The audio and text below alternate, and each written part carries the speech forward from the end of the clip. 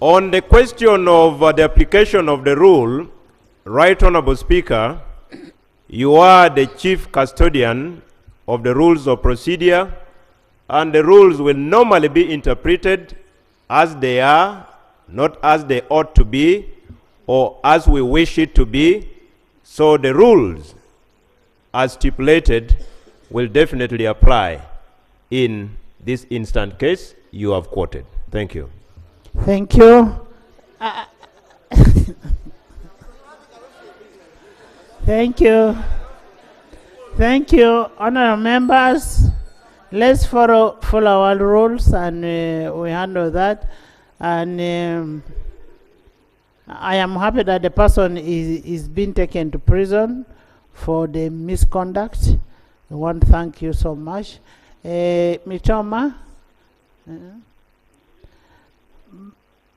But Honorable Minister, what he talked about, the issue of the police, the security personnel having raincoats.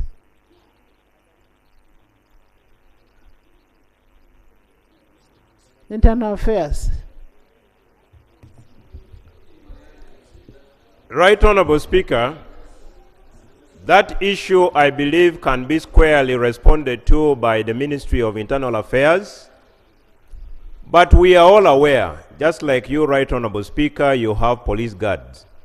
And you know that most likely every year or after every 2 years, there are supplies made to these men and women in uniform. But I do not want to appear to be answering.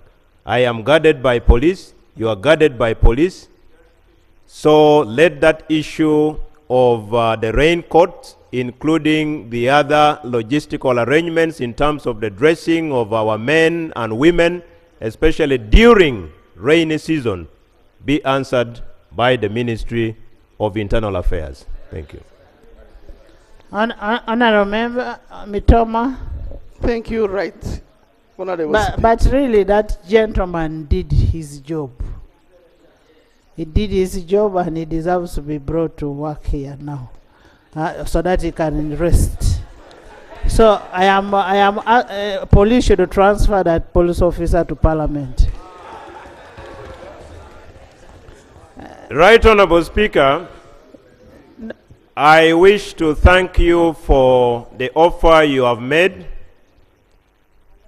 We undertake to communicate that offer to the Ministry of Internal Affairs to ensure that the police officer, the traffic man who was assaulted, is transferred to work under the Parliamentary Police.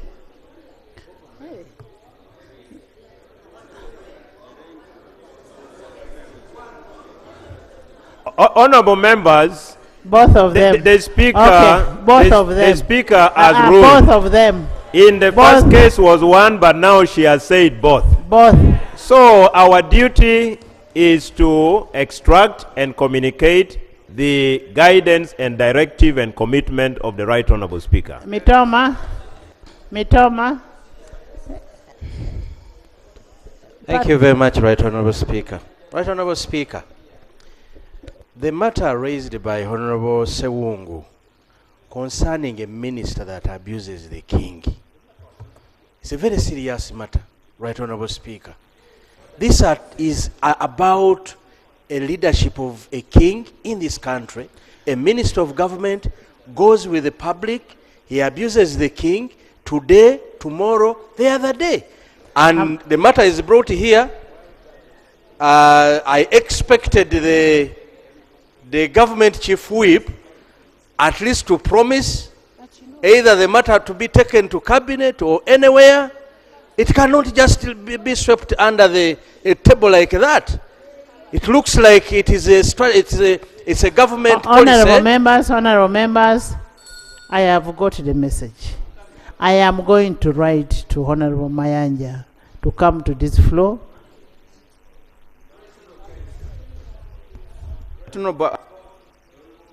You first switch on. Right on about the Honorable Mr. Mayanja, I'm informing the House that I'm coming up with a petition to censure the Honorable Minister for the utterances he has made against our king, and then also about not attending this No, parliament. you will not censure him for utterances, but for missing the Misbehavior. house. All right, for missing the house. Next week, Mr. Speaker, I'm informing the House, I'm coming up with a petition to censure the Honourable Minister for missing the House. But we will need to check our records if he has not been asking for permission not to be in the house. We will check our records. Yes, the Honorable Mitoma, then Zombo, then Rose. Thank you. Thank you, Right Honorable Speaker. Thank you for bringing the issue of the assault of our officer. And for your information, the lady in question is a member of our family. Yes, she's married to our brother. Pardon? She is a wife of my brother. Who? The lady in the question. And I'm really very sorry that it is happening. Yes. I want to thank you that you have brought the issue here. Yesterday, the incident happened when I was in the constituents, but I had to travel on Sunday night. Yesterday, I visited her. I found her at the court. When she saw me, obviously, she said she's very sorry because the family is very shocked because we didn't expect that one to come, and especially that the family name was used. She is very apologetic accordingly, and when I talked to her as a leader this time, she said it was a bad day for her. So that is it, and we are ready to cooperate with the laws, and we have no problem with whatever comes out so long as it is a fair treatment. So I also Honorable apologize. members, let's not dwell on much behalf of our family. Thank you so much. Thank you. Let's not dwell much on that lady. I have already apologized since the matter is in court. Yes, Zombo. Thank you very much. Right Honorable, I'm going to take you back on the two policemen, but on this, I want to say this. It is likely that all the policemen and women are going to start jumping in the rain because they are being appreciated. They should work. I totally appreciate the sacrifice the policeman made, but the right thing should be done. If they need protective gears, raincoats and so on, let them be given. If they need water, let them be supported. Because we don't want to cause commotion where every policeman will come on the road. Thank you. And then on the one who assaulted, I think also the law must follow its course, and that will be the right thing to do. That's my prayer. Thank you. Thank you. Thank you, Right Honorable Speaker. On the same page on the same issue, Right Honorable Speaker, I just want to say that the increment we put on police salary has not been done cross-board. Yeah. It's only the police who are at bigger levels, better ranks, who have been given money. I talked to the police themselves. They are really sad, especially the lower rank. Two, the accommodation of the police is not taken care of. Right Honorable Speaker, it would be good if we have good accommodation for the police, other than only talking about the hood, the dress they put during rain, the raincoats. Rose, you mean the money that we increased is only given to high officers? Yes, Right Honorable. But the money we gave was for the lower cadre officers. Right Honorable Speaker, we gave the money for police, for army, and for prisons. Thank you, Right Honorable Speaker. Right Honorable Speaker, you see, the lower cadre reach us individually. Even our police here in Parliament are saying they have not got increment. The lower cadre have not been increased salary, but the higher ranks have even tripled their money. They are paying themselves, but the lower cadre have not been well paid. I'll beg you get the minister responsible to help us with this particular issue. Thank you. Government.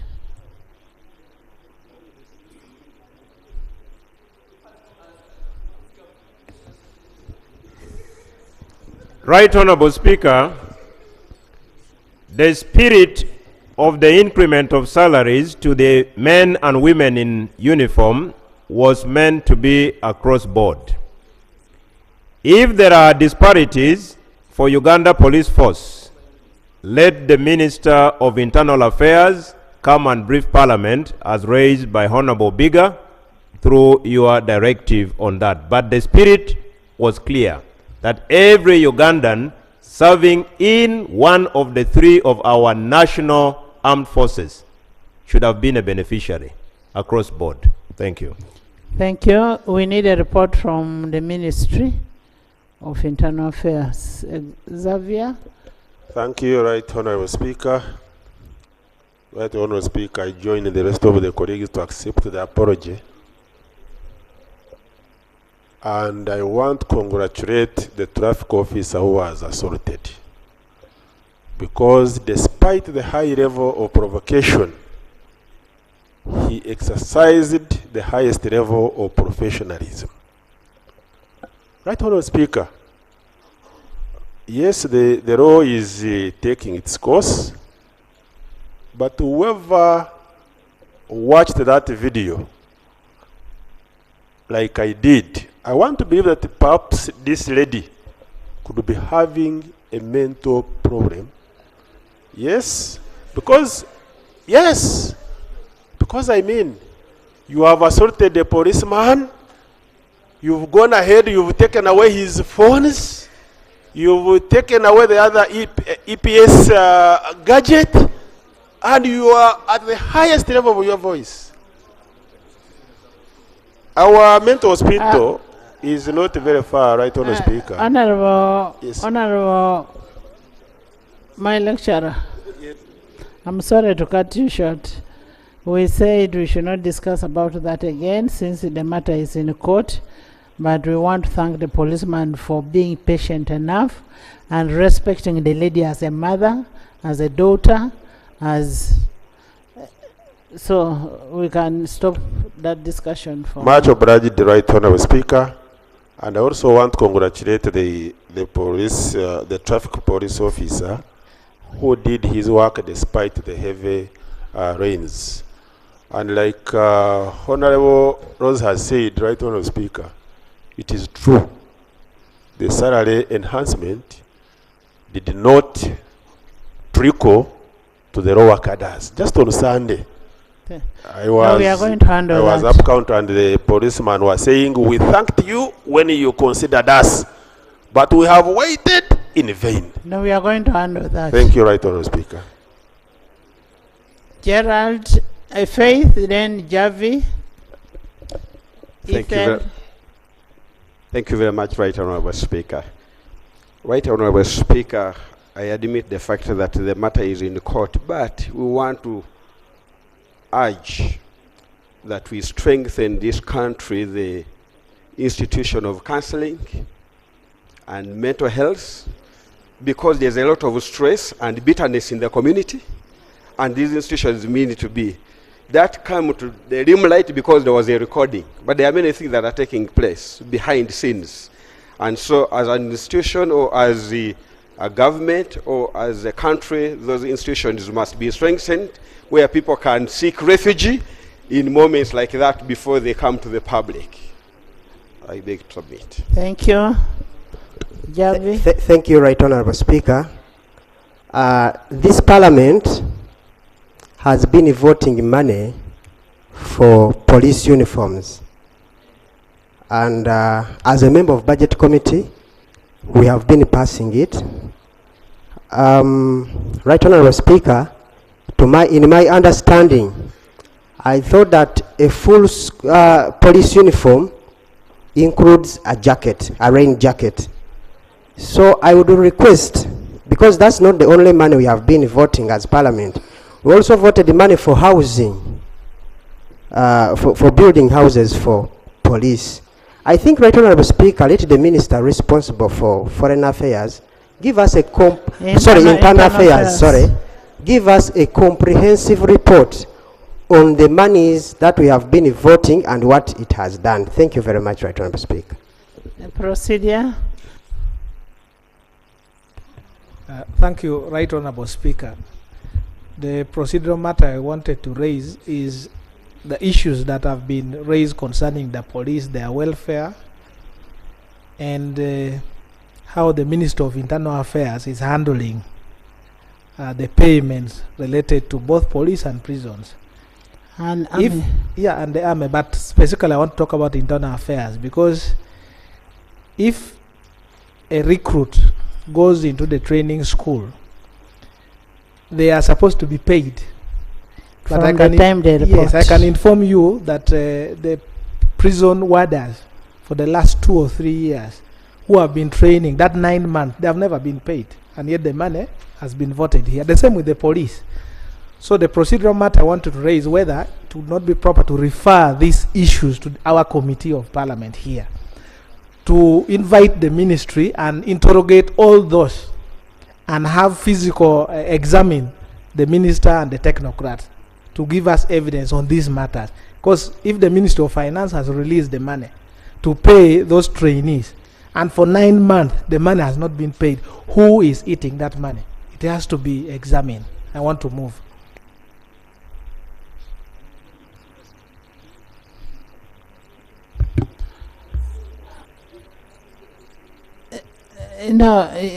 Honorable Oduri is saying that the Committee of Defense and Internal Affairs should take up this issue and report to the House.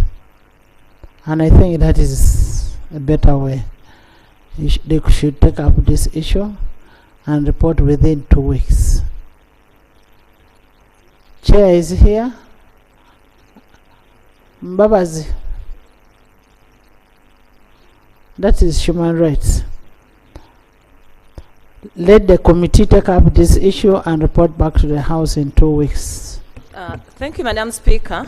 Madam Speaker, it's great that you've ruled that the committee takes up this matter, and it's great that we have also. But there is also a matter where police also needs to be investigated concerning my Kasokoso people, the way they are treating my people.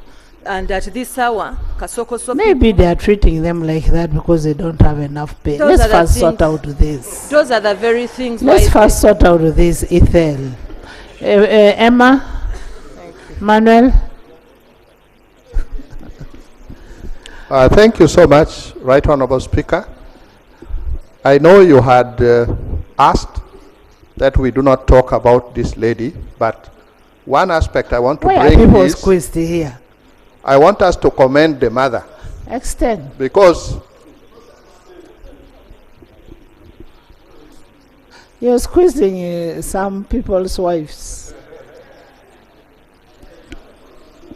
Okay, Right Honourable Speaker, I was saying that we also need to commend the mother of the lady, because it also came out clearly that the lady had expected the mother to help her get bailed out, and the mother refused. And I thought that was good in as far as discipline is concerned.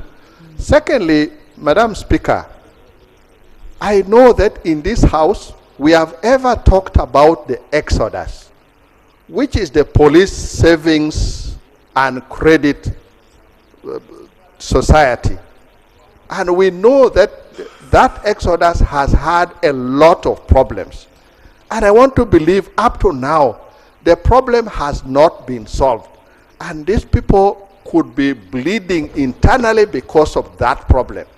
You remember when the Indian was killed, we talked here in Parliament, and there should be a way of making sure that Exodus is corrected and it functions well to support the police.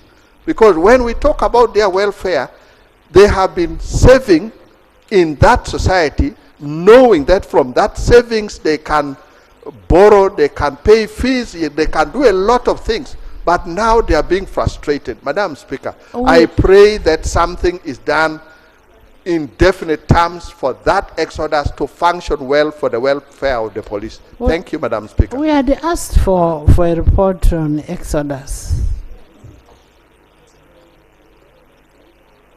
Was that report presented?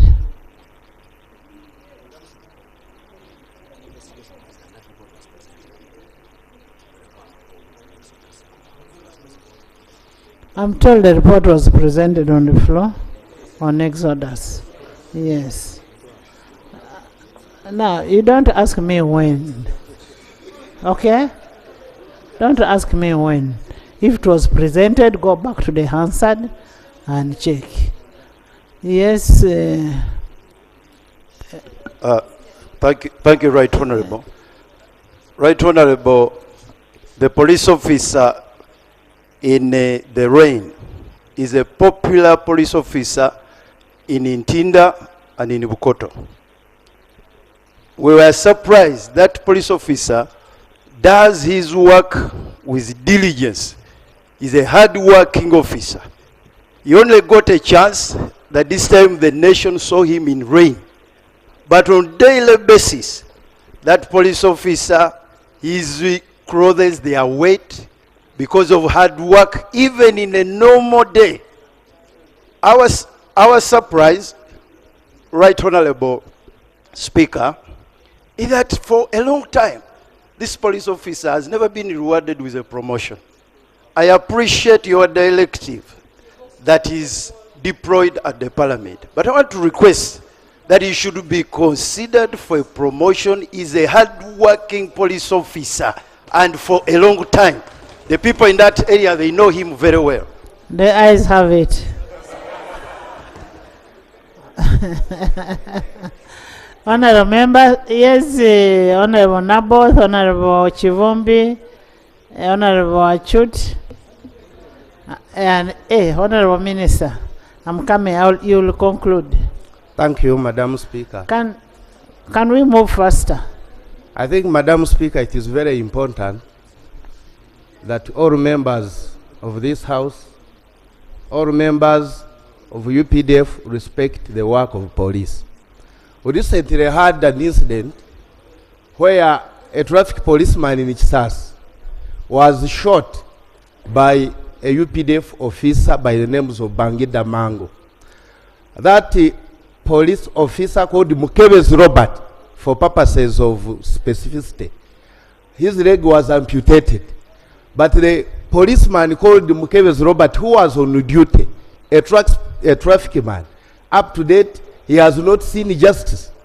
His children at home, they are not at school, but there is no evidence here, and there is no way how the UPDF officer called Bangida Mango was aligned before court for the police officer to get justice. Madam Speaker, it is very important that even the UPDF officers, some of them are here, should respect the policemen who are on the road doing their work. One time, there is a time when policemen on the road were off, and it took me 7 hours from Kampala to get home. So it is very important that we start respecting traffic men who are on the road. Thank you, Madam Speaker. I think we need to make a follow-up, because the minister had said they were handling that issue of that Mukemesi. When Honorable Silwani raised that issue here, we should, Honorable Minister, the Minister of Defense should come and give us a response to that. Because that man's leg was amputated. He stopped working, the children were at home. Yes, Honorable Chivombe. Right, Honorable Speaker, I thank you. Now that we are talking matters police, Right Honorable Speaker, all police barracks, especially those around Kampala, are experiencing road shading. For most barracks, power is switched off at 5 and then switched on at 7. But sometimes the nature of the police work, some work during night. So they must prepare to iron their uniform and be at duty, especially those that guard VIPs. They're supposed to be at duty by 6. So for the whole day, power is off. So if government of Uganda cannot provide power 24/7 for the police barracks, whom will they give power to? And you shade up with police barracks. Then there are also other issues to do with the communication.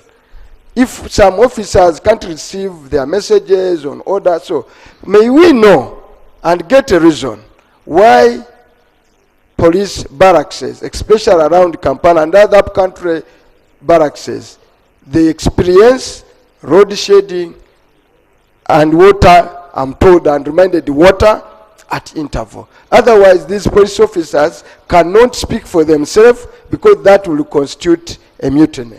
Right Honorable Speaker. Government.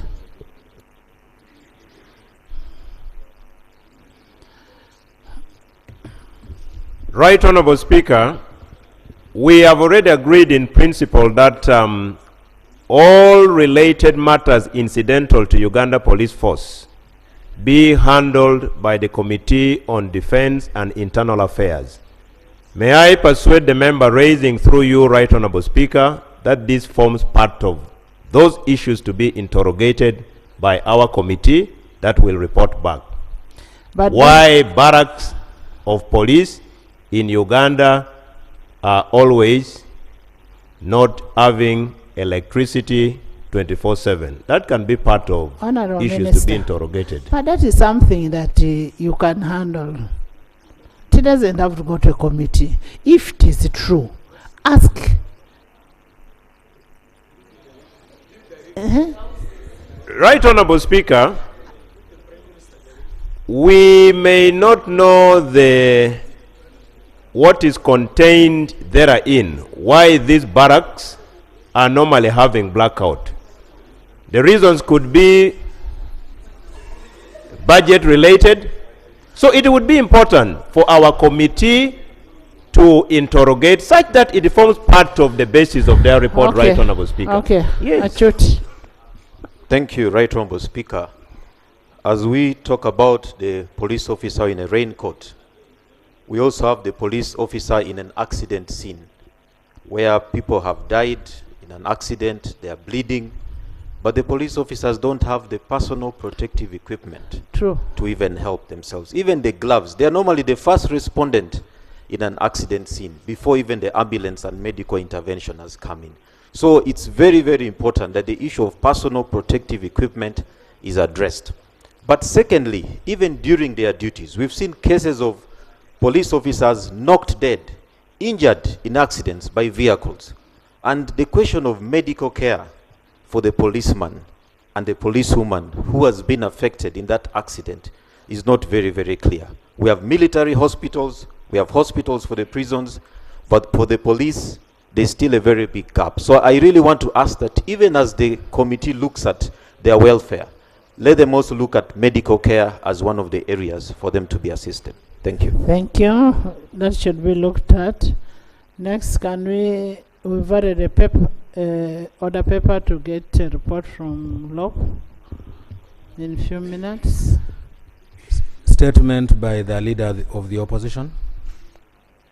Lop.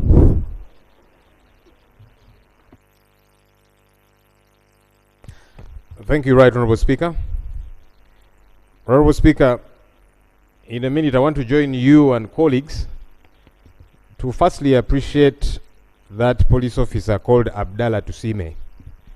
I've seen him on those roads, Bukoto, Ntinda, Chisasi, for about 4 years now. Very passionate about the work that he does. I remember about 2 years ago, I stopped just to say thank you to him. And he was shocked. He told me, hey, you man, you belong to the opposition. How is it that you're appreciating a police officer? I told him I like to give credit where it's due. So he's a very passionate man, I'm sure, like several other police officers. So I want to salute him and his efforts. Honorable Speaker, without going into the merits of the matter that is in court of assault, I want to briefly condemn violence generally. Violence, whether it happens in homes between spouses, whether it be violence against an officer on duty, as is the case as we saw the videos making rounds, it is wrong, it is improper.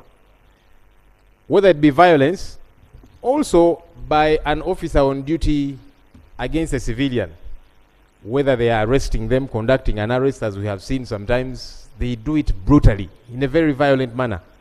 Violence should be condemned because it is wrong. I'm glad we are speaking out now because it is an officer on duty. And like I'm saying, what happened is barbaric, it is unacceptable. We'll leave the courts to do their job. But likewise, we should also condemn whenever violence is meted out. Somebody is arresting a civilian, you already have them, but you continue to beat them as you put them on your track. It is wrong. Honorable Speaker. Honorable Speaker, moving under Rule 53, I would like to present this very short report. And I want to begin by tabling a copy thereof about an oversight visit that I held together with some colleagues to Roko Construction Company.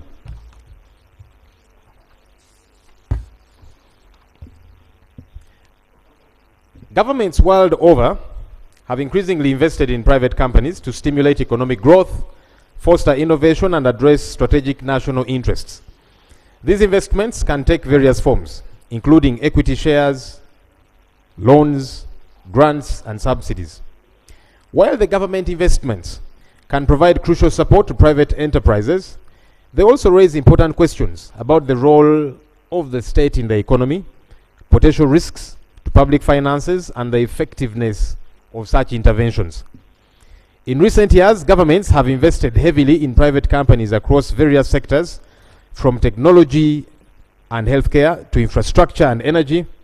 These investments aim to promote entrepreneurship, create jobs, and drive economic development. However, they also involve significant risks, including the potential for inefficiency, corruption, and misallocation of resources. Roko Construction Company Limited, established in 1969, is one of the players in Uganda's construction industry. It has played a role in the development of major infrastructure projects, including government buildings, roads, and other key facilities. Despite its long history, Roko has faced financial difficulties in recent years, prompting the government of Uganda to intervene. In July of 2022, the government of Uganda gave a financial bailout to Roko Construction Company Limited to rescue it from financial collapse. This intervention entailed the government acquiring shares in Roko as part of an equity investment to keep the company afloat. Government said the decision to bail out Roko was aimed at saving the jobs of thousands of employees and ensuring the continuation of critical government infrastructure projects that were under construction by this company. The proposal for the government to acquire 150,000 preference shares in Roko Construction Limited was tabled here in Parliament on 7th July 2022, and it was accompanied with a letter of no objection from the Attorney General's chambers. This proposal was referred to the Committee on Finance, Planning and Economic Development, and the committee reported back to the House on 20th July 2022, recommending approval. In spite of concerns raised by a number of us here in the House, Parliament insisted on approving this motion to procure the shares. The entire transaction was to cost the government of Uganda 207.13 billion shillings, with additional share premium of 56.2 billion in financial year 2024-2025. The total thereof being 263.33 billion shillings. Honorable Speaker and colleagues, some of the key aspects of this bailout. One, government equity investment. The government invested this money, which is approximately 55 million US dollars, into Roko Construction Company by buying a stake in the company. The majority shareholders include a couple of people, one called Man Francis Kola, 12,000 shares, Fried Helm, 1,500, another called Kurt Walter, 1,500. This move would ensure that the government becomes a shareholder in this company, giving it leverage in decision making. Two, there was the aspect of protection of jobs. Roko says it employs 1,800 Ugandans, 1,800 Ugandans directly, and has indirect business relationships with thousands of others, including subcontractors, suppliers, and others. The government's bailout was intended to prevent massive layoffs and the potential for economic ripple effects. 3. Completion of government projects. Roko was involved and continues to be involved in several strategic government projects, including the completion of the Parliament building, Cancer Institute in Mulago, Ministry of Finance building, and several others. The government's stake was meant to ensure that these projects continue without delay, as the collapse of Roko would lead to delayed completion of these projects. However, to date, some of the infrastructure projects that were fronted as a reason for the approval of this investment have not been completed. A case in point is the Parliamentary Chambers, IGG House, among others. Right, Honourable Speaker and colleagues, as you know, Parliament spends billions on an annual basis to rent for office space for members and staff at Kingdom, Kampala, Queen's Chambers. Would not be spending this money if our parliamentary chambers were completed. The other aspect was financial restructuring. The bailout also involved a financial restructuring plan to help Roko manage its debt. Roko had accumulated a significant liability with commercial banks, contractors and suppliers, which had led to liquidity challenges.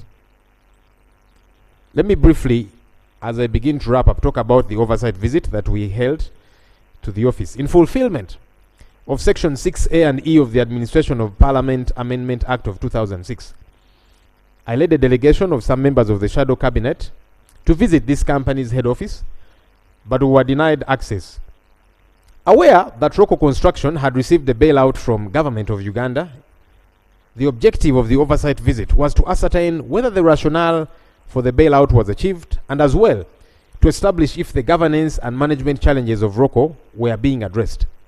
However, it should be noted that this oversight visit did not come to fruition, as I have mentioned, because Roko head office located in Kawempe, Tula, and that was meant to be on Monday, 14th October when we went there, we were denied entry to the premises to have an engagement with the management team, thus impeding this oversight engagement. In a letter, the managing director, Mark Kohler, said that the board had rejected the planned engagement with members of parliament and the company's management. Our areas of concern, Right Honourable Speaker and colleagues: government construction projects have continued to stall despite this bailout, and this raises a lot of questions. I've talked about the parliamentary chambers, whose target of completion was July 2021, but that's not happened yet. The current shareholding is unclear, and government needs to clarify this, Right Honourable Speaker. It is not known as to whether amendments were made to include Government of Uganda investment and how much Government of Uganda owns in equity, what type of shares, and so on. Government ought to provide an explanation to this effect. 3. Government ought to appraise Parliament on the latest financial standing of this company, given that government approached Parliament with a bailout request. I think it's prudent, Right Honourable Speaker and members, that the House deserves to be given accountability of this bailout money. Government cannot just come to Parliament when it requires money, and when we are asking questions, government is missing. It's important that this taxpayers' money is accounted for. So we ask, did the financial status of the company improve? What is the status of loan repayments and payment of suppliers? What is the status of ongoing projects by the company, especially the government projects? Staff of the company have regularly reached out to legislators, Right Honourable Speaker, complaining about not receiving salaries for close to 4 months. Is government aware of these concerns by employees? And is government keeping an eye on this company in which it injected taxpayers' money? Are we not bothered by these concerns of Ugandans? In conclusion, Right Honourable Speaker and members, while the government of Uganda financial intervention towards Roko Construction Company Limited was aimed at preserving jobs, continuing important infrastructure projects, and maintaining stability in the construction sector, the glaring concerns about project delays, financial transparency, and governance reforms need to be urgently addressed. For purposes of transparency, the Attorney General should be required to lay before the House the share agreement with Roko. Parliament has the right to know. As people's representatives, we call for continued vigilance to ensure public funds are used efficaciously and that the interests of Ugandan workers and taxpayers are protected. Honorable Speaker and colleagues, I beg to submit. Thank you. Thank you. Thank you so much. Thank you. Lob. We need a report from Finance and from Attorney General in regard to this report.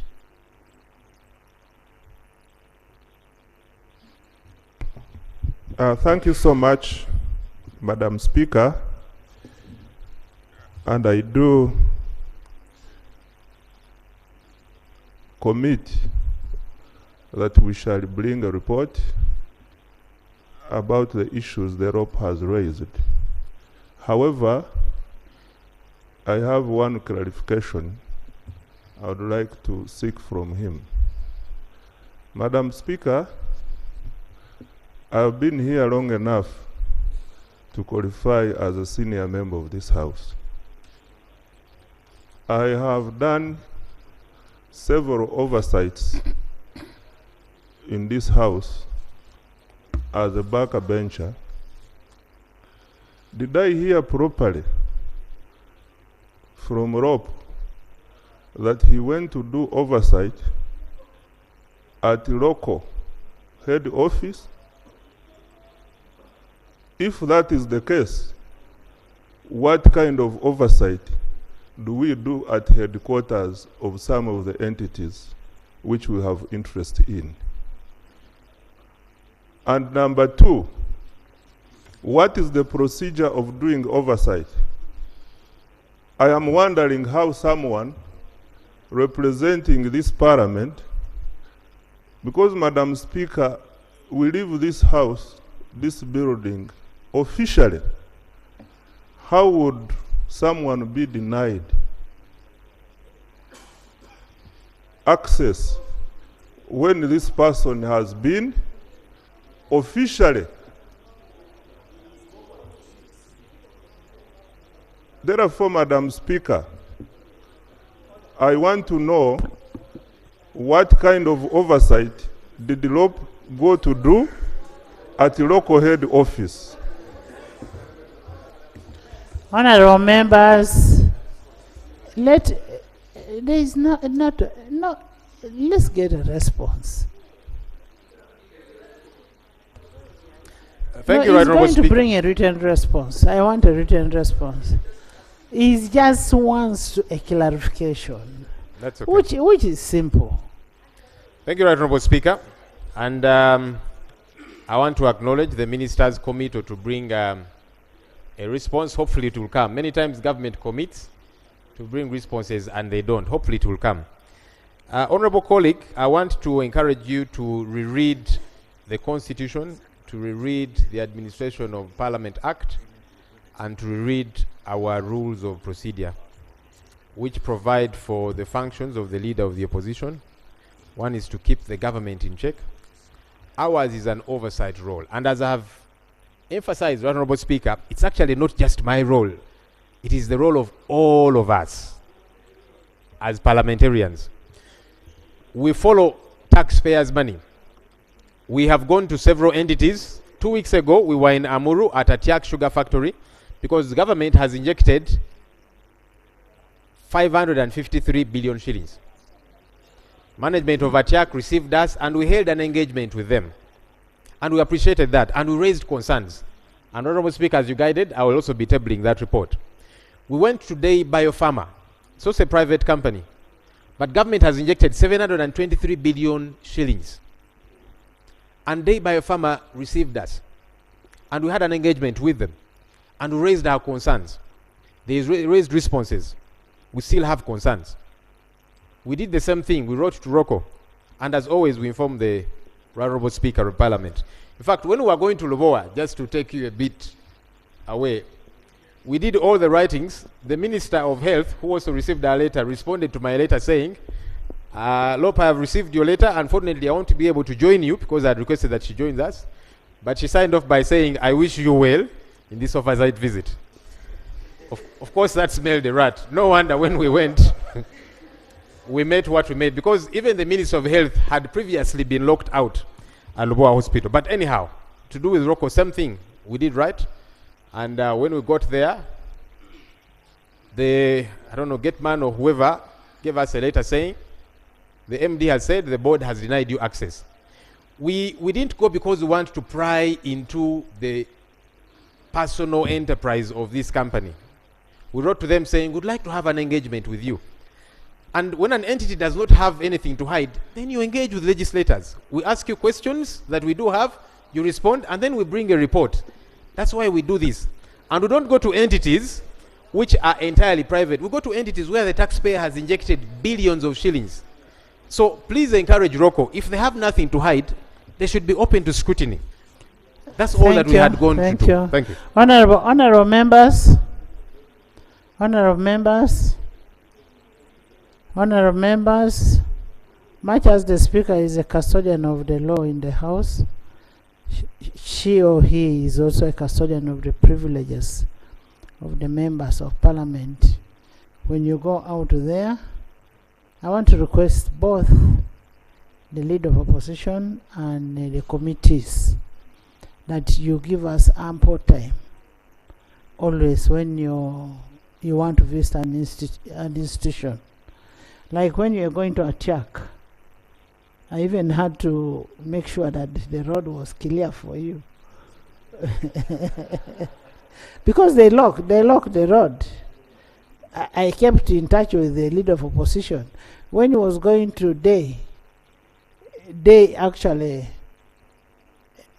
wrote to my office asking if it was proper. I said it is very proper for a Leader of Opposition to come and visit you. But all said, Honorable Minister, we have our money that is with the Roko. We need to know how the money is being used. We need, and most importantly, what members are asking about this building here. This is our building. So you need to have an interface with the Roko and give a report to this House. Much obliged, Madam Speaker. However, Madam Speaker, meeting of such a nature, if you wanted to meet the board of Roko, you would have invited them to Parliament. Site visit, you see the site.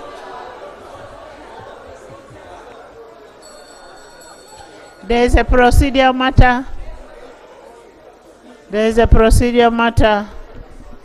Thank you so much, Right Honourable Speaker, for the opportunity. My procedural matter is in line with what the law presented. I have interest to know the criteria normally used for selection of companies to be bailed out. Therefore, I am seeking your indulgence whether it will not be prudent for the minister to include that in his response. Thank you so much. Right Honourable Speaker. Yes, Jonathan. Thank you very much, Right Honourable Speaker. That one is Jonah. The other one is Jonathan. Thank you very much, Right Honourable Speaker. Right Honourable Speaker, we have Uganda Housing and Construction Company here in Uganda.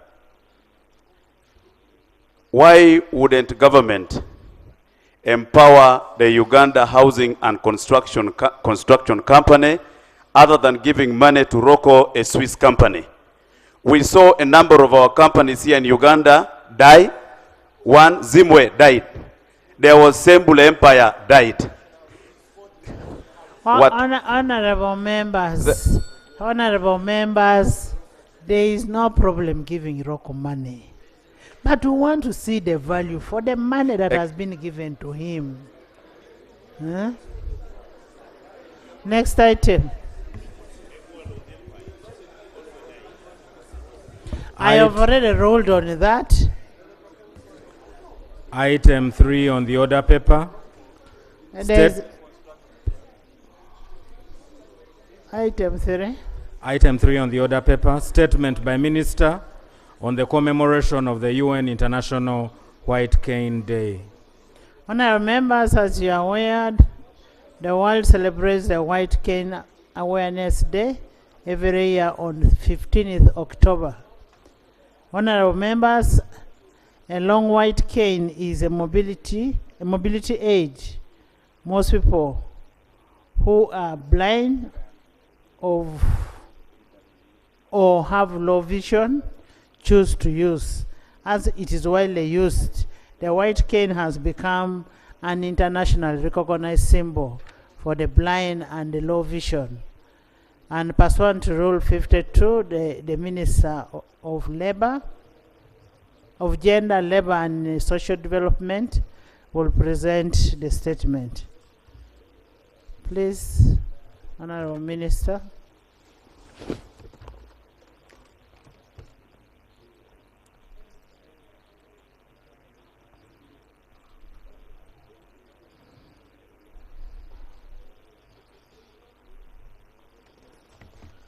Thank you, Right Honorable Speaker,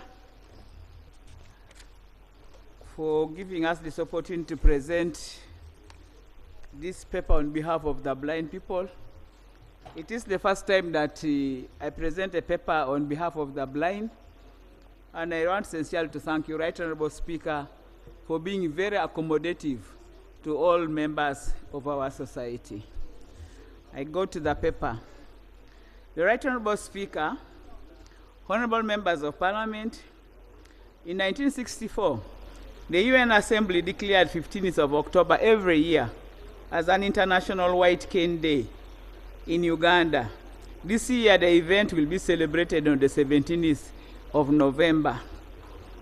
Right Honorable Speaker and honorable members, the UN global theme for this year is promoting inclusion, celebrating abilities, and advocating for access for people with blindness or visual impairment.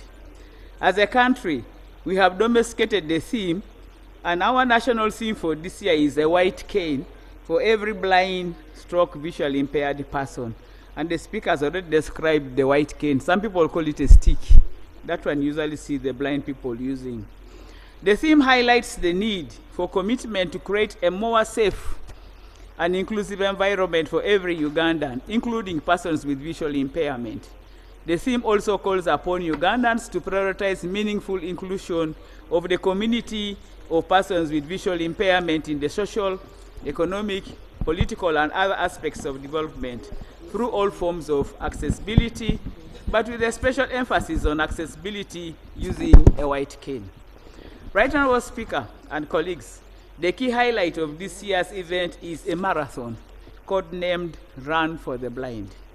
The commemoration is aimed at raising awareness on the rights and mobility needs of persons with visual impairment so as to break the accessibility barriers. This year's event is a special one in that we request people of goodwill to support mobility in form of fundraising drive to raise about 10,000 white canes for persons with blindness. Right Honorable Speaker, many persons with blindness, visual impairment, are not able to access services such as education, health, banks, recreation centers, courts, transport systems, economic empowerment services, among others, due to the physical accessibility and mobility challenges. Globally, white canes are the well-known devices for empowering people with blindness, stroke, visual impairment to access different services and service delivery points. Apart from a guide to a person with blindness, a guide is the one who moves with them. White canes are the sure way towards independent living of a person with blindness. A white cane is a form of a mobility aid that enable a person with blindness to go about their daily business, especially in unfamiliar environments without a guide. The major types of canes differentiated according to utilization include, we have the long cane, symbol cane, guide cane, and one with red stripes. And of course, we need to recognize in the developed countries, even they have guide dogs. The long cane is the standard long white cane, which folds with 4 or more sections. It is for a set of length for the user and requires some basic training for effective utilization. A symbol cane is one, on the other hand, short and not designed to touch the ground. Just its a function is just to illustrate somebody's sight loss. It shows that you are blind. These are commonly used in busy areas or at a road crossing points to indicate the sight loss. Guide cane is in between the two above in terms of length. Is majorly used to detect obstacles when in unfamiliar environment. A white cane with red strips, this type of cane in most cases has 2 red strips, is designed to indicate a dual disability. For example, hearing loss in addition to sight loss. Right Honorable Speaker and honorable members, according to the World Health Organization, at least 2.2 million people across the world have a near or a distant visual impairment. In Africa, approximately 26.3 million people have some form of visual impairment. And of course, Right Honorable Speaker, in this room, some people put on specs, put on what, but I'm not saying the Right Honorable Speaker is just as a fan. Of these, 20.4 million have low vision and 5.9 people are blind. In Uganda, the UBOS report of 2014 indicated that out of 6.4 million persons with disabilities, 2.1 million are persons with visual impairment, constituting to a 32.2% of the disability community. Given the above huge population of persons with visual impairment in need of meaningful inclusion amidst limited access to white canes, ensuring access to socio-economic services for persons with visual impairment by enhancing mobility is essential and an obligation to all of us. Right Honorable Speaker and honorable members, there are national and international instruments such as the UN Convention on the Rights of People with Disabilities, the African Union Protocol, and the Marrakesh Treaty, which Uganda is a signatory. This makes it mandatory for the government and partners to ensure that we'll work towards fulfilling these obligations. Government of Uganda has taken bold steps in disability inclusion and has also ratified and put in place policy frameworks and programs. And this include, and this I want to thank this House for passing these legal frameworks. Strong legal framework. Uganda was among the first countries to ratify the CRPD, as well as amend and review the Persons with Disabilities Act and the national policy, among other frameworks, to align them with the UN Convention on Rights of People with Disabilities. This year, Uganda was recognized by the African Union Secretariat as one of the first 15 countries in Africa to ratify the African Union Protocol on the Rights of Persons with Disabilities. In the area of education, though there are some areas for improvement, especially on performance, the country has established 37 special primary schools and 20 secondary schools for children with visual impairments.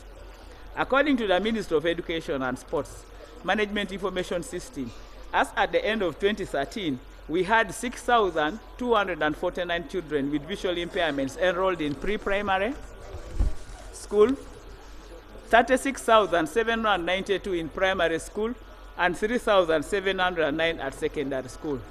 Efforts are underway to make more schools disability inclusive for full accessibility by learners with disabilities, including those with visual impairments. Government has instituted special quotas for admission of students with disabilities, including persons with visual impairment, in public universities. Under this program, many students with disabilities are admitted for various courses annually. Besides the 64 students under direct affirmative action, we have many through MasterCard Foundation, others estimated at 110 per year. Through Uganda's Global Disability Commitment, by the end of 2024, it was agreed that 320 students with disabilities will be admitted to universities, and already we have 110, so the work is still in progress.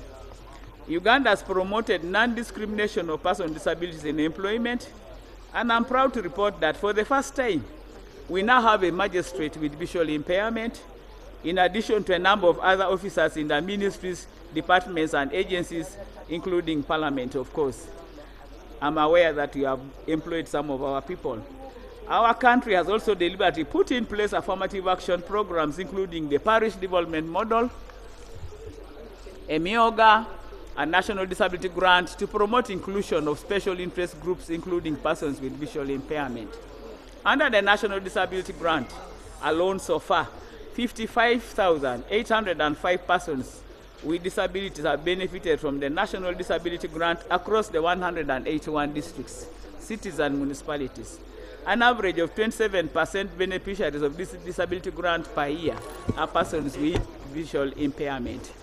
Many government agencies are brailing their documents to make them accessible to persons with visual impairments. These include, but not limited, the Constitution of the Republic of Uganda as amended, the Persons with Disabilities Act 2020, the National Policy on Persons with Disabilities 2024, among others. The Evidence Act was amended to allow people with visual impairment to use smell, touch, voice as evidence in court as complainants and witnesses.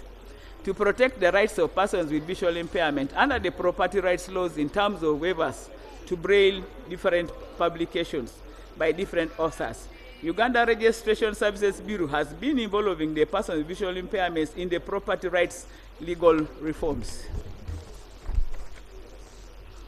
Right Honorable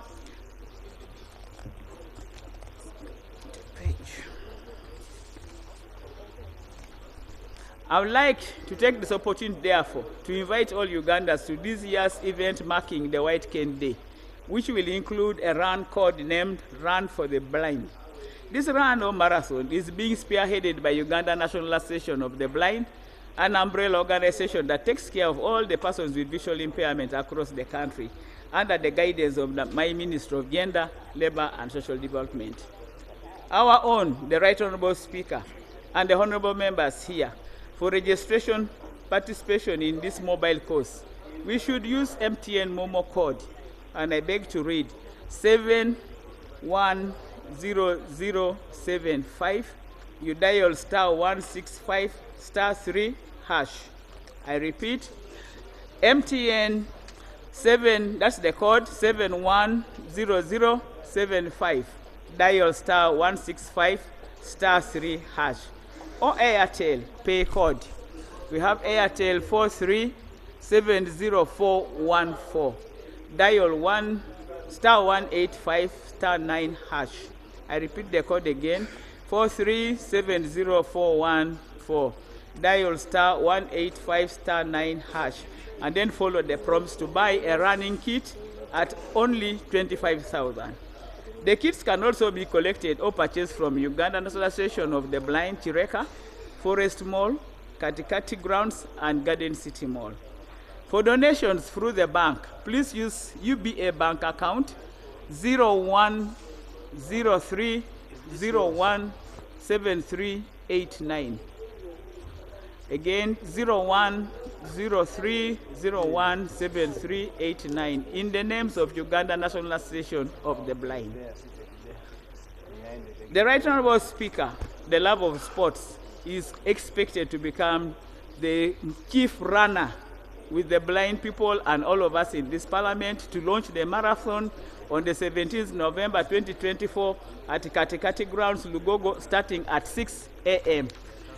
And I want to invite everybody to come and run with the Right Honourable Speaker. Thank you.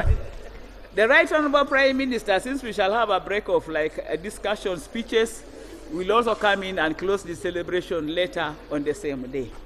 Right Honourable Speaker, before I conclude, the blind people told me, thank you so much for accepting to be their chief runner, and that is not part of this report. They rang me this morning, and they tell me that they love you so much.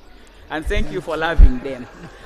Right Honourable Speaker and Honourable members, as I conclude, I want to appreciate the Honourable members for all the supporting programs for persons with disabilities, especially the commitment in the budget and legislative process. I am begging a humble appeal to support this cause of supporting people with blindness, visual impairment by purchasing as many kits as possible to enable you now procure and distribute the 10,000 white canes targeting children, youth, women and men with visual impairment across the country. Together we can fundraise for a white cane for every blind person. In conclusion, I take this singular honor to invite you to participate in this noble cause by your physical presence in Katikati on 17th November 2024. I thank you for listening. Thank you, Right Honorable Speaker. Thank you, Honorable Minister, and the statement is self-explanatory. Self-explanatory. I want to take this opportunity to invite you people, all members of Parliament, to join us in the run and promote and contribute fundraise for the white cane for the blind people on 17th. Please, you've got the account number, you've got all what is required, so it's not for debate, it's self-explanatory. We have too much on the order paper.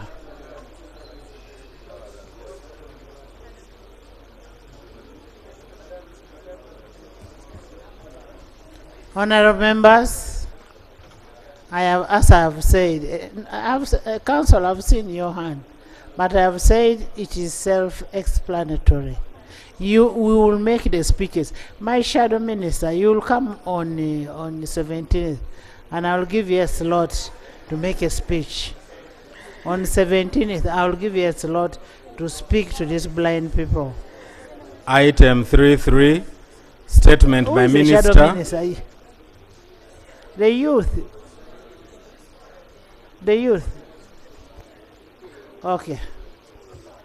Honorable members, in the public gallery this morning, we have students and teachers from Tiko Junior School in Gayasa, Chadondo East constituency. They are represented by Honorable Mwada and Honorable Naluima Ethan. Where are you? Please stand up. You're welcome. Your Member of Parliament is here. Thank you so much, Right Honorable Speaker. Right Honorable Speaker, on behalf of the people of Gayaza and Wakiso, and together with you, we take this opportunity to welcome our children. Thank you so much, wonderful children. Thanks for studying. Please know we are here handling your issues, and we are really so much interested. We are so much interested in matters of education as Parliament of Uganda. Welcome to Parliament. MPs love you, Speaker loves you so much. Thank you. Item 3.3. I'd given her 1 minute, the shadow. Thank you so much, Right Honorable Speaker, for the space.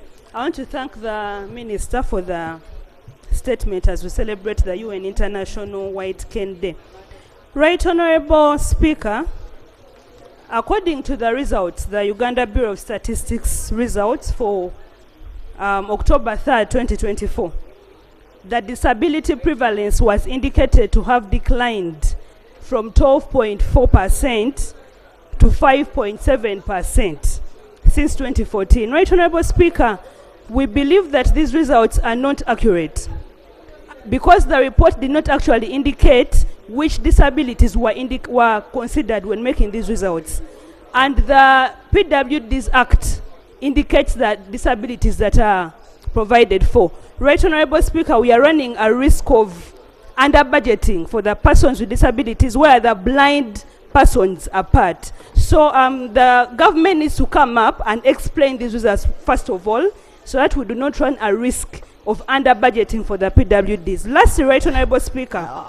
Before you go to lastly, the matter you have raised was raised by Honorable Alex Ndezi, and the Minister of Finance was supposed to come with a statement on the census. Thank you so much, Right Honorable Speaker. And I'm actually just emphasizing as we celebrate the Day for the Blind Persons, because they are also affected by these inaccurate results. Last, Right Honorable Speaker, we need to, as government needs to cater for persons visually impaired persons in our schools. Most of our pupils and students attend government schools. However, there are no teachers to facilitate them in their education. The space for education is taken to be equal for all persons, those with PWDs and those without. So government needs to ensure that they recruit teachers who will facilitate these pupils, these students, because most of them actually do not attend. Yeah, the special needs pupils, because most of them actually do not attend those special schools. They attend these schools that are in the village level, the sub-county level. However, they are underprivileged in that sector. Thank you, Right Honourable Speaker.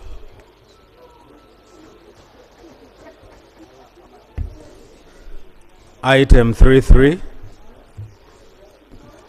Honourable members, in the public gallery this morning we have students and teachers from Kagadi Parents School from Kagadi district, represented by our own Jennifer, Honourable Jennifer Mbabazi, and then Honourable Eric Musana. First stand up and I see you. Now you're very smart.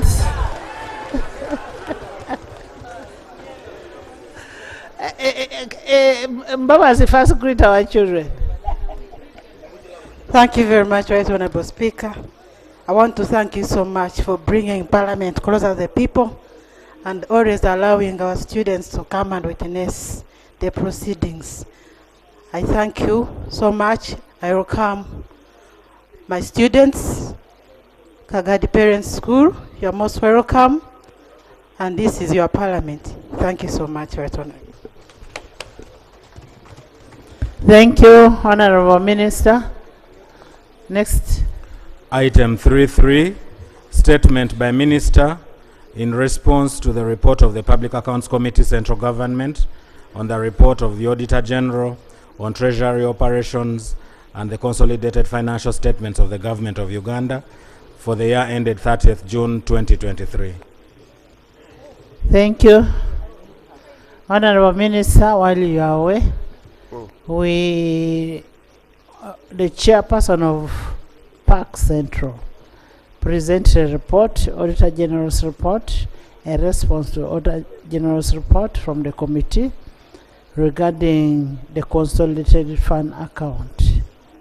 We did not debate that report. We were waiting for you because we needed that report to be handled. First, we needed responses from you for the House to debate on it. Yes, you can go ahead. Where is Honourable Chivumbi? Thank you, Madam Speaker. Madam Speaker, I was aware but closely monitoring, and I would like to thank the committee chair and the committee members for the good report and the analysis they did on treasury management. Madam Speaker, the report brings out various issues. However, for emphasis, I would like to respond to 4 main items now, and the rest we can come in as the debate progresses. Madam Speaker, the issue which came out strongly was on budget or funding performance on page 5 of the report, and I would wish to respond to it as follows. In principle, supplementaries are issued when there are in-year emerging needs for the vote. Additional resources may be realized from external disbursements, non-tax revenue, and local revenue collections not earlier projected, which have to be appropriated. However, not all emerging needs are financed through additional resources, but rather through prioritization of the available resources. Madam Speaker, during the year, some votes may not fully absorb the allocated funds on account of procurement delays, delayed procurement, acquisition of procedure matter.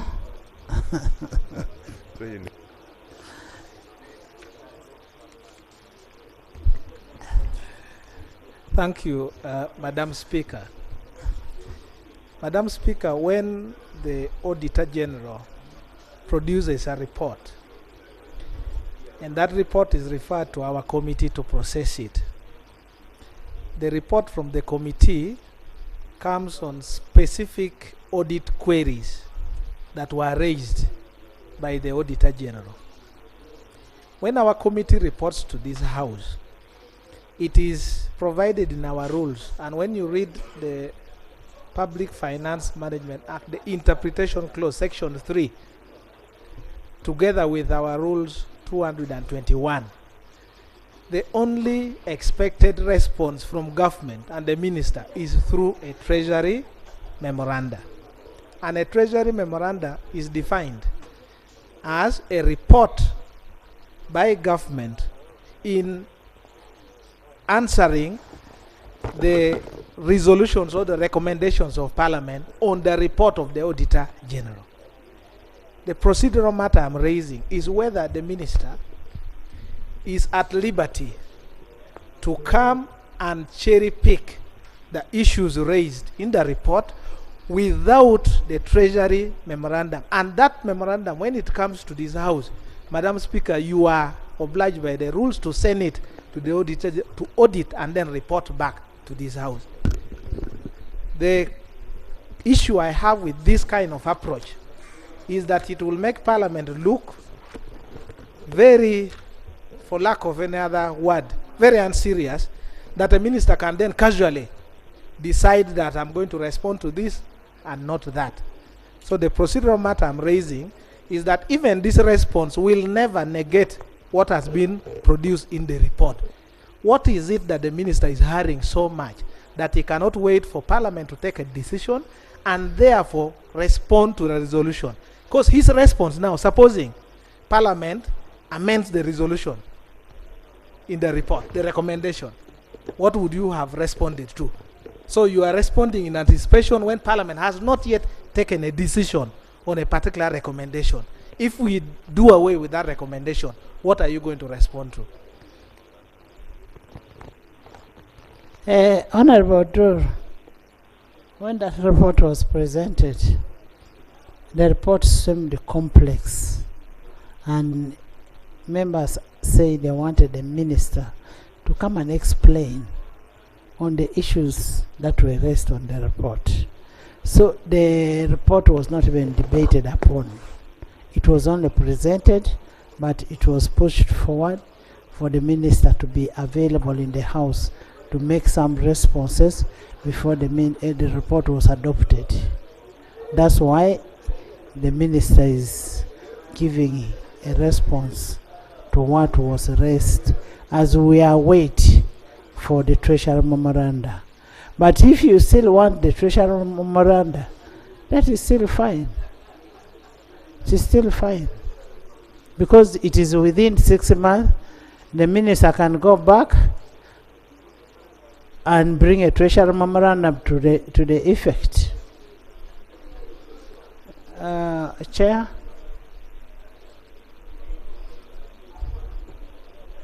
The challenge, Right Honourable Speaker, I think I have with his response is that it's not even uploaded. It's very, very difficult for all intent and purposes, with the nature of the report we gave, for the minister to come with talking notes and attempt to respond to a report that was... So let's wait for the Treasury memoranda.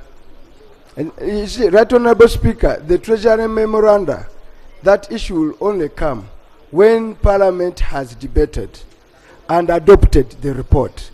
So the procedure where we can proceed, Right Honourable Speaker, is for you now to call for the debate of the report, and once the report is adopted, then the minister can submit. But for him to submit in this manner with a talking point to a formal report of, without even, how do members follow? Now I'm supposed to be there noting every point he makes. It's very difficult. I thought we would have formally have written a statement, responded to it, uploaded it, and we compared the notes so that members can formally debate. Honourable members, Honourable Minister.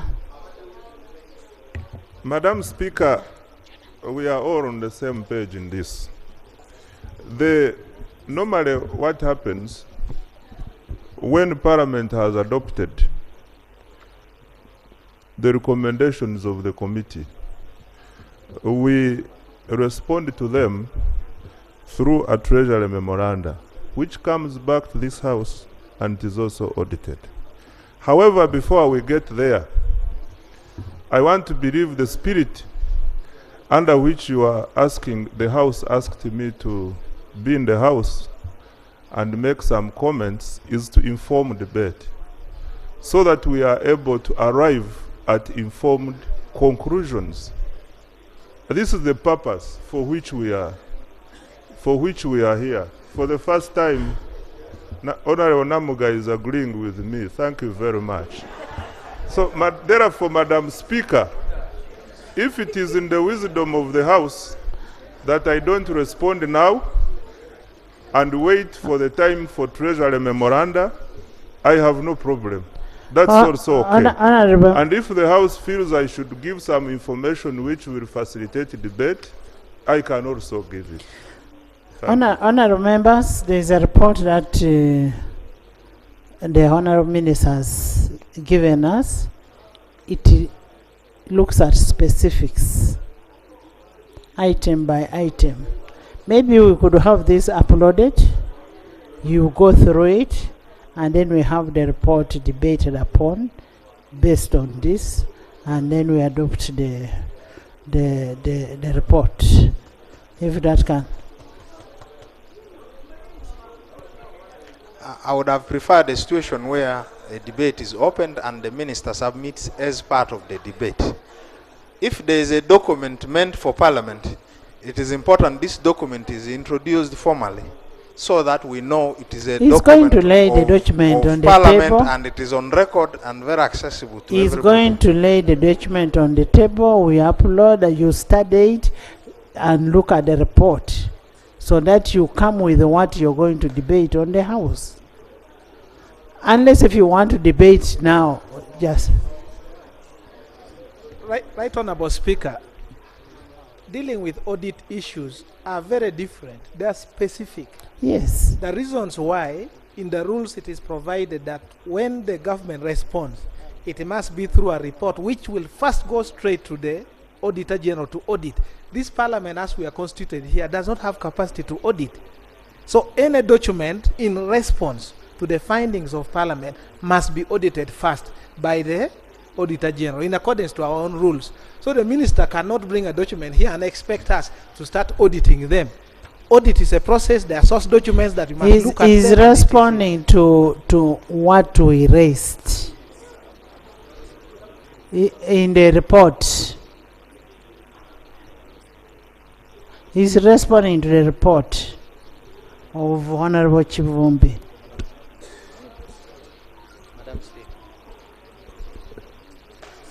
Madam Speaker, thank you.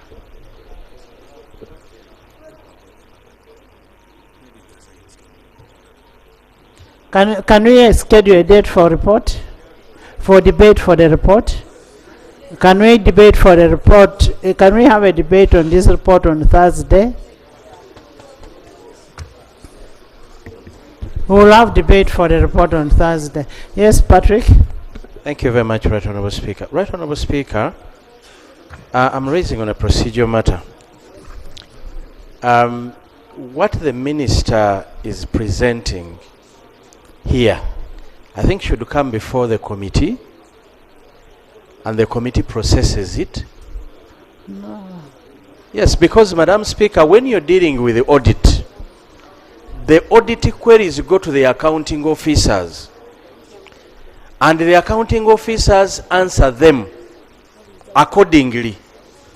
Now, when we have a response from the minister at this level, I don't know where we are going to process his report. We have on a this. room for Treasury Memoranda under 221. We have a room for that. This was just made to form a debate in the House. The minister is supposed to act on audit queries. He's supposed to act. There's an order here. Madam Speaker. Honorable members have made a ruling. We will debate this on Thursday. Next item. Item 4 on the order paper, laying of papers, the annual report of the Public Service Commission for the financial year 2023-2024.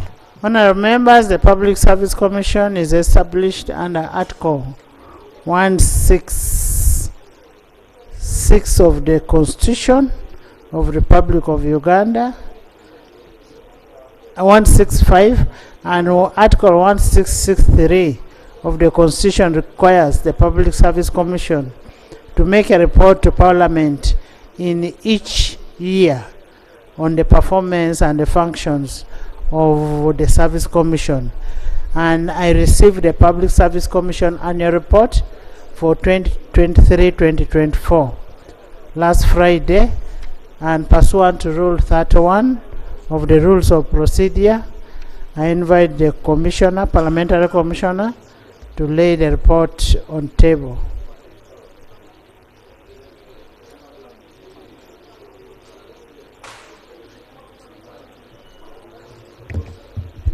Right Honourable Speaker and honourable members, I beg to lay the annual report for the Public Service Commission 2023-2024. I beg to lay. Thank you. Pursuant to Rule 189 of the Rules of Procedure, the report stands referred to Sectoral Committee of Public Service and Local Government for expeditious consideration and report back. 5.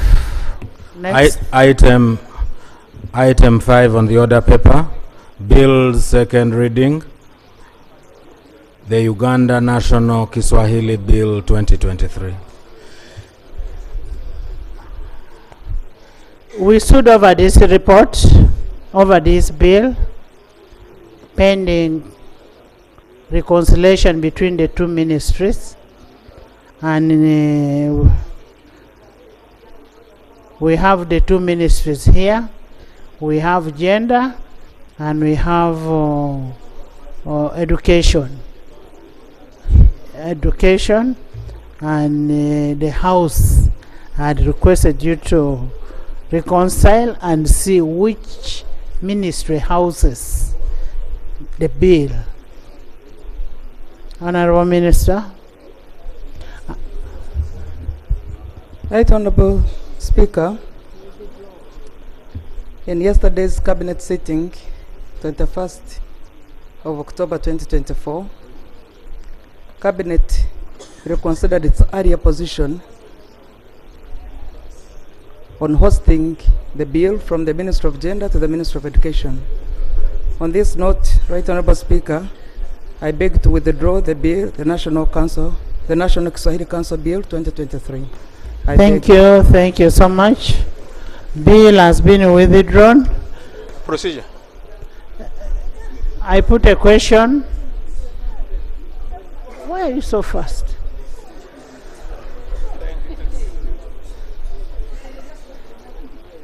I put a question that the Uganda Swahili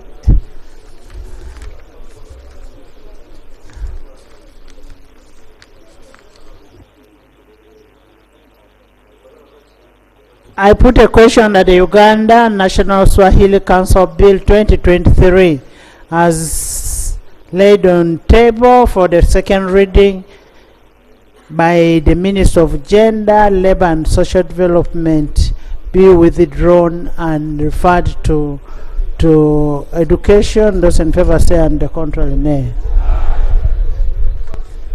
Just withdrawn. The ayes have it. Item 6 on the order paper, the Cotton Development Amendment Bill 2024, Bill second reading.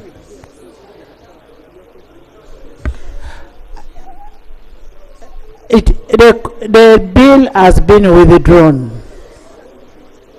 We have approved withdrawn. Whether they bring back or not, that's their business. Okay. Let it rest in peace. Next. Item 6 on the order paper, Bill second reading, the Cotton Development Amendment Bill 2024.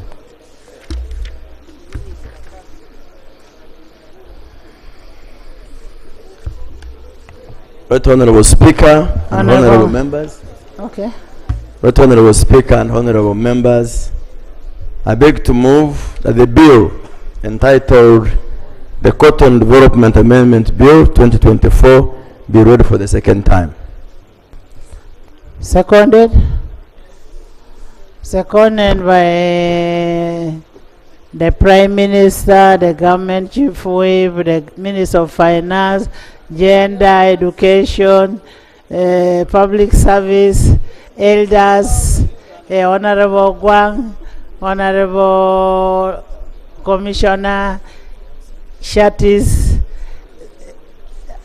Honorable Alayo, Honorable Nekesa, Honorable Grania, by Noah, Aled, Chut,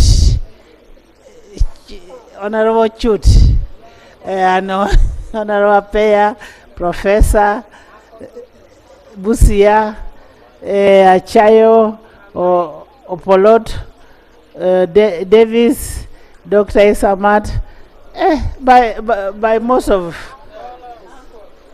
by Loki, by Feta, by Wanda, by Wilson, by Faith, by Tembo, by Wandras, by Olanya, by Achan, by all the disabilities and all the elders. Would you love to speak to your motion? Procedure. Madam Speaker. Right Honorable Speaker. Madam Speaker, I'm on procedure. Yes. The procedural issue is that by now we expect the Office of Clerk is supplied with a bill whose memorandum is signed, and the copy which is availed to us is not signed by the Minister. It is important that the Minister owns these documents by putting a mark, and that will be in compliance with the rules. So you need to guide this House if we can continue with this kind of irregularity in full glare of all these MPs and rules.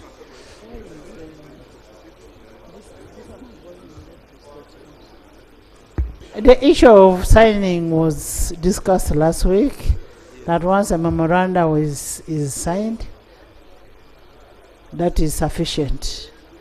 They are signed. Clerks, can we have?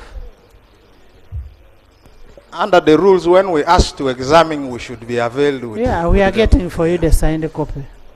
Can you just file your bill? But this is going to affect whether he should. Right Honorable Speaker and Honorable colleagues. No, we have not yet reached the second reading. Thank you so much for the opportunity to enable me justify the bill. The Cotton Development Amendment Bill 2024, Madam Speaker and colleagues, seeks to give effect to the government policy of rationalization. Oh, thank you so much. Thank you so much. I've been told to smile a bit, and I'm trying. Madam Speaker and honorable colleagues, the intention of the bill is to amend. You're correct. Very good. The intention of the bill is to amend the Cotton Development Act, Cap 30, to, among others, enable the mainstreaming and rationalization of the functions of CDO into the ministry responsible for cotton processing and marketing, which is the Ministry of Agriculture, Animal Industry and Fisheries. It is to facilitate efficient and effective service delivery by clearly delineating the mandates and functions of the ministry responsible for cotton development and administration of CAP 30, thereby avoiding duplication of mandates and functions. It is to promote, coordinate the administrative arrangements, policies, and procedures for ensuring the efficient and successful management of the entire cotton ecosystem. Madam Speaker, the bill tabled will create a number of efficiency gains after the functions have been merged, and the savings made from the administrative layers will be invested in the production of the cotton seeds, among others. I thank you. Thank you, Honorable Minister. Can we now call the chair to present the report? Thank you so much, Right Honorable Speaker and colleagues. On behalf of the Committee on Agriculture, Animal Husbandry and Fisheries, I beg to report the Cotton Development Amendment Bill 2024. Right Honorable Speaker, before I proceed with my report, I beg to lay on table the minutes of the meetings that we held, and I also beg to lay on table a copy of the report, and we have two minorities that I have its copy also present with me. Thank you, Right Honorable. Could they consolidate the minorities? They failed to agree.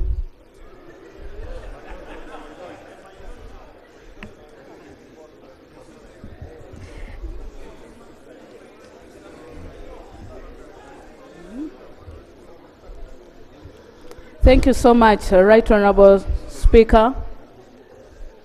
As we are all aware, the Cotton Development Amendment Bill 2024 was read for the first time on 24th September 2024 and referred to the Committee on Agriculture, Animal Husbandry and Fisheries in accordance with Rule 129, Clause 1 of the Rules of Procedure of Parliament. The bill aims at dissolving the Cotton Development Organization and mainstreaming the functions of this organization into the Ministry of Agriculture.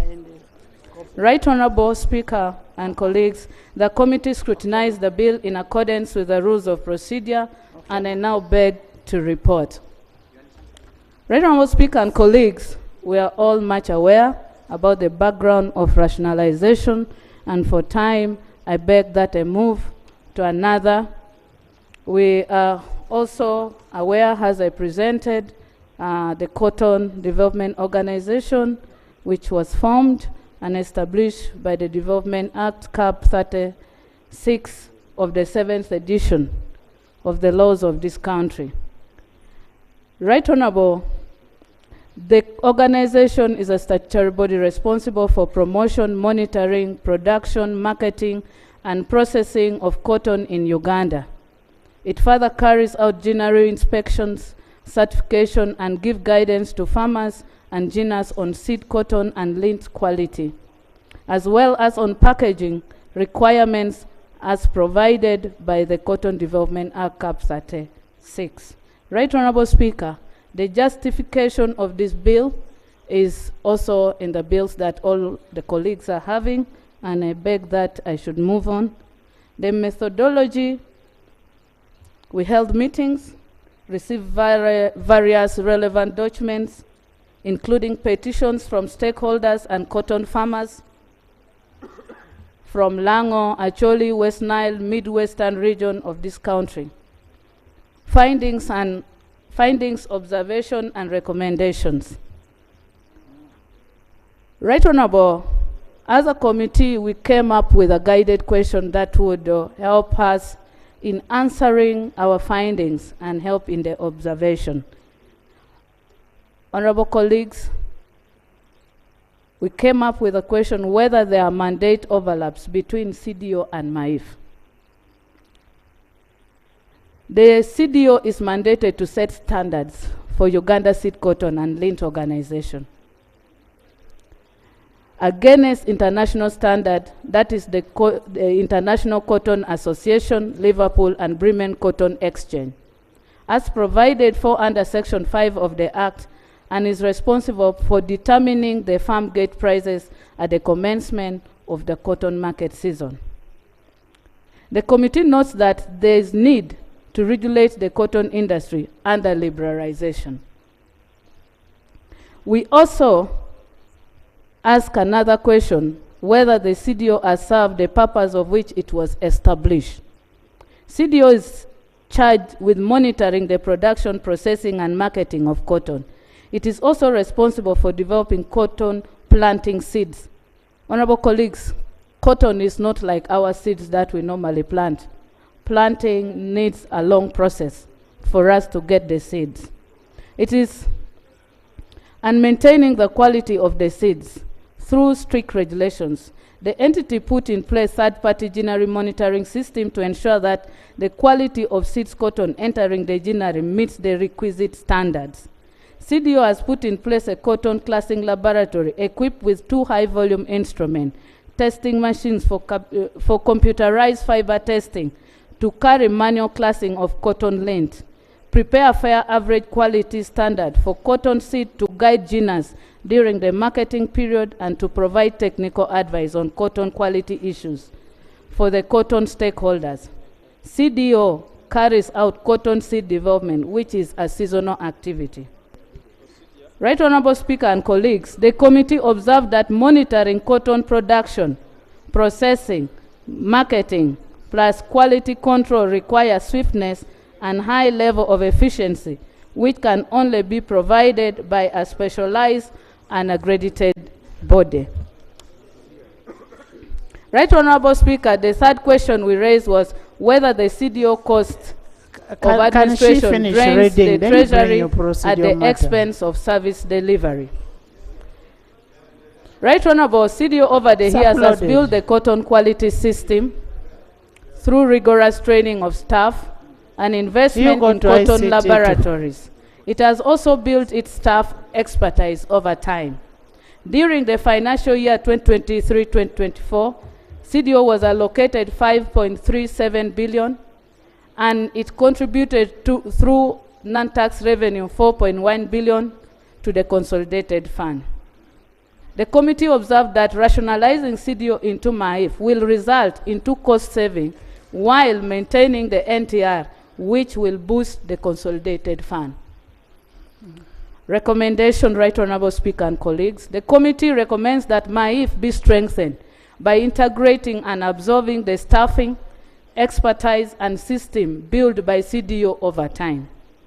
The committee further recommends that MAIF expedite accreditation, certification of relevant departments that will oversee the cotton subsector. Conclusion, Right Honorable Speaker. The committee is cognizant of the critical role played by CDO in the cotton value chain and the challenges faced by the institution. The committee notes that mainstreaming CDO into MAIF will not adversely affect the cotton subsector. The committee therefore recommends that CDO be dissolved and absorbed into MAIF as proposed in the bill. Right Honorable Speaker and honorable colleagues, I beg to report. Thank you, Chair.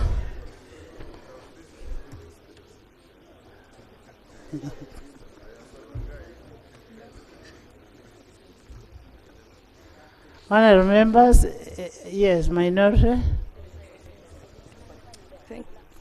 Thank you, Right Honourable Speaker, for giving us this opportunity. And give me a summary. Right Honourable Speaker, I and a number of colleagues have come up with a minority against rationalization of Cotton Development Authority, and that is Honourable Mpalanyi, John Paul, Honourable Santa, Honourable Isodo Stella, Honourable Kabugo Florence, and Honourable Charles Matovu. Right Honourable Speaker, I will just concentrate on the observations and recommendations. However, Right Honorable Speaker, I want to put it to this Honorable House that we do still note that mainstreaming agencies like Uganda Cotton Development Authority into the parent ministry will compromise and affect the quality delivery of the technical and regulatory functions this agency has been undertaking since the inception by an Act of Parliament in 1994, Cap 30.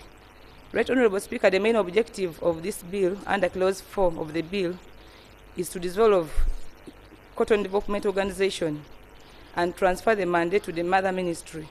And Right Honorable Speaker, in scrutinizing the bill, the minority views were guided by the following questions as per the objective of the rationalization.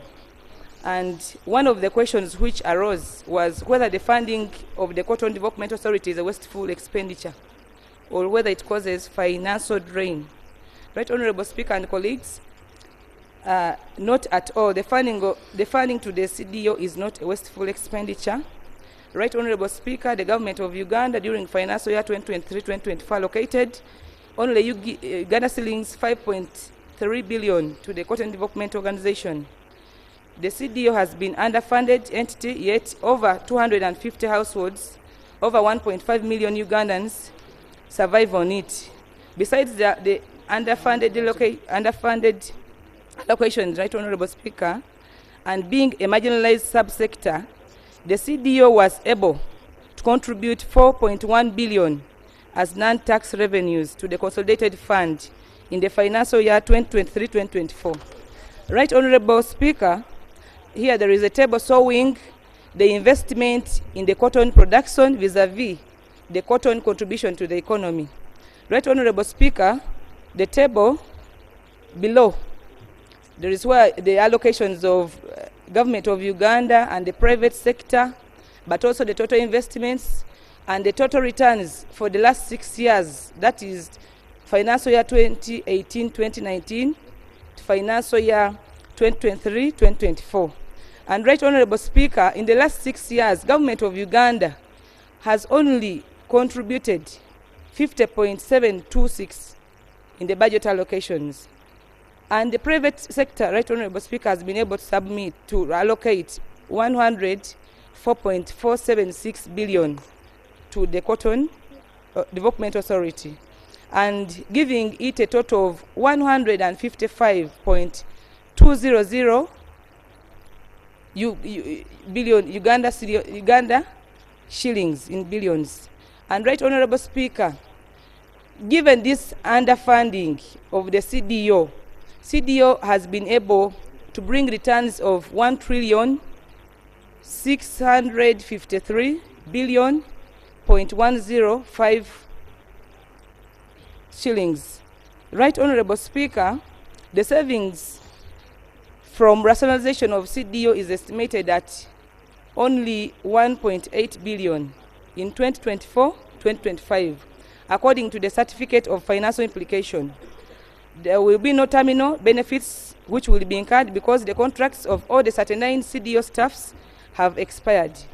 Ministry of Public Service approved a structure of 47 positions.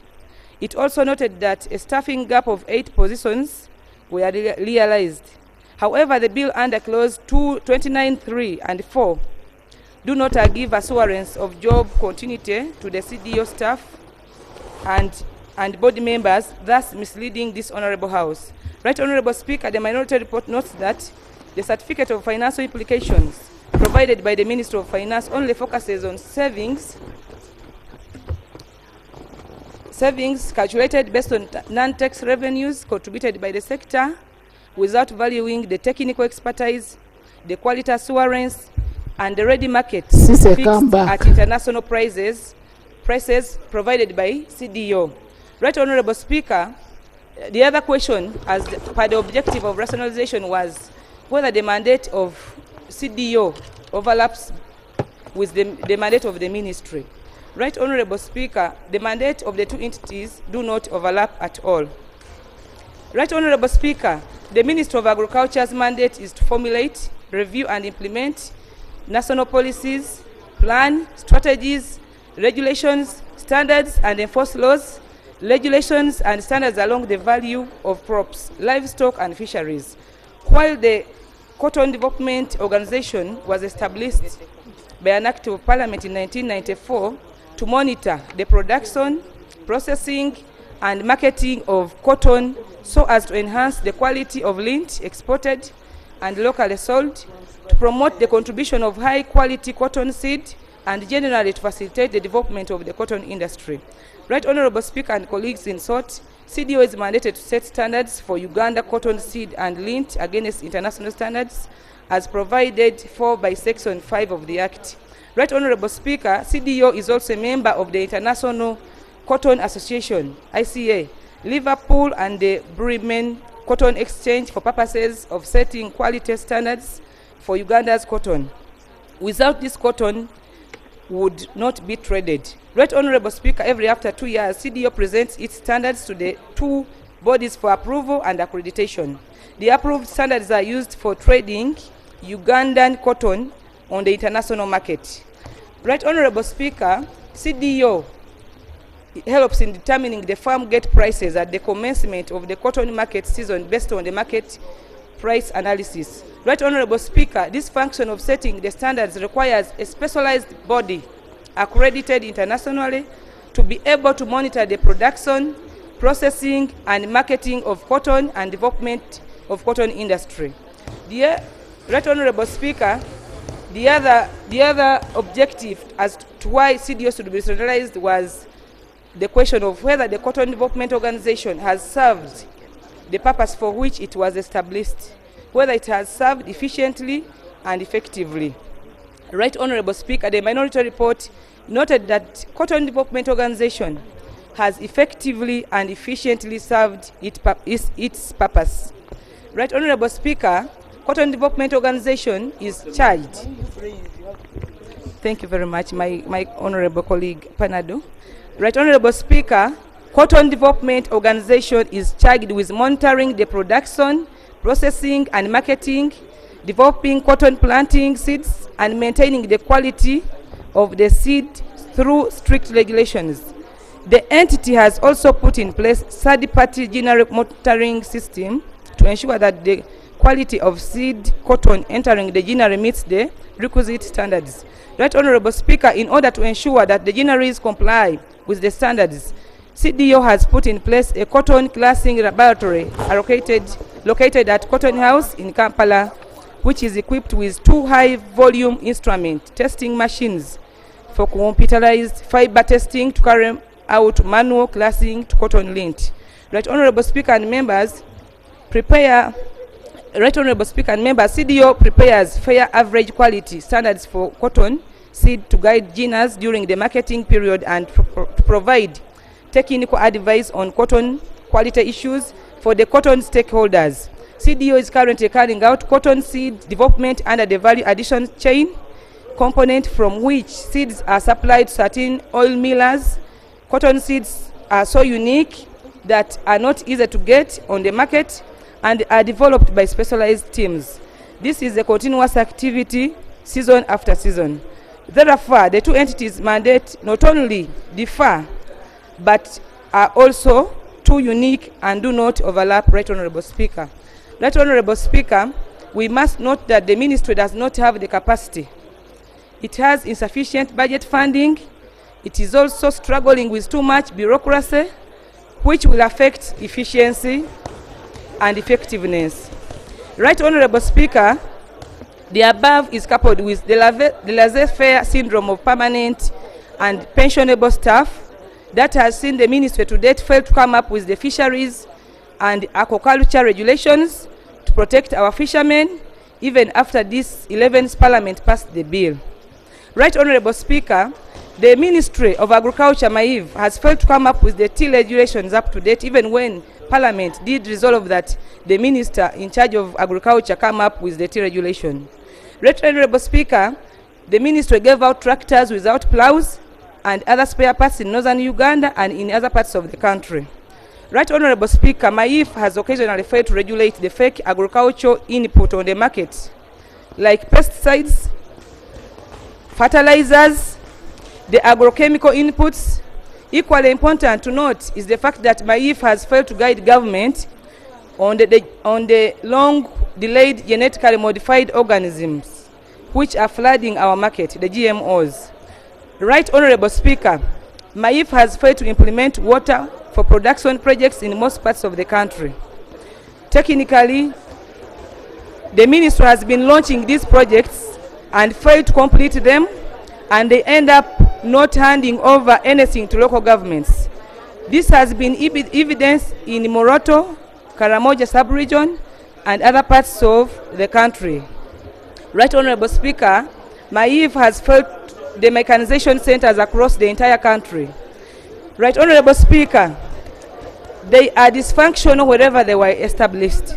A case in point, Right Honorable Speaker, is Kiruhura district, where the committee at one in its oversight roles visited and discovered that officials on discovering that the Committee of Agriculture was going to visit the place, they carried two tractors, slashed around and poured some maram so that their presence avails, but in actual sense they are non-functional. This was the same in Agwak, in Dokolo and in Bale. Right Honorable Speaker, the agricultural cluster development projects has terribly failed under MAIF. The ministry has constructed factories for cooperatives, for cotton and other products across the country, where there is no electricity to run these factories, rendering these factories mere white elephants, abandoned in the areas where they were established. For instance, in West Nile, where they built a cassava drying and peeling plant, which has never kicked off up to date. Right Honorable Speaker, we observed that monitoring cotton, processing and marketing, plus quality control requires swiftness and high-level efficiency, which can only be provided by a specialized and accredited agency like Cotton Development Organization.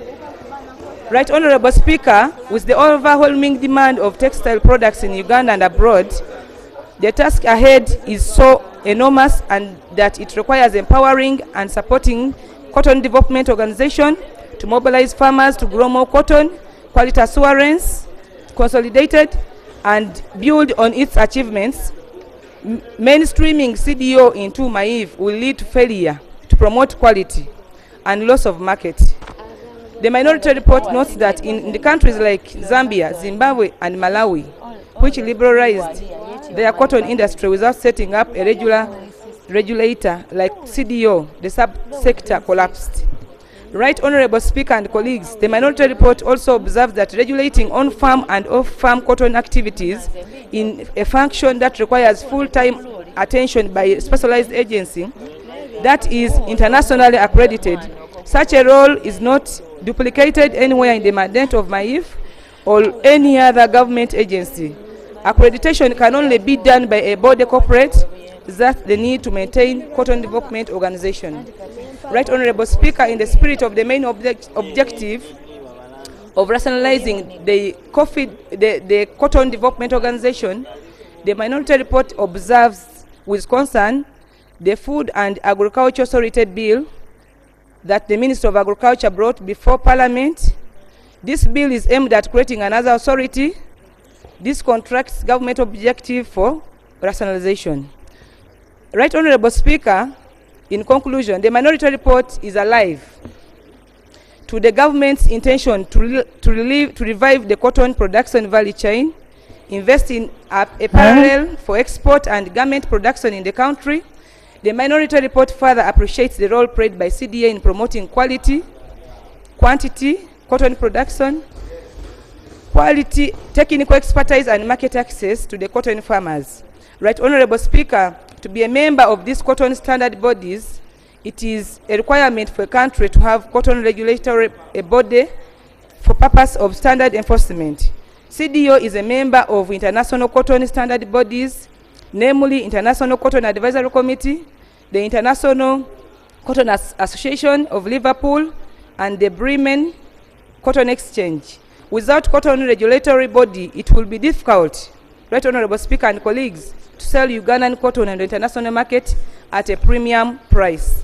Right Honorable Speaker, the minority report therefore notes that the justification to to rationalize the cotton development organization is not tenable, and the economy recommends that the bill entitled the Cotton Development Amendment Bill 2024 should not be Honorable passed. members, don't destroy my chairs.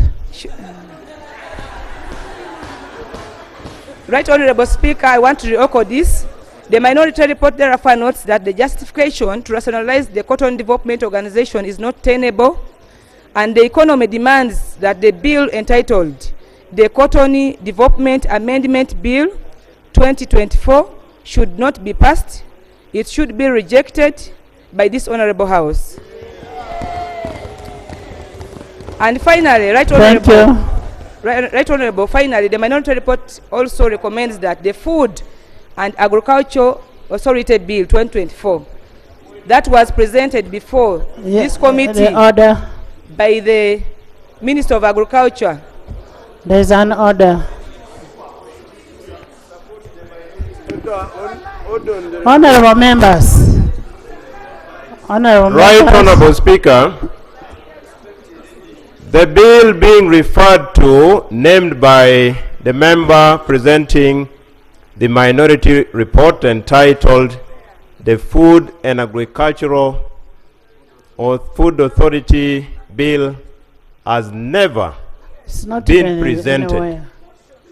Is the honorable member therefore in order to allege that a bill has been presented and yet no bill with such a name has ever been presented? Is she in order?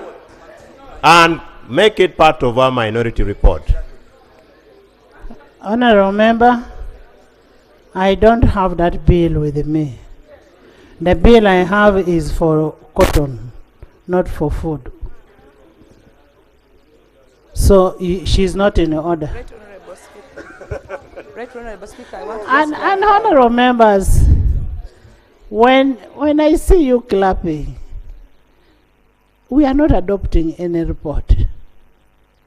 These reports, minority and the major report, are only going to form a basis of our debate. It is not for adoption. It is going to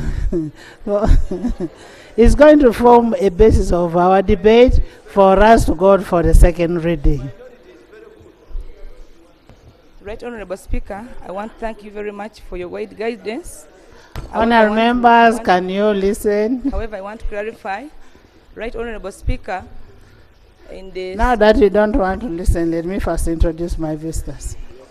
In the public gallery this morning, we have pupils and teachers from St. Andrew Kagwa in Deje Primary School from Wakiso District, marking the Sabagabo Municipality constituency. They are represented in Parliament by Honorable Seru Kenya David. Is David here?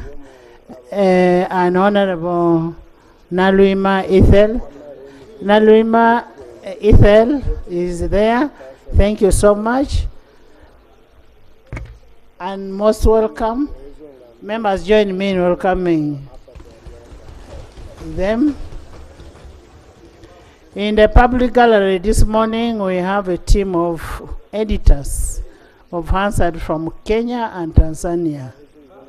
They are in Uganda to join the colleagues of IALA for an interim committee meeting for East African parliamentary editors. They include Ms. Gladys Ndeda. You're most welcome. She's an editor of Hansard, Senate of Kenya. Most welcome. Ms. Anne Njoroge, editor of Hansard, National Assembly of Kenya. Most welcome.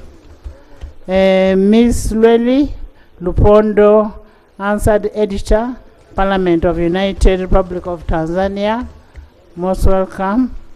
Mr. George Wanyoko, Deputy Editor of Hansard, Senate of Kenya. Mr. Christopher, Hansard Rapporteur, Parliament of United Republic of Tanzania. You're most welcome to Uganda. And while you're in Uganda, feel at home. Karibu sana. Thank you very much, Right Honorable Speaker, for your wise guidance. I want to conclude by saying that the minority report therefore notes that the justification to rationalize the Cotton Development Organization is not tenable, and the economy recommends that the bill entitled the Cotton Development Organization Amendment Bill 2024 should not be passed. It should be rejected by this Honorable House. I submit, Right Honorable Speaker.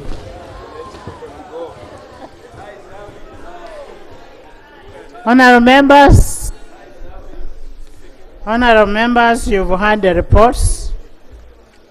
You have the report from the chairperson with the majority report, and then you have the minority report. And now we need, I told you people to put your minorities together. Honorable members,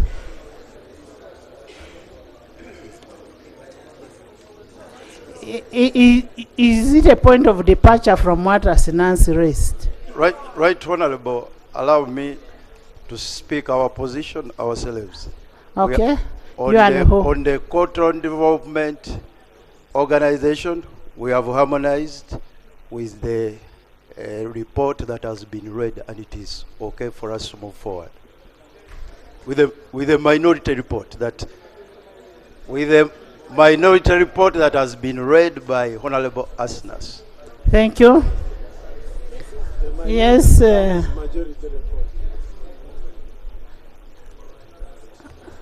Honorable Speaker,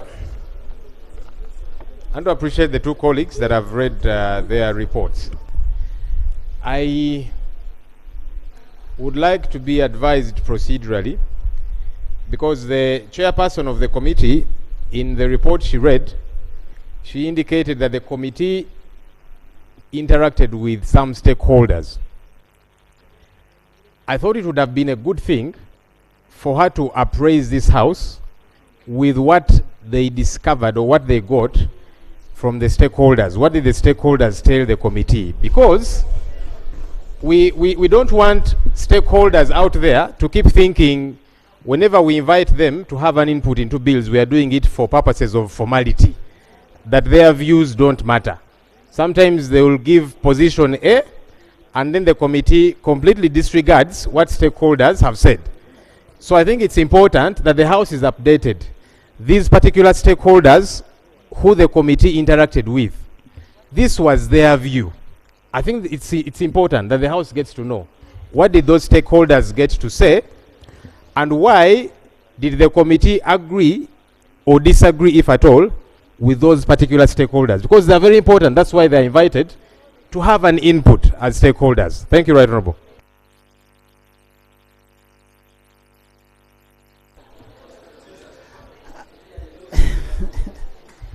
Honorable members, you should also be cognizant that what the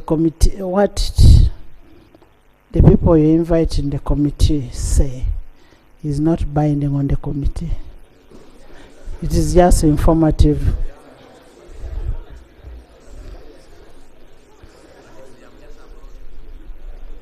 Yes.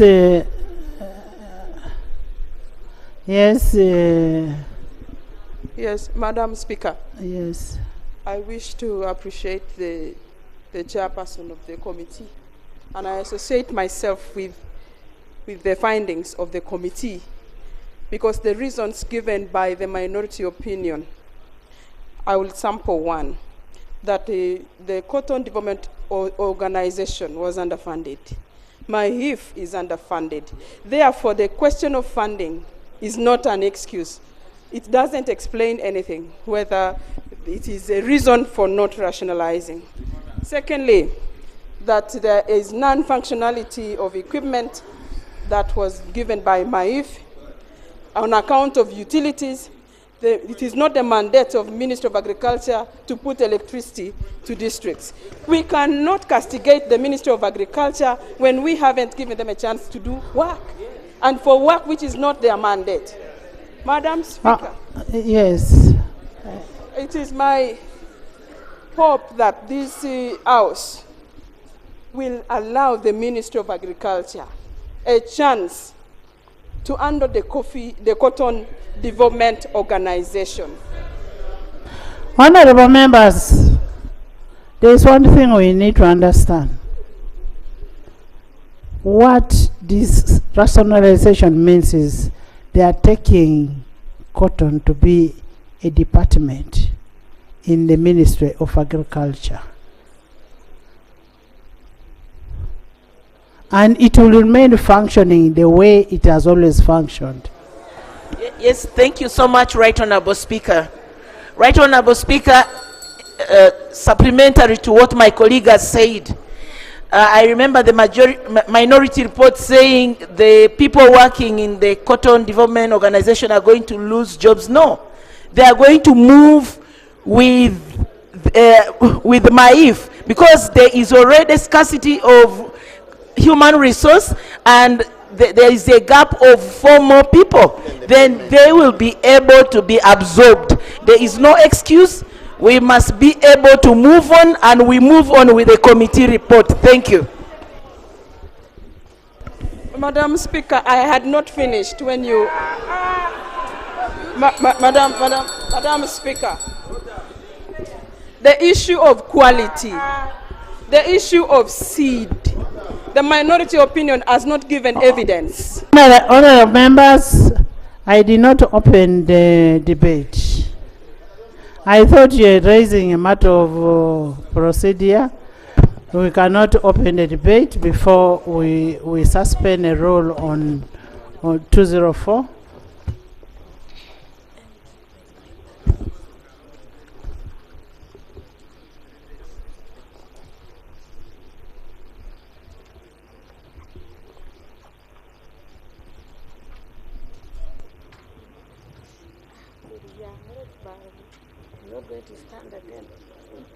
Wait, just...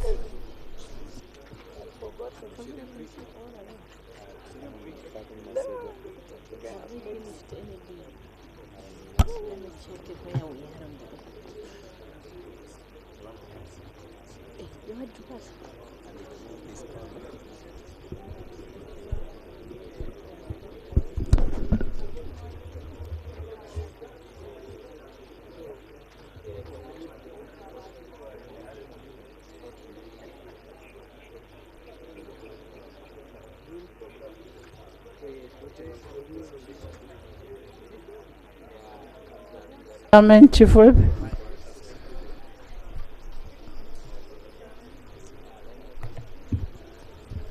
Right Honourable Speaker and colleagues, I beg to move that Rule 204, Sub-Rule 5B, which reads, the report of a committee on a bill shall only be debated after the expiry of at least 3 days from the day it was laid on table by the chairperson or the deputy chairperson or a member nominated by the committee or by the speaker. Right Honourable Speaker, Rule 204 Sub-Rule 5B is not an entrenched rule. I therefore move that in order for us to proceed with the debate on the report, this particular rule be suspended. Thank you. Seconded. Seconded by Honorable Gwang Odur Jona. Seconded by Ayo Tondi, by Bua. The whole group is seconding. It's all Odur. By Shatis, by by Sauda, by everybody on the NRM side. And Honorable Mushemesa, Honorable Apea, Honorable Moma, Honorable John, look, Aisha, you're standing to second? I'm standing So for it is procedure, right, Honorable seconded. Chair. Honorable members, it is it's a self-explanatory role. Okay.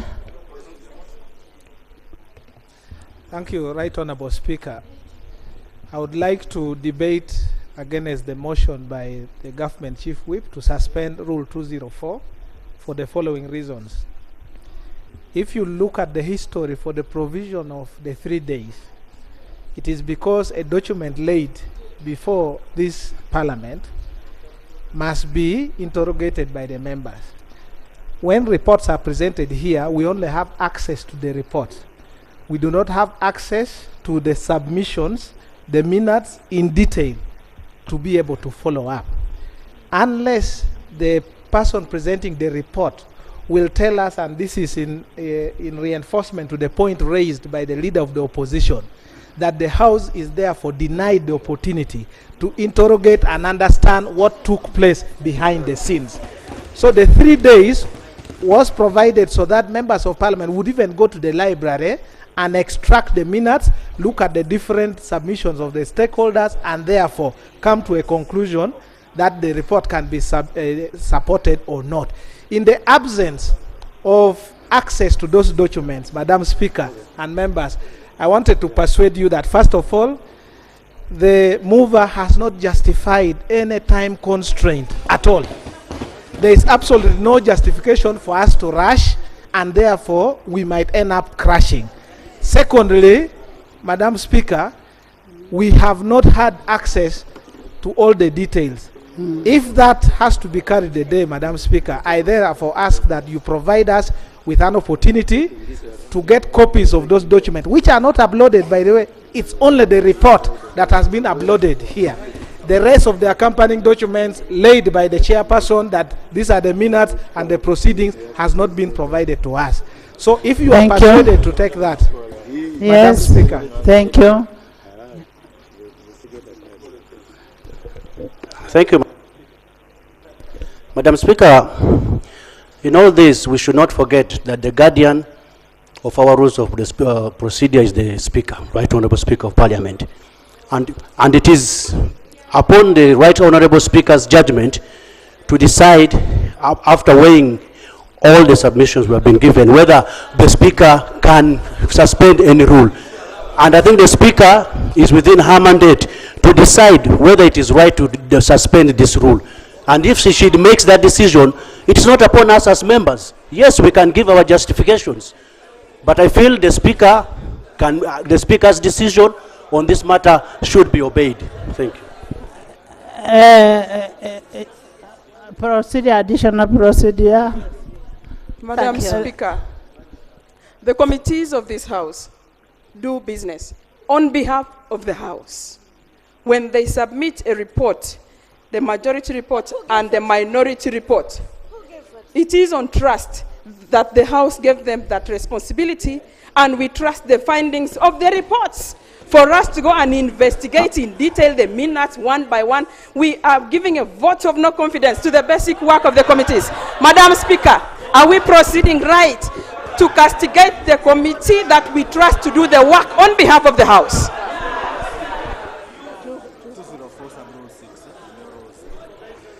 Honourable members, honourable members,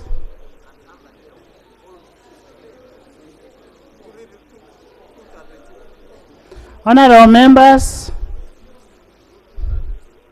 out of courtesy, I thought I was allowing the House to debate on this, and we agree. But when you look at 2046,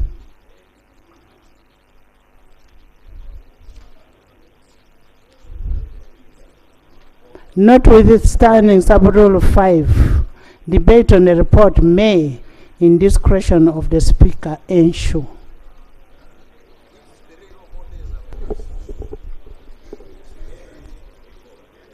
Read A and B.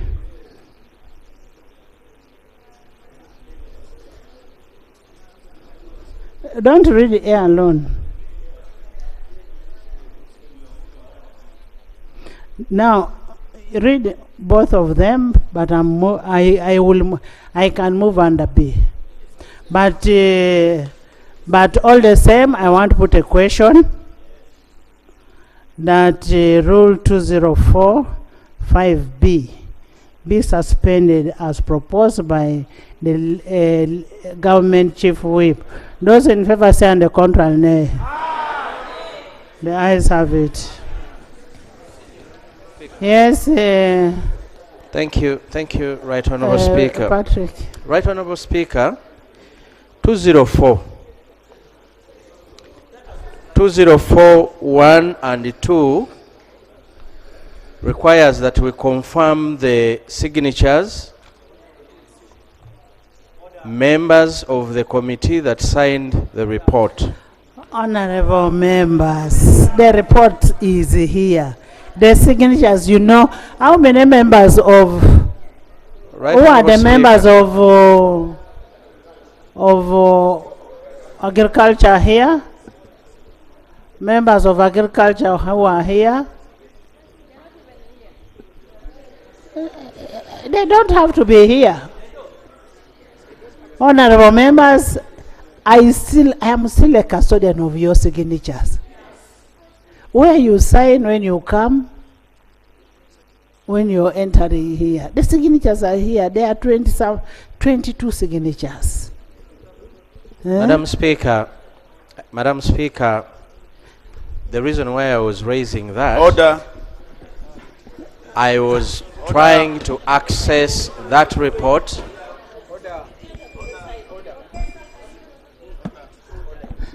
Patrick, they are signed. Right Honourable Speaker, you have the benefit of having that report on your table. Can we then also have printed copies so that we can also have all of them? Because we are trying to access the same and we are unable to. Honorable members, if we are trying to go zigzag, we'll have these reports go through. Let's go where you don't agree on a clause. You don't agree on a clause. Huh? What is not uploaded?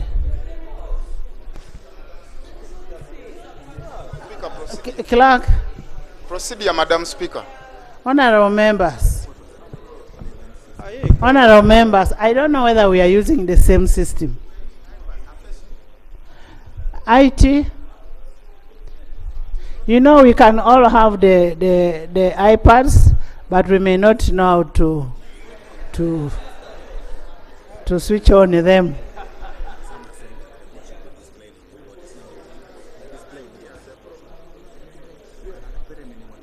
So, can we now allow a debate on the report? A debate. Dr. Pear? Honorable Attikins? Thank you very much, Right I'm allowing Honorable. only 5 people. Mine is... Yes, Dr. Pear. Mine is on the issue of mandate. Pardon? I'm not a member. She was redesignated. Thank She's you, not a Right member. Honorable. I think there's a lot of assumptions and emotions in the House, as I can see. Don't put personal feelings in this. I also feel that the spirit of the minority report was not really based on research. Because if you start saying that international standards is only got by CDO, then you're missing out something. Because even you, your own company, you can get the ISO certificate. So I think if we bring submissions here, we need to be mindful of the statements that will be referred to when we leave this House. Right Honorable, my issue is on the overlap of the mandate and the duplication of roles in all these agencies and the ministry. When you refer to the roles of the ministries, not even agriculture only, their role is to formulate policies design strategies, implement them, ensure that standards are in place. And when you listen in to the minority report, that is what the CDO is doing. And when you talk about strategies, one of the key roles of the ministries is actually to design those strategies. So whatever any agency is doing in this country, it is implementing the strategies of the mother ministries. And when we talk about the issue of failure of a ministry, colleagues, we've been in this house for over 4 years now. And we know that the Ministry of Agriculture is one of the least funded. And yet they have so much roles. So when you talk about a failure of a ministry, I begin to wonder, what is it that we funded and it was not done? And if it was not done and the money is there, then we need to question where is the problem. And we come back as a house, develop the appropriate policies, and so that they can actually implement that. So Right Honorable, I stand here to support the motion, not only for CDO, but all these agencies have to go back to the ministries. And if they're talking about efficiency or monitoring, all those roles are the mandate of the ministries. I thank you very much. Thank you, Honorable Atkins. Thank you very much, Madam Speaker. I've said it before, and I'll say it again. The ailment that we have in this particular house is our inability to cluster fields. This is a professional field. It's not for everybody. And the last time I submitted on this floor, I was saying some of us become emotional, and it will bring a lot of emotions in professional fields. And as a result, we end up focusing on SST, geography, and history. Now, but Madam Speaker, amazingly, I will support the report, not actually the minority report. And for one reason. The reason why a lot of our interventions are not making the desired impact, one of the reasons is that our interventions are not informed by research. And I want to believe that our Ministry of Agriculture, has got a lot of professionals. And I also know they have a lot of collaboration and a cooperation with universities, specifically Makerere University, the College of Agricultural Sciences and Environmental Sciences, and the College of Veterinary Medicine, Biosecurity, and Biosafety. My only observation, and I hope the ministers and the leadership of the ministry and the chairperson is, there's a lot of research lying lower on university shelves. And I want to ask the committee and the leadership of these ministries, please, the reasons why universities exist is to generate knowledge. And the reason why government has to collaborate and cooperate with the university is to get into the universities, tap into their knowledge for consumption. Government is supposed to be the primary consumer of their knowledge, and that's the reason why we support universities. Madam Speaker, as I see, 80% or 75% of our population derive their livelihood from agriculture. We are people's representatives. And I want to appeal to everybody that we consider giving significant support to the agricultural ministry, including establishing an agricultural bank, Madam Speaker, so that our fellow citizens that have no pay slip to use to borrow from banks, our fellow citizens that don't have that logbook or the land title can go to that agricultural bank and borrow and secure money enough to boost their livelihood. I appreciate you, Madam Speaker. Thank you. Emmanuel? Thank you once more, Right Honorable Speaker, for this opportunity. I want to say in principle, I support, because generally, I know our minds are already set about rationalization and rationalize everything. But, Madam Speaker, I want to put the ministers on notice. I want to repeat this. I want to put the ministers on notice. They know for sure that we have had problems here, even where some organizations were still working and were responsible for a number of things. And now, organizations are being rationalized, and that means a lot of responsibilities will come back to the ministries, which will require them to be alert and to make sure that they are making the right kind of follow-up for those ministries to do the right things.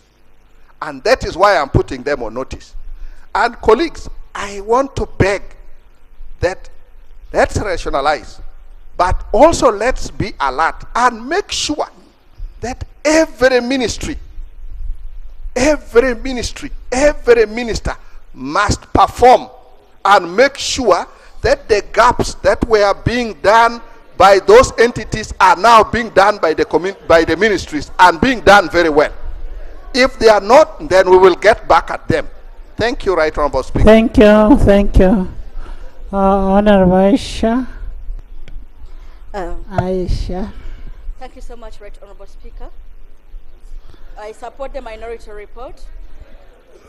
Right Honorable Speaker, first, the chairperson of the committee talks about findings, and they are not findings unless they are findings. They have not told us the findings from there. They are unable to tell us who they talked to that supported their rationalization. Findings are findings from interactions. Right Honorable Speaker, the Coffee Development Authority is charged with the responsibility. Cotton. Hajat. I'm talking about cotton. Hajat. Nga, you're too fast. You've gone to coffee. Right Honorable Speaker, I had the opportunity to visit West Nile last week. Particularly, I went to Pakwach, where there is a very big cotton factory. And I want to say... that's where Emmanuel comes from. And Emmanuel is supporting. And he should know that I have very close relationship with the Wadri family that is resident around there. That one he's aware. So I'm only speaking the truth. And the people around the area, people who grow coffee, cotton, I beg your pardon. People who grow cotton and produce and live on cotton, they have no confidence in the Ministry of Agriculture to market their cotton. The authority is not charged with the production.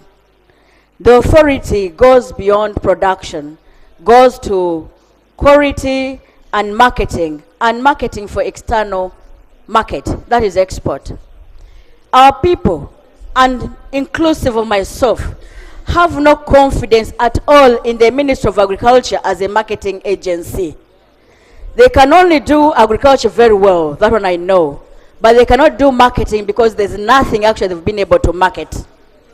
For that reason, Right Honorable Speaker, while voicing out the voice of the people that grow cotton in Pakwach, where I was and interacted with the people, I want to persuade this House to stand with the people and withhold the Coffee Development Authority. I mean, substitute cotton wherever I put coffee. I grow coffee, that's what I understand best. But I interacted with people that grow cotton. When Honorable Speaker, I speak on behalf of the people of the West Nile, where I was last week and I interacted with. Thank you. Honorable Ayo.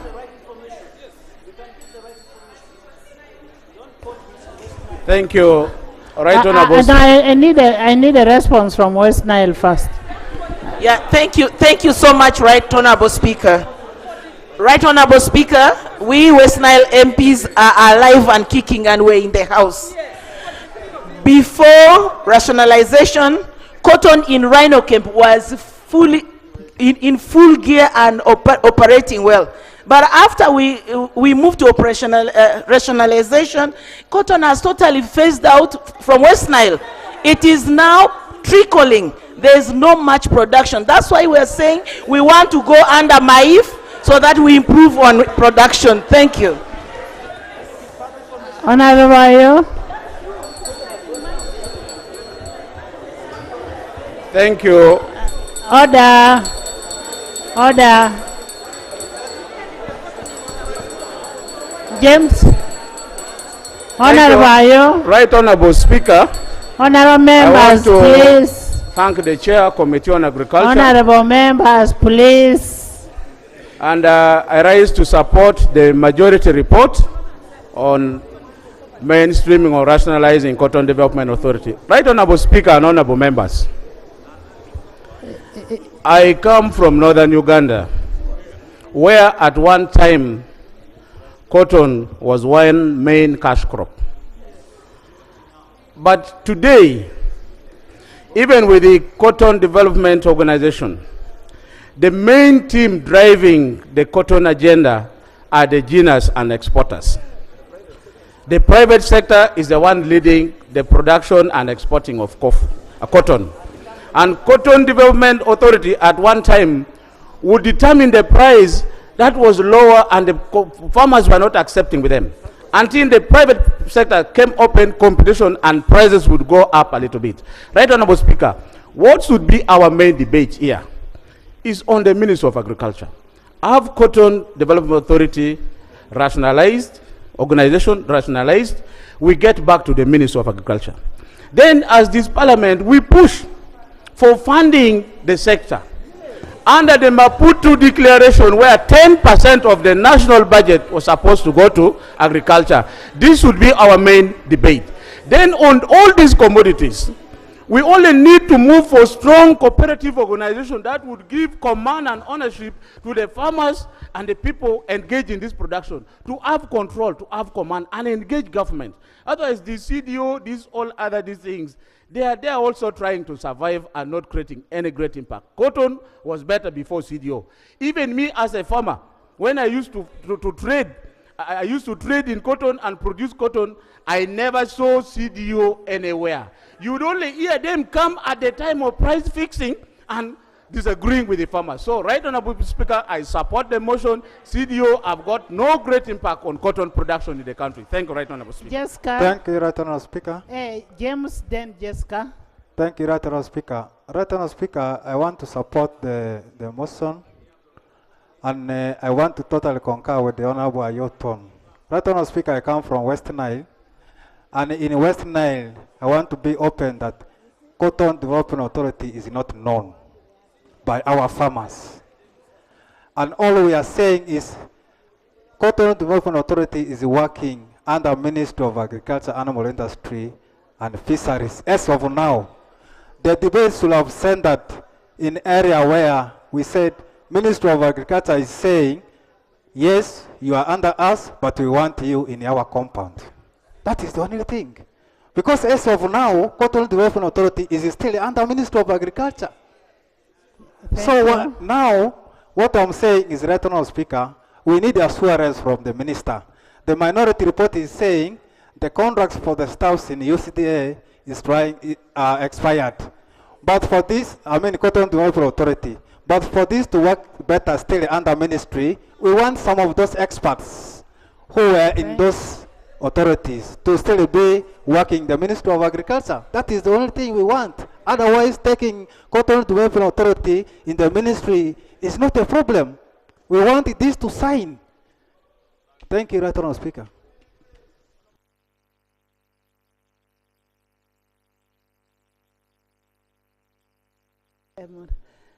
Jessica. Thank you, Right Honorable Speaker, for the opportunity. I listened carefully to both of the reports.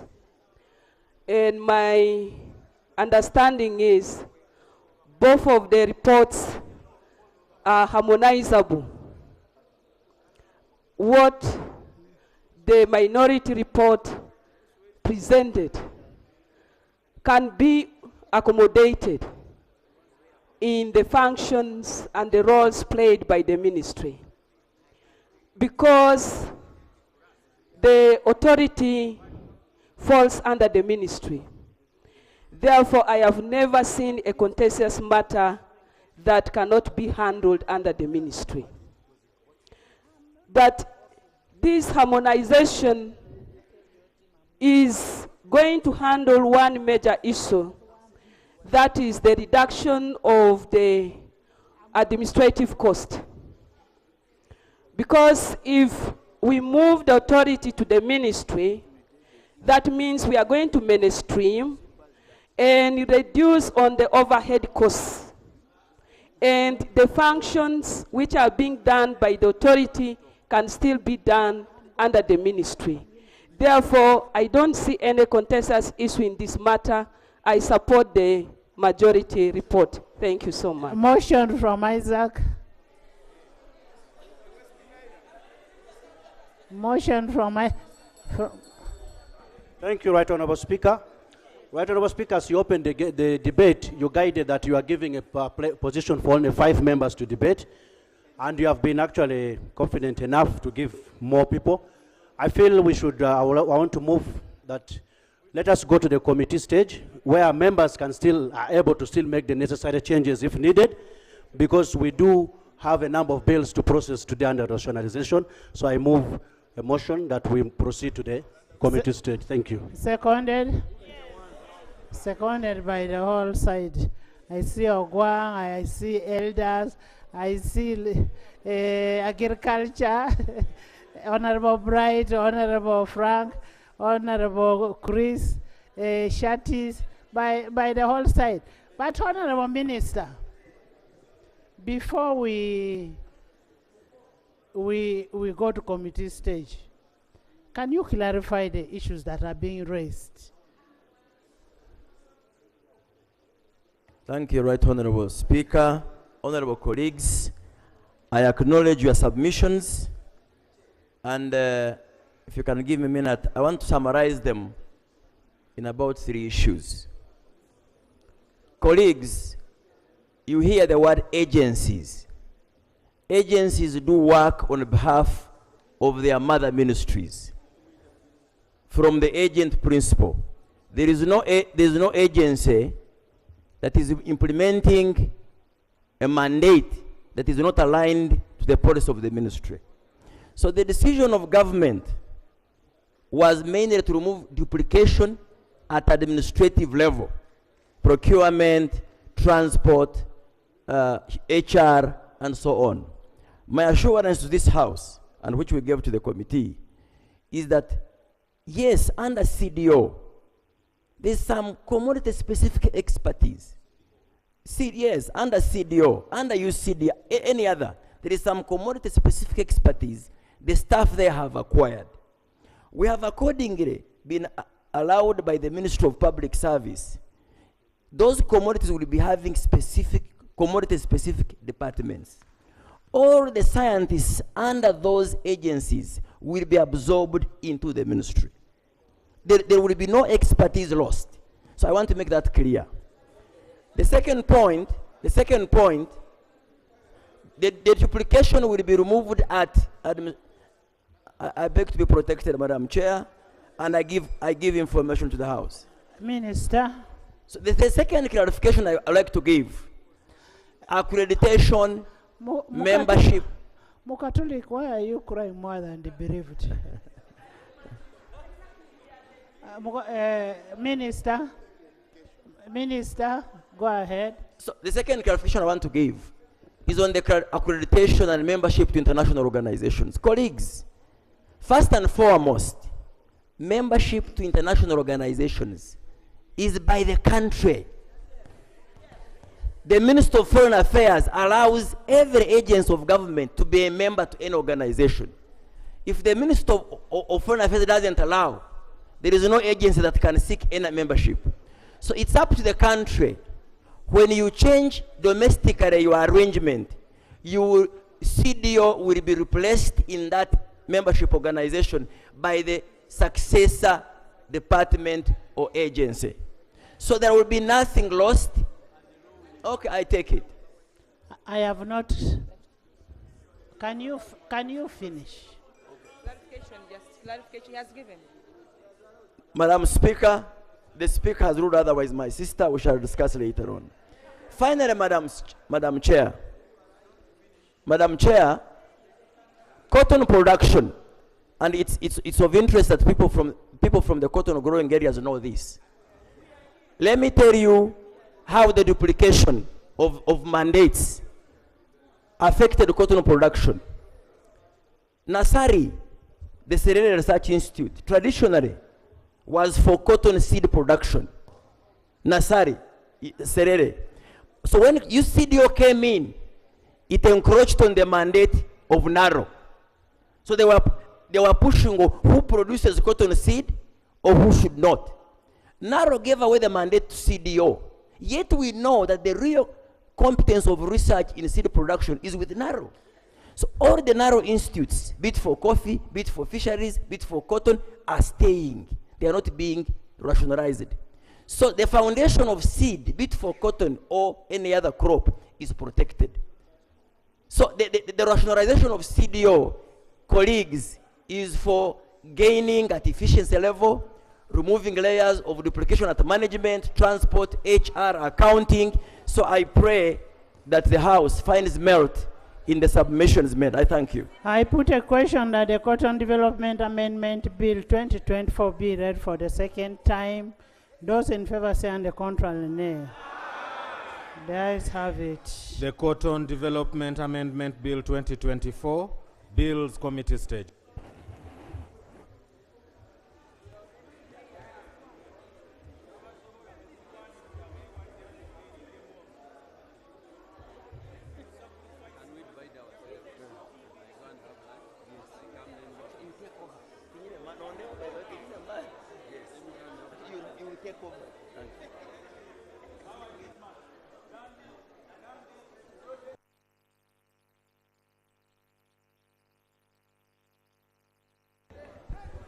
Clause 1.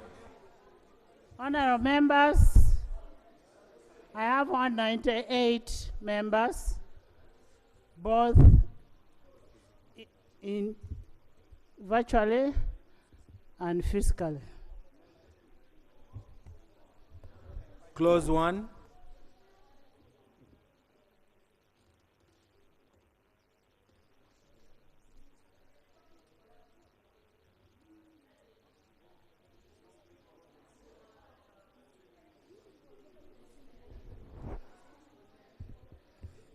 Inside, we have 147 and online 51. Members, why are you making noise? So what noise will you make when we go to coffee?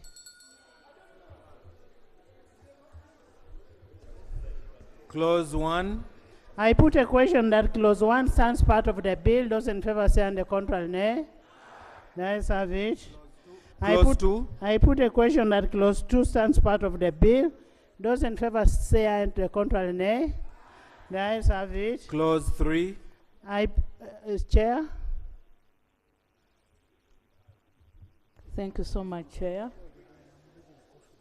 Clause 3, we have an amendment by substituting for the phrase cap 30 wherever the phrase appears in the bill. The phrase should be cap 36. Justification: to align the citation of the Cotton Development Act, cap 30, to the revised laws of Uganda 7th edition. Honorable Minister. I concede. I put a question that clause 3 as amended stands part of the bill. Be amended as proposed by the chairperson. Those in favor say on the contrary, nay. The ayes have it. Clause 3 as amended. I put a question that clause 3 as amended stands part of the bill. Those in favor say on the contrary, nay. The ayes have it. Clause 4. I put a question that clause 4 stands part of the bill. Those in favor say and the contrary nay. The ayes have it. Clause 5. I put a question that clause 5 stands part of the bill. Those in favor say and the contrary nay. The ayes have it. Clause 6. Chair. Thank you so much, Chair. In clause 6, amendment of section 1 of the Principal Act, clause 6 is amended A by substituting paragraph A with the following. A, by repealing paragraph A, B, and I. B, by inserting immediately after paragraph A the following.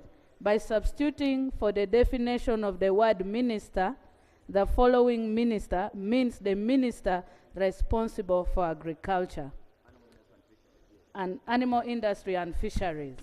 C, in paragraph B, subparagraph MA, by substituting for the words cotton production, processing, and marketing with the word agriculture.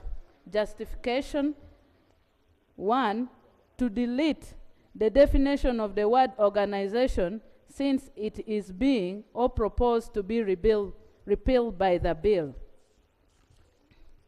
2, the ministry in charge of cotton is the ministry responsible for agriculture, animal husbandry, and fisheries. Minister. I concede. Madam Chair, I think it should be the ministry responsible for agriculture, just that. Because in the future, fisheries could be taken elsewhere, Yes. but cotton is agriculture. Minister responsible for agriculture. Is that okay? Concede. I concede, Madam Chair. I put a question that clause. I too concede, Chair. I put a question that clause 6 be amended as proposed with amendment from the Minister of ICT. Those in favor say and the contrary nay. The ayes have it. Clause 6 as amended. I put a question that clause 6 as amended stands part of the bill. Those in favor say and the contrary nay. The ayes have it. Clause 7. I put a question that clause 7 stands part of the bill. Those in favor say and the contrary nay. The ayes have it. Clause 8. I put a question that clause 8 stands part of the bill. Those in favor say and the contrary nay. The ayes have it. Clause 9. I put a question that clause 9 stands part of the bill. Those in favor say and the contrary nay. I put a question that clause 9 stands part of the bill. Those in favor say and the contrary nay. The ayes have it. Clause 10. I put a question that clause 10 stands part of the bill. Those in favor say and the contrary nay. The ayes have it. Clause 11. Clause 11, Chair. Chair, clause 11 is amended by deleting the proposed section 5J. Justification: the proposed section 5J is redundant since the ministry and the government is one and the same.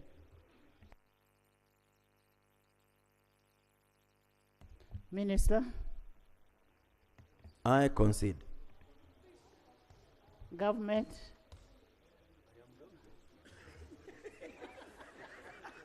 It's okay, we concede. No, I needed another opinion also. I put a question that clause 11 be amended as proposed. Those in favor say and the contrary nay. The ayes have it. Clause 11 as amended. I put a question that clause 11 as amended stands part of the bill. Those in favor say and the contrary nay. The ayes have it. Clause 12. I put a question that clause 12 stands part of the bill. Those in favor say and the contrary nay. The ayes have it. Clause 13. I put a question that clause 13 stands part of the bill. Those in favor say and the contrary nay. The ayes have it. Clause 14. I put a question that clause 14 stands part of the bill. Those in favor say and the contrary nay. The ayes have it. Clause 15. I put a question that clause 15 stands part of the bill. Those in favor say and the contrary nay. The ayes have it. Clause 16. I put a question that clause 16 stands part of the bill. Those in favor say and the contrary nay. The ayes have it. Clause 17. I put a question that clause 17 stands part of the bill. Those in favor say on the contrary, nay. The ayes have it. Clause 18. I put a question that clause 18 stands part of the bill. Those in favor say on the contrary, nay. The ayes have it. Clause 19. Chair. Chair, clause 19 is amended by inserting a new paragraph immediately after paragraph B as follows. 1. By repealing subsection 4. Justification. Section 16.4 of the Principal Act refers to an aggrieved person whose application for registration has been refused or rejected by the organization to appeal to the board, yet both the board and the organization are being repealed. Chair, I mean the minister. I concede. I put a question that clause 19 be amended as proposed. Those in favor say on the contrary, nay. The ayes have it. Clause 19 as amended. I put a question that clause 19 as amended stands part of the bill. Those in favor say on the contrary, nay. The ayes have it. Clause 20. I put a question that clause 20 stands part of the bill. Those in favor say on the contrary, nay. The ayes have it. Clause 21. I put a question that clause 21 stands part of the bill. Those in favor say on the contrary, nay. The ayes have it. Clause 22. I put a question that clause 22 stands part of the bill. Those in favor say on the contrary, nay. The ayes have it. Clause 23. Chair. Chair, clause 23 is amended in paragraph B by substituting for the proposed subsection 3 the following. 3. Every registered ginner shall within 21 days after completing ginning forward to the minister details of all cotton gin, and the details shall specify A. The quantities gin during the season. B. The grades into which the quantities are classified. C. The appropriate ginning outturn. Justification. To include the specification under section 19 clause 3 of the Act which were erroneously left out.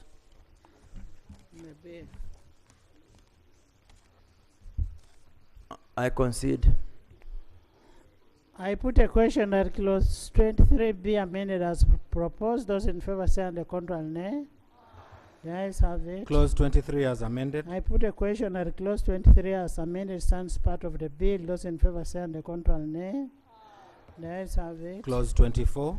I put a question that clause 24 stands part of the bill. Those in favor say on the contrary, nay.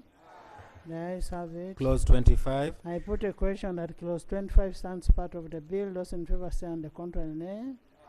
The ayes have it. Clause 26. I put a question that clause 26 stands part of the bill. Those in favor say on the contrary, nay. The ayes have it. Clause 27. I put a question, an amendment, Chair. Chair, clause 27 is substituted for the following. 27, repealed of section 30 of the Principal Act. Section 30 of the Principal Act is repealed. Justification. Following the revision of laws of Uganda as at 1st July 2024, section 31 of Cap 30 was deleted.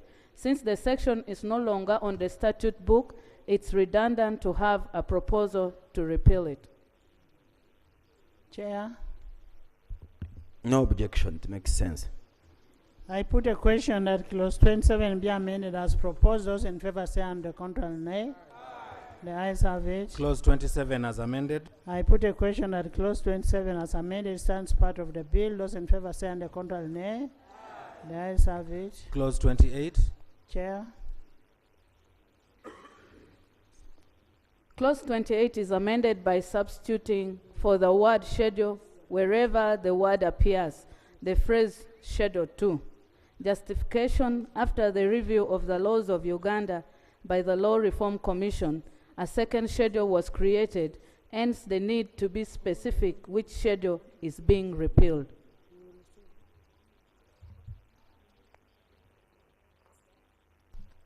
I concede. I put a question at clause 28 as amended. I put a question that clause 28 be amended as proposed. Those in favor say and the contrary nay. The ayes have it. Clause 28 as amended. I put a question that clause 28 as amended stands part of the bill. Those in favor say and the contrary nay. The ayes have it. Clause 29. I put a question that clause 29 stands part of the bill. Those in favor say aye. 29.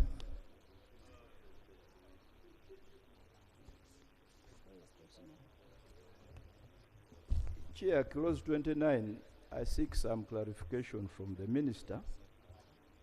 29, 2 and 3, saving provisions.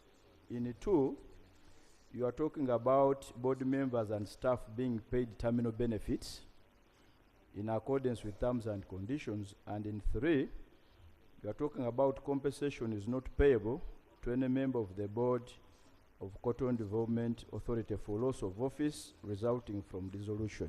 Just some clarification. It does not seem to be very clear.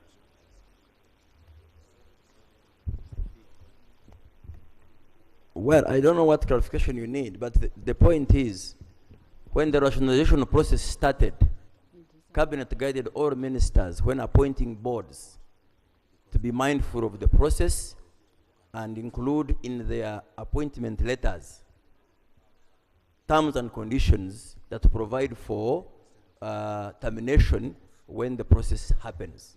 And for CDO really, there will be no people to suffer any loss of terminal benefits. Maybe 2 is on the terminal benefits. That is an entitlement. So you can even sue for it. Then when you look at 3, somebody cannot go and ask for compensation because the entity has been rationalized. However, the committee made a mistake here and put coffee. I don't know why people love coffee. The ministry. So we changed where there is coffee to cotton. That is on 3. That is on 3. Chair, you are right. But the reason I raised it, this matter here, you have to reconcile with the letters of employment that we are given to these people. If there are aspects related to compensation in employment letters, you cannot use a piece of legislation to take away that yes, even boards have letters. They don't exist just like that. So you have to reconcile it with the terms and conditions within the letters that are appointing them to serve on these boards. Otherwise, this will be problematic. That's the clarification I was seeking. The compensation, which one? The severance pay? The terminal benefits? Right on, Speaker. When you look at 3, it is completely closing out the element of compensation. Now, I am aware, right on, Speaker, I am aware that employment or engagement letters in some of these boards have aspects related to compensation. And the point I'm saying, the minister has to be very clear whether this particular aspect is not embedded in the letters. Otherwise, this would be problematic. That's why I was seeking clarification. It is not. Why do we really have to include it? Why do we have to include it? Why don't we do away with it and then everything is catered for? That clause, the 29.3. Why do we have to insist on how? Why should we put it? We need as part of the law? certainty. We need to know what is what. Yes. I just wanted to supplement what the Honorable Minister said, that the discussion on rationalization started in the Cabinet in 2018, and the guidance we got immediately was that any board to be appointed, you must put that provision, that there is this process, and once rationalization takes place, then you will cease being a member of the board. So it is covered for all those boards, yes. More clarification. Chair. Honorable members, Honorable members, can you move an amendment to replace cotton, coffee with cotton? Madam Chair, I On beg to move an 29 amendment on clause 29 29.3 to read as follows. Compensation is not payable to any member of the board of the Cotton Development Organization for loss of office resulting from the dissolution of the cotton, replace coffee with cotton development organization. I beg to move. I put a question. No. Yes. Thank you very much, Right Honourable And Chair. members, the issue of compensation is limited to board members only, not to staff. Chair, in that connection, still under 2, he's saying the board members and staff. Maybe would have also had an additional point on the staff, because with the rationalization, there is an aspect of actually considering some of the staff who qualify, and then those who don't qualify get some remuneration. So in connection to that point, can we add a point or a statement handling the staff specifically of the Cotton Development Authority? That is 2. That is 2. Yes, under 2. They are handled, the staff are part of it. The board members and staff of the Cotton Development Organization shall be paid their terminal benefits in accordance with the terms and conditions of their service. Chair, just an inquiry. Does it mean that all the staff of the Cotton Development Authority now will be laid off so that they qualify for the terminal benefits? No. Right Honourable Speaker. You look at clause 4. Clause 4 provides Clause for 4. Hawari. Look at clause 4.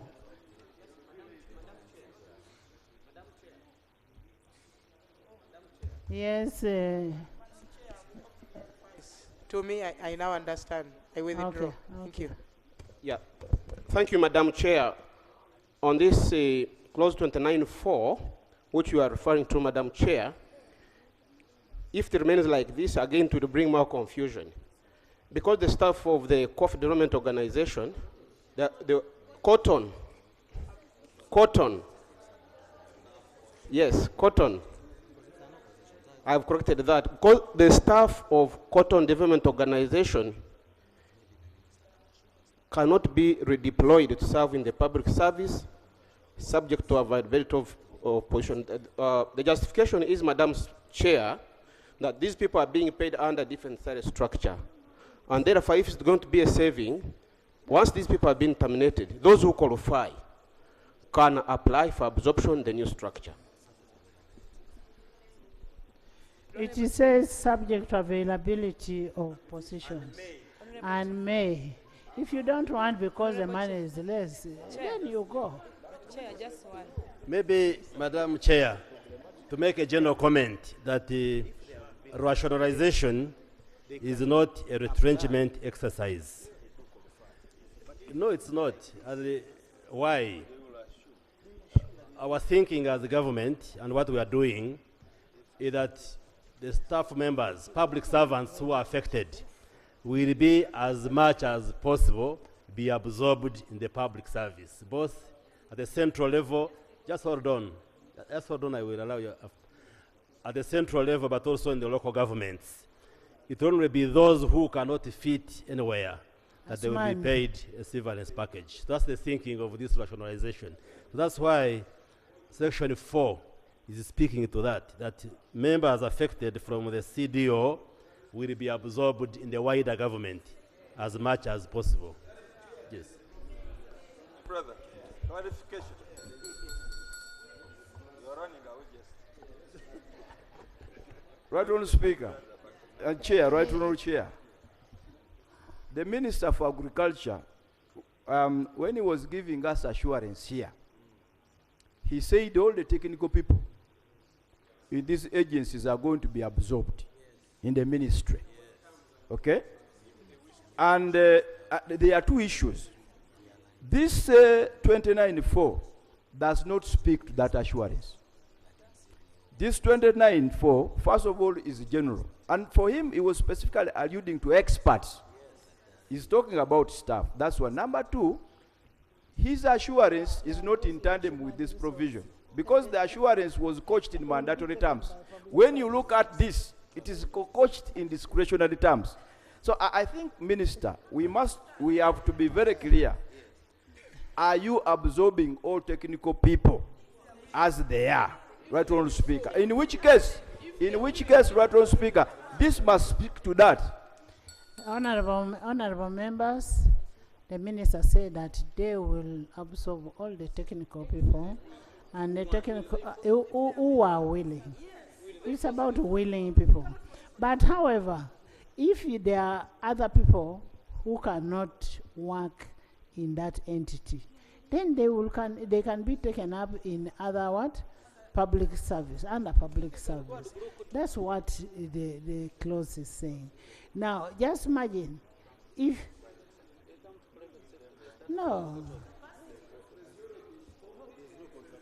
there is no contradiction. Okay, you rephrase the way you do. Rephrase the way it would fit what we are saying.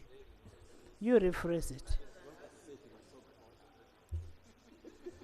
Chair, I'm not rephrasing. I was seeking for your assurance and confirmation. I can give it to you. Madam Speaker, you've just said it. No one will be conscripted or taken by force to the Ministry of Agriculture. So the discretionary nature of the provision is on the part of the staff to make a decision. Now, as the Minister of Agriculture, the understanding we have had with public service is that the structure I am given in the technical commodity department, I must take all the technical staff because I need them to continue doing the work CDO or DDO was doing. So, whether the law can be mandatory, what if the other person declines? So I don't see a contradiction. I put a question that clause 28 be amended as 29 be amended as proposed. I put a question that clause 29 stands part of the bill. Those in favor say and the contrary nay. The ayes have it. Title. I put a question that the title stands part of the bill. Those in favor say and the contrary nay. The ayes have it. Motion for resumption of the House. Honourable Minister. Madam Chair, I beg to move that the House do resume and the Committee of the whole House reports thereto. I put a question that the House resumes and the Committee of the whole House reports thereto. Those in favor say and the contrary nay. The ayes have it. This is Musoga man.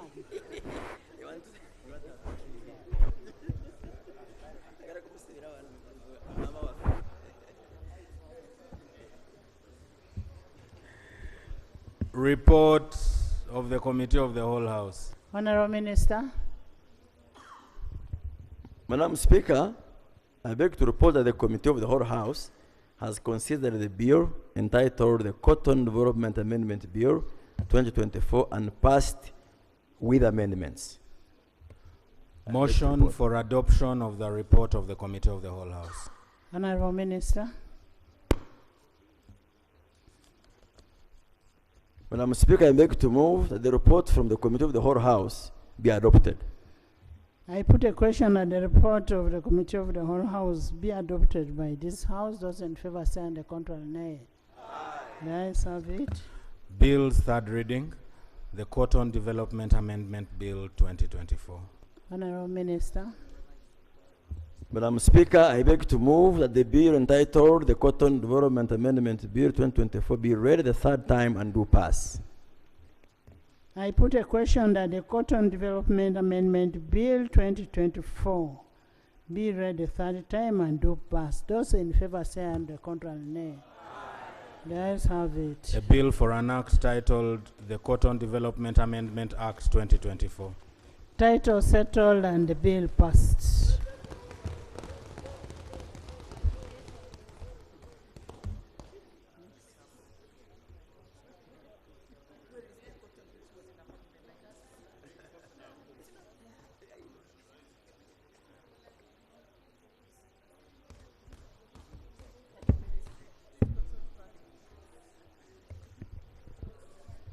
Bills second reading, the Dairy Industry Amendment Bill 2024.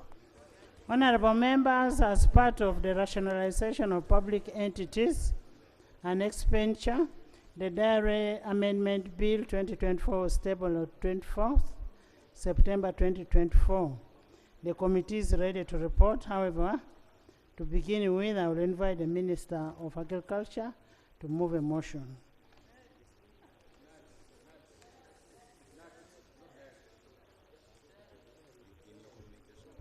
Honorable members, you do not make the order paper. Madam Chair, In my communication, I made an amendment.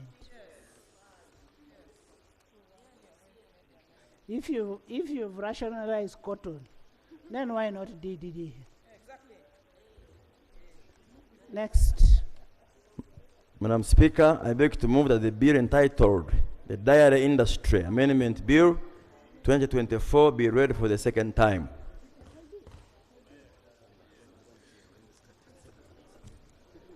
Is it seconded? Seconded by ICT, Chair Agriculture, Local Government, Elders, Margaret, Rose, Mitoma, Richard, Legal, Chairman Legal, Baka is back. By the Oversight, and then we have Honorable Kisa, Emmanuel, Koluo, Chut, Catherine, Mohammadi, Omoding, Noah, Aru, and then Honorable Mushemesa, and Honorable Nandut, and Rose. Then James and John, and Honorable Pair. Would you speak to your motion? Thank you, Madam Speaker. The Dairy Industry Amendment Bill, first and foremost, the general principle of rationalization also affects the dairy industry. We believe the Ministry of Animal Husbandry and the relevant departments under there can ably integrate the functions of the DDA authority, and as a country, we will be able to make efficiency gains from administration, and we will consolidate all the staff together, pay them better, and implement the policy without any duplication. So I believe the bill will cure those overlapping areas, and it will also enable the mainstreaming of the Area Development Authority into the main ministry. It will facilitate efficiencies and effectiveness in delivering services, and it will also harmonize the remuneration of staff, since whether you work with DDA or you work with MAIF, a vet is a vet, a scientist is a scientist, there is no reason whatsoever that there should be discrepancy in the remuneration. And Madam Speaker and honorable colleagues, fortunately, when government enhanced the salaries for scientists, most of these people, even working in the agencies, it will not be a problem now to integrate them in the main service, because the salary for scientists was harmonized and enhanced. So it will not be a problem whatsoever for the scientists, be it from dairy or any other, to join the service. In fact, the pay they get now in these agencies is lower than what the scientists in the mainstream are getting. So it is not only the executive supporting rationalization, even the scientists there are supporting the rationalization to make sure that the pay is harmonized, and we have, including the minister. Yes. The minister is also supporting. Oh, fully. Thank you very much, Right Honourable Speaker. When we're dealing with the other cotton, the minority report presented the expenditure of government in CDO. would you be honest and tell us how much government has been putting in the Dairy Development Authority, and how much are you saving? Because you came here with an argument that you're going to be saving as government on it. But here you're making an argument now that people are paid better in the ministry. Can you clarify, Honourable Minister, how much are we saving in terms of expenditure on from where we are to where we are going? You see, why don't we wait for the report? Maybe it is provided for in the report. Madam Chair. Madam Speaker, he is the minister who is justifying. He's the one who is supposed to bring that information in his justification. All these reports have certificates of financial implication, which give us Honourable Chair. Thank you so much, Chair. As I'd presented a report for the committee on the Dairy Industry Amendment Bill 2024, I beg to report. I'd already laid it on table, but I beg to report to the House that the committee sat, and this is the report. The Dairy Industry Amendment Bill 2024 was read for the first time on 24th September 2024 and referred to the Committee on Agriculture, Animal Industry and Fisheries in accordance with Rule 129, Clause 1 of the Rules of Procedure of Parliament. The bill aims at A, mainstreaming the functions of DDA into the ministry responsible for agriculture, and abolishing the Dairy Development Authority and transferring the functions of the Dairy Development Authority to ministry responsible for agriculture. Chair and colleagues, the committee scrutinized the bill in accordance with the Rules of Procedure of Parliament and now begs to report. We all know the background of rationalization, but it is important to know that DDA was established by Dairy Industry Act Cap 84 and operationalized by the Dairy Marketing and Processing of Milk and Milk Products Regulations 2003. The mandate of the authority is to develop and regulate the dairy industry in Uganda through providing development and regulatory services that will ensure increased production and consumption of milk, sustainable and profitable dairy industry that will contribute to economic development and nutritional standards in Uganda. DDA's presence at some of the main dairy entry and exit border points, that includes all the border point Malaba, Busia, Mutukula, and Entebbe International Airport, with access to Uganda Revenue Authority. ASY CUDA, CUDA, system to clear dairy consignment. This is what they use. Colleagues, we all know the object and justification of the bill. We, as a committee, met with this agency and other stakeholders. Others also presented a written memoranda, and also we reviewed various documents that were presented to us. And these were the committee findings, observation, and recommendation. One, the question was whether there are mandate overlaps between DDA and MAIF. Section 5 of the Dairy Industry Act mandates the authority to register licensed milk processors, traders, dairy farmers, groups, and to support farmers' marketing organizations. DDA also advises and enforces milk standards established by the Uganda National Bureau of Standards.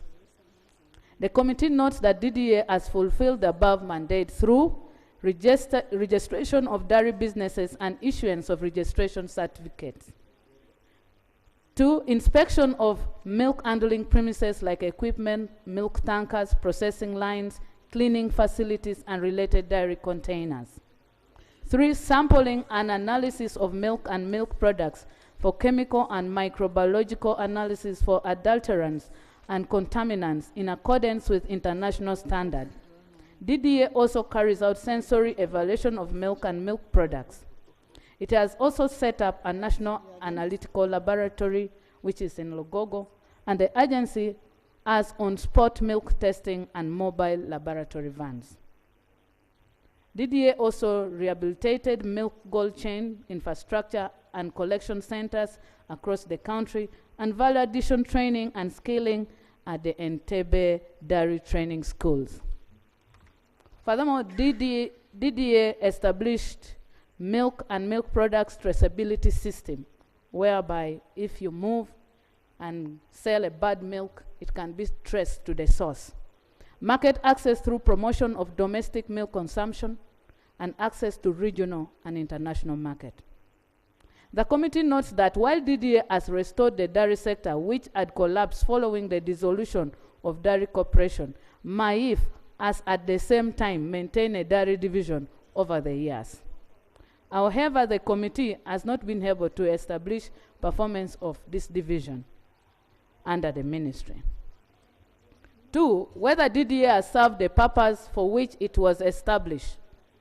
1, increased production and market potential for the dairy sector. The committee notes that at the inception of DDA, the dairy industry and infrastructure had collapsed. By 1986, milk collection was 3,043,000 liters annually. With the intervention of DDA since 2000, milk production have increased to 5.3 billion liters. And the milk collection centers have increased from 15 in 1986 to 547 in 2023. Milk processing companies have increased from just one dairy corporation with a processing capacity of 60,000 liters per day to 160 processing companies today with a processing capacity of 3.9 million liters per day. The country has 87 high-volume milk-producing districts in the cattle corridor, which have cattle keeping as a source of livelihood. The dairy industry provides employment to about 12 million people, majorly in rural areas. The dairy value chain is driven by smallholder farmers, input and service providers, milk collectors, milk bulkers, transporters, traders, and processors, among others. In addition, the dairy industry provides food and income for more than 40% of the population of this country. Dairy export have more than tripled from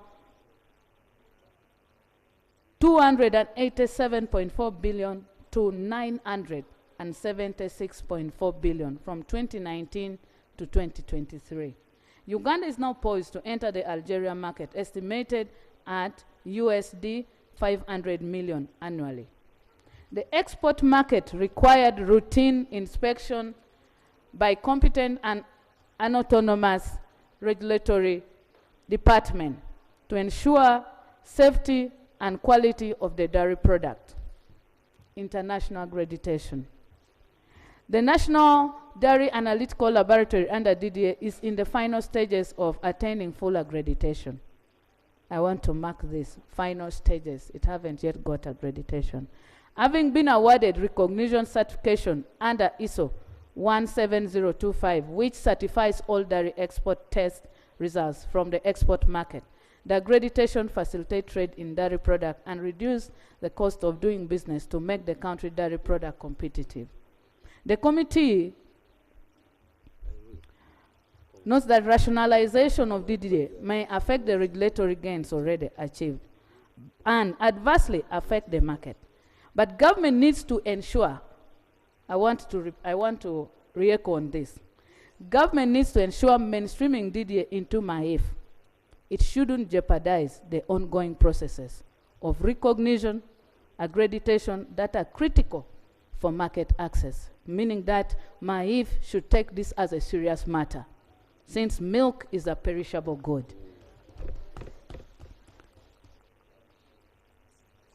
DDA contribution to the National Treasury.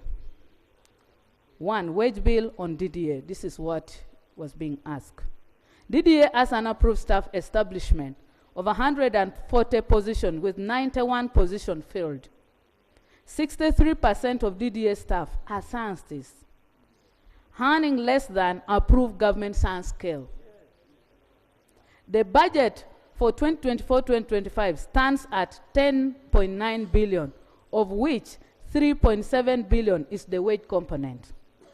Therefore, there will be marginal savings from rationalization of DDA, as the SANSTIS will be catered for as experts in handling the milk product.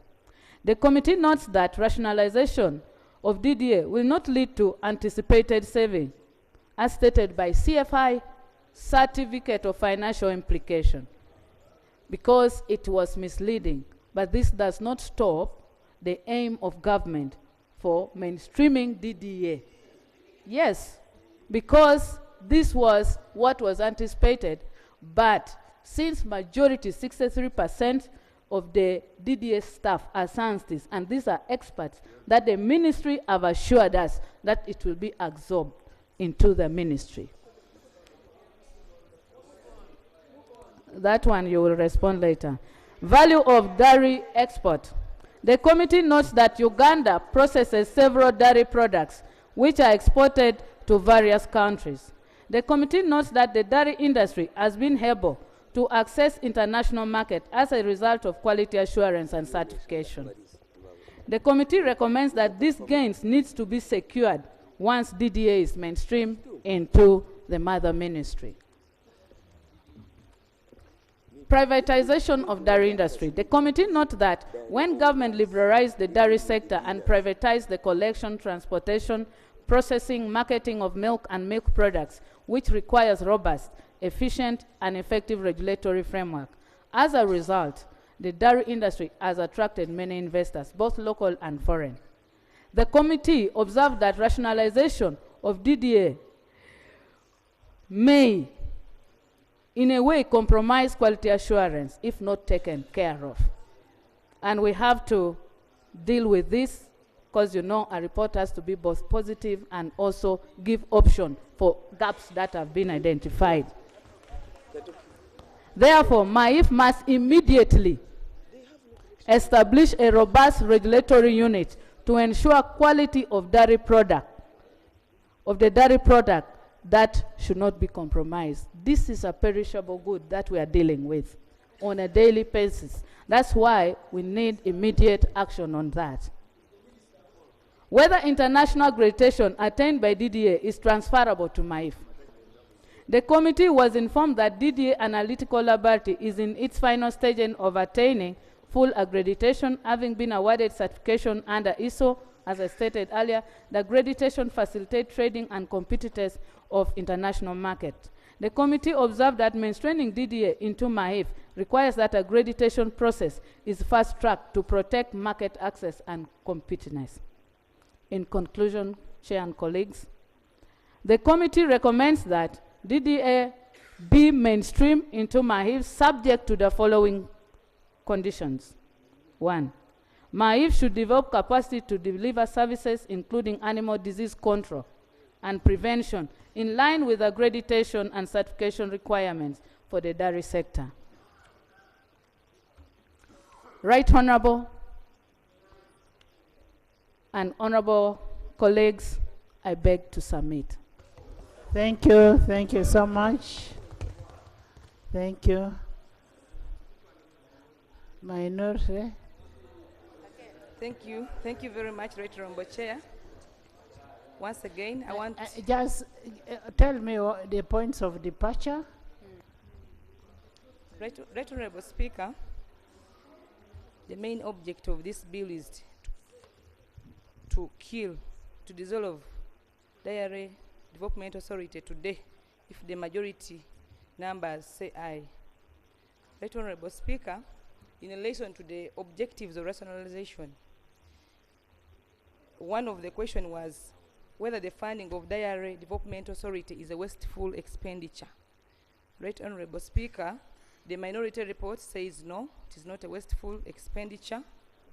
And Right Honorable Speaker, DDA has been able to popularize the sector by which an estimated 12 million people, majority in rural areas, are employed. Additionally, the industry provides food and income for more than 40% of the total population, and thus improving the quality of life for value chain actors. Right Honorable Speaker and members, DDA not only contribute 11% of the total agricultural sector and 5% to the total merchandise export, but also 6.5% of the agricultural GDP. Right, Honorable Speaker, thus the DDA has effectively and efficiently performed its mandate, given the Miyagi resource envelope of UGX 3.37 Uganda 3.376 billions. Right, Honorable Speaker, another reason for rationalization of DDA was whether the mandate overlaps between the Ministry of Agriculture and DDA. Right, Honorable Speaker, the minority report says the two entities do not overlap at all. Right, Honorable Speaker, the agricultural mandate is to formulate, review, and implement national policies, plan strategies, regulations, standards, and enforce laws, regulations, and standards along the value chain of crops, livestock, and fisheries, while the mandate of Dairy Development Authority is to provide dairy development and regulatory service to promote increased sustainable able milk production and consumption and attainment of a profitable dairy sector, increased economic development, and improved nutritional status for Ugandans. This is a very unique role that DDA has never, that there has never been any other entity, and also the ministry, having performed before. The third one was, the final one was whether Dairy Development Authority has served its purpose. Right, Honorable Speaker, the Dairy Corporation has served its purpose according to the said mandate, while, Right, Honorable Speaker, the minority report also observed that the certificate of financial implication, which was presented before the committee, has certain 89 staffs, all of whom are on contract basis, and all their contracts were renewed this year. According to the financial implication, only 10 staff, that is 11%, will be laid, leaving 79% to be observed. The Honorable Speaker, the new structure by the Minister of Public Service indicates that only 40 staff from Dairy Development Authority will be observed in the Dairy Authority Department and under the Minister of Agriculture, leaving 39 staff not laid off and not yet observed. This is likely to cause government more financial losses in courts of laws as it is today with the former Rural Electrification Agency staff. Hence, the certificate of financial implications should be withdrawn and new ones laid before Parliament. Right, Honorable Speaker, according to the certificate of financial implication, the total cost for rationalization of dairy... matter. Thank you very much, Right Honorable. I hear the report. Honorable, before you bring your procedure matter, when I had an interaction with the Public Service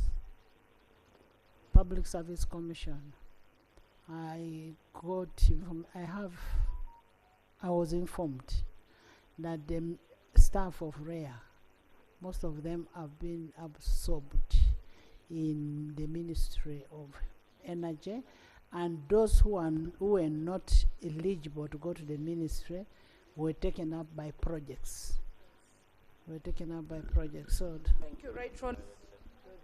Issue is actually on the report presenting to us on anticipation that government will lose money. Who tells you government will lose money? And who tells you that maybe the staff may not even choose to go to court? So are we really proceeding right to present a report bringing issues, which is, anticipating for issues that may not come? I thank you. thank you, Dr. Pear. Dr. Pear, our rules do not allow us to legislate in anticipation. Another procedure. Thank you very much, Madam Chair, Madam Speaker. Our rules are very clear on what a minority report is. Ideally, what happens in the committee is that you sit, you process the business before you, you write a report, then if you disagree with the particular positions of the majority committee, then that's when you write now a minority report saying I disagree with the A, B, C, D, but not to go on a fish expedition of raising emotions and those things which are not part of a response. So, Point of could you dissent. give us the procedural guidance that now and in the future Rule 205. members should stick to the rules? Rule 205. A member or members dissenting from the opinion of the majority of the committee may state in writing the reason for his or her or their dissent. That is the departure point. So, on a departure from the main point. So, can you conclude? Thank you very much, Right Honourable Speaker. The Shadow Minister is not debating in anticipation. The figures are mentioned. I said you were debating in anticipation. Right Honourable Speaker, I was trying to clarify. The figures in the minority report were presented before the committee by the Minister of Public Service and the Minister of Agriculture. I was trying to clear the air. Right Honourable Speaker, my points of dissent are here in this certificate of financial implication, and I'm almost coming to a conclusion. Right Honourable Speaker, I was saying that the total cost of rationalization of Diary Development Authority is 0.53 billion terminal benefits for the laid-off staff, leading to the savings was UGX 11.02 billion in financial year 2024-2025. However, just like all other certificates of financial implication, they accompanied the RAPEX bills. The indicated savings is more than the approved budget of UGX 10.95 in the same financial year 2024-2025. Furthermore, Right Honourable Speaker and colleagues, the quoted savings are unrealistic, since the 40 staff that will be moved to the MAIF have wages and non-wages that are not considered by the certificate of financial implication. Right Honourable Speaker, conclusively, and colleagues, it is important to note that most of the achievements of Diary Development Authority have been registered after acquiring semi-autonomy status and its own vote. Before acquiring the vote, the entity used to receive limited allocation from the mother ministry, which made it so difficult to enforce safety and quality standards. Right Honourable Speaker, the minority report noted that export of milk and milk products require observance of safety and quality standards and regulations along the dairy value chain, which the Ministry MAIF cannot effectively and efficiently deliver. It's also important to note that the milk is a perishable product, and it is mainly driven by smaller holder farmers, input and service providers, milk collectors, milk bulkers, transporters, traders, processors, and among others. Right Honourable Speaker, Diary carries out activities which are geared towards achieving middle income status as envisioned in Vision 2040, where Diary was prioritized as a strategic commodity to realize the country's agro-industrialization program. Right Honourable Speaker, therefore, rationalizing Diary Development Authority may lead to loss of livelihoods for the estimated 12 million Ugandans earning from the diary subsector. Owing to that fact, the justification for rationalization of Diary Development Authority were unsustainable.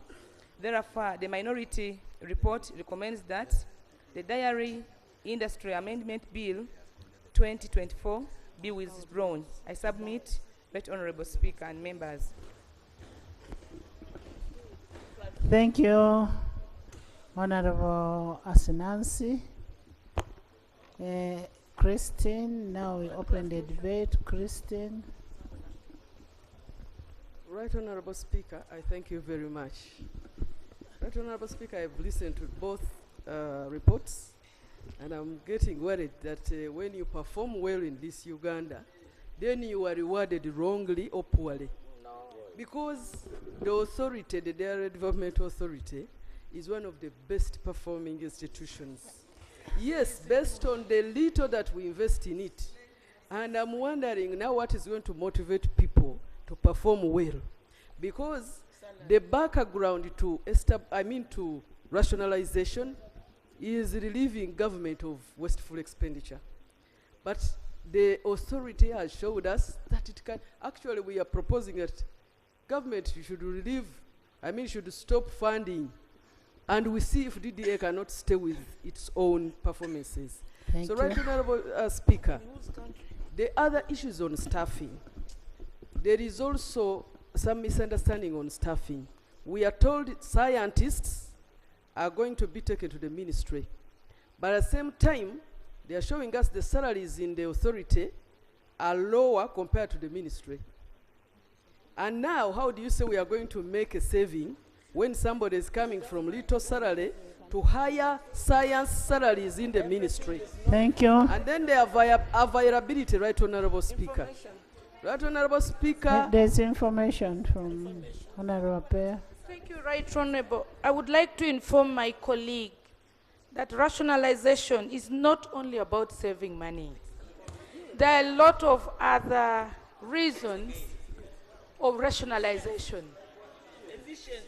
And one of the issues that rationalization is working is to improve efficiency and effectiveness of government. The ministers just told us here that rationalization is about reducing the operational costs. If there is a board somewhere, if somebody is being paid for procurement, if somebody is being paid for human resource, can we bring those brilliant DDA scientists in the ministry and they are helped with the operational costs? Right Honorable, I agree with her that yes, DDA has really performed very well. But the approach that the DDA has used and government is that the dairy industry is actually private sector Are you giving led. information or you're debating? I've given the information, Okay, and now I was that you're telling giving. them that the performance of DDA is about private Honorable sector-led Speaker, approach. Thank you. Honorable Speaker, of course she's there for the floor, but for members of Parliament to disguise concrete submissions into informations, Abia seems to be high priest of rationalization. They should, when time avails herself, make a formal submission, but to hide under information and give a solid submission is really irregular. It's in order can you and finish? interrupt a submission of a Kunesh. Honorable Speaker, somehow, Honorable Chair, somehow we are also deviating from what is available. They say all staff will be taken to the ministry depending on the availability of the jobs. That statement and that proposal is not giving us confidence and confirmation that the good scientists will be accommodated in the ministry. And I pray that we change, we move by the talks we make. The talks must be reflected in the statements and sections. I thank you, Right Honorable Thank Speaker. you, Flavia. Thank you very Flavia. Thank you very much, Right Honorable Speaker. Right Honorable Speaker, I have listened to both reports, and I think much as we have some common ground in the majority report, I'd like to side with the minority report. Reason being that, yes, not to be merged. No, she's DDA a not to be cut-off keeper. merged. She's a cut-off DDA not keeper. to be merged with MAIF. In my area, I have cattle keepers. Musozi, Manyogaseka sub-county, that is all a cattle keeping corridor. So I know issues of dairy as well. Now, I want to the reason why I'm standing up is because cattle keepers in Kasanda district are still complaining that up to now, by the way, first of all, up to now, Kasanda district is still closed because of, it's still quarantined, and our cattle can't move, yes, because of Kalusu. What is Kalusu? FMB. Because of FMB. that one. Thank you very much. And that means, no.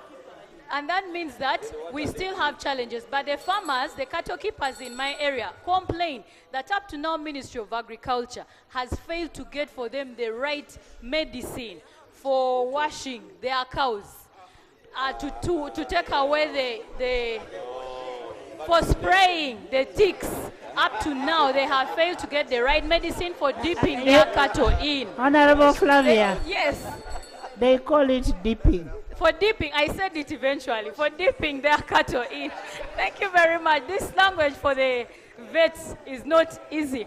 But I am telling you this, and I think the message has been good. Because they are saying for a very long time, they are still getting tomato medicine, nyanya, tomato medicine, and they are mixing it with other medicines. So their cattle are still suffering. And that is a failure on the Ministry of Agriculture part. Now, if we are taking away DDA, which is working and which has the best scientists, but efficiency is lost in the process. And so the cattle keepers will remain complaining because the other side, there is a lot of inefficiency. Thank you very much. Cassandra. Thank you very much, Right Honourable Speaker. Emma. Right Honourable Speaker, we shouldn't do this mistake. We have an agency that picked milk from down to where milk it is now. We shouldn't just rationalize everything. We must rationalize for purposes of efficiency. Yes, that's what we are doing. Right Honourable Speaker, some of these agencies, we should think about them. They can do without government money. They can. If you left DDA to generate its revenue, Right Honourable Speaker, it can stand. Right Honourable Speaker, Right Honourable Speaker, we have seen the amount of money that is going to be saved. There is almost nothing. Thank you. We know the ministry is inefficient. We can't pick a very efficient agency and throw it in inefficiency. You'll have done nothing. No. You'll have wasted, Madam you Speaker. cannot. Madam Speaker, it is a fact. Honorable members, if the ministry is inefficient, the members of parliament are inefficient. Because you do, why don't you listen? You do oversight on these institutions. You do oversight on these institutions. You get it, eh? So if you're doing, why don't you close, why don't you have the power, why don't you close the ministry if it is inefficient? Just some clarification. Emmanuel. Madam Chair, I am hearing. You know, the worst thing you want to do is to do post-mortem. You do post-mortem. That's why for me, I will agree with what Lopo is doing. He goes before things are getting bad. Do your oversight. Okay, Madam Chair, I had stated earlier that I'm now in this bandwagon of rationalizing. I am hearing this point about the staff will be absorbed. The staff will be absorbed. But I'm in the Committee of Education and Sports. And I remember for two entities, the Higher Students Financing Board and also for UNESCO, one of the reasons why the president returned those bills to us was he was questioning who did the recruitment for those agencies. And to him, if the recruitment is not done by Public Service or Education Service Commission, then you cannot talk about automatically them shifting to the ministry. So we need to be sure in these entities who were responsible for the recruitment of the staff.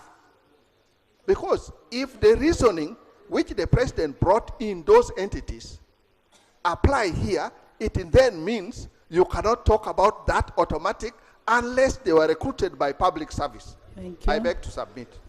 Honorable members, before a bill comes to the House, pre-legislative studies are done. And that's where they get all those facts. Kangwaje?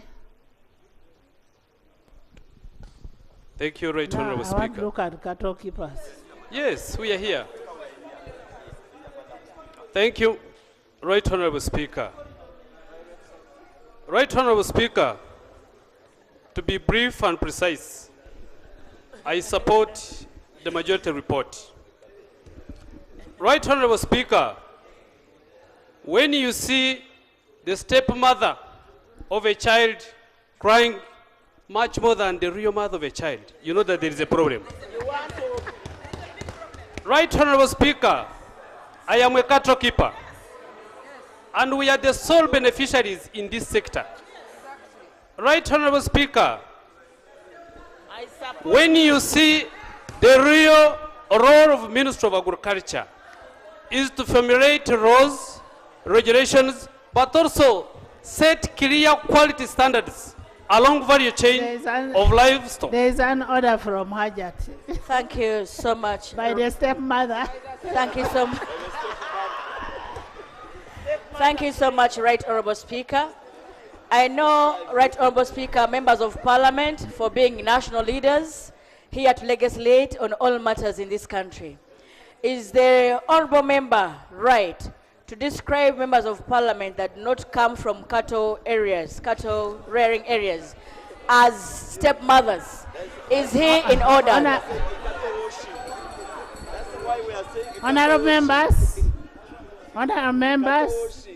Honorable Kangwaje did not mention anybody as a stepfather. He was just making a phrase. Yes. Thank you, Right Honorable Speaker, for the wise ruling. Right Honorable Speaker, I was trying to emphasize that for us as the cattle keepers, who are real sole beneficiaries in this sector, we are saying that the DDA should be rationalized, simply because we have seen all the challenges, what the DDA has done to us, we the cattle keepers. For instance, whatever has been happening to cattle keepers, it is only Ministry of Agriculture which has been coming to them so that all the challenges can be sorted out. So once we said, come back, you child, you the prodigal son who has been lost, come back home so that you can be given the real care, so that you can be taken care of well, so that you can be given all the support, so that you can be well equipped. When Ministry of Agriculture is given full support, all the farmers in the sector are going to be well motivated, and all the challenges are going to be sorted. Thank you so much. Brief, Museveni. Thank you, Madam Speaker. Madam Speaker, I support that daily the Mental Authority be taken to Maif. Why? I'm a cattle keeper, Madam Speaker. But I have failed to see those people coming down to the farmers. They have no connection with the farmers. How do you regulate milk, yet you don't know the cost of production of milk? When do you come to assist the farmers? If you make a report here and you say that they have tried to increase the quantity of milk in Uganda, it's a lie. We are doing it on our own. We are dealing with the Ministry of Agriculture. Thank you. Let them go back to Ministry of Agriculture so that they can come direct to the farmers and they do what they are supposed to do, what they are not doing today, Madam Speaker. Let it go. Thank you, Madam Speaker, for the opportunity. I know I'm bound by collective responsibility to support the government position, but I clearly state that I do not support the position of rationalizing DDA. On condition, government made a promise that as we rationalize these agencies, they will bring a national regulator bill so that the regulation element that has been handled by UCDA, CDO, and others can be dealt under the national agency. We have no bill in place. We are now rationalizing these agencies. They are not giving us any assurance when the bill will be in place. Madam Speaker, thank you. I think it's wrong for us to rationalize without the commitments made for the support of the rationalization, as much as we are bound by the collective responsibility. Madam Speaker, the Dairy Development Agency has existed in Uganda for many years. But Madam Speaker, the DDA has failed to keep a national picture. Even for a region like mine, the Karamoja sub-region, that holds the biggest national herd of over 2.4 million cows, the DDA has not stepped foot. Therefore, the DDA has divided this country. And on that basis, DDA must be rationalized. When our farmers are faced with FMD, when I raised in this house a matter of national importance on FMD, the Ministry of Agriculture responded. The FMD affects the milk production very much. Therefore, the milk we are proud of cannot exist without the intervention that the ministry has put in this sector. Whenever there is a... Madam Speaker, the entire debate from the time we started the rationalization bills in this house has focused on the welfare of staff, on whether they will be absorbed. People have spoken passionately over the staff. And now when we are handling the matter of DDA, where the staff will be promoted to a science scale, those experts we thought we were caring about, the members are saying, no, they should be paid the little pay they have been getting in DDA, and yet we know that pay with quality of work go together. Why are we not supporting the staff whom we represent here? They come from every part of the country. So that rationalization happens for the good of the staff, the experts in DDA, that we will be employed in the Ministry of Agriculture.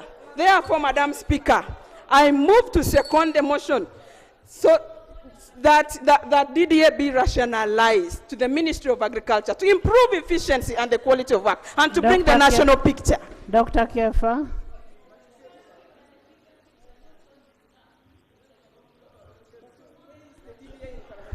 Thank you very much. Thank you very much, Madam Speaker. Madam Speaker, a large swath of my constituency is in the cattle corridor. I have several sub-counties which are in the cattle corridor. And my anxiety had been whether, if the DDA is taken to Maiv, whether it will aggravate some of the problems we've had, especially with the price for milk and actual consumption of milk. But listening from the debate that has been going on, I'm persuaded by people from the cattle corridor that yes, we can rationalize DDA. Thank you, Wilson. But I'd like to conclude by appealing to the government, to Maiv, to look more around at the problem that we are having around the actual consumption of milk and the prices of milk, which increasingly seems to be going down. And I think we'll very much appreciate if some solution are found on that. Thank you very much. Thank you, Right Honorable Speaker. I thank you so much for the opportunity. I represent Nyabusho's constituency where dairy farming has a footprint, and a recognized and uncontested footprint. We produce 2 million liters of milk per day. I therefore feel I should speak for them. The problem of the farmers in Nyabushozi now is low farm gate prices. We are looking for an efficient, we are looking for market, we are looking for market of our milk. Massive consumption of our milk. DDA has not done that. We should not scatter the little resources that we have as a nation.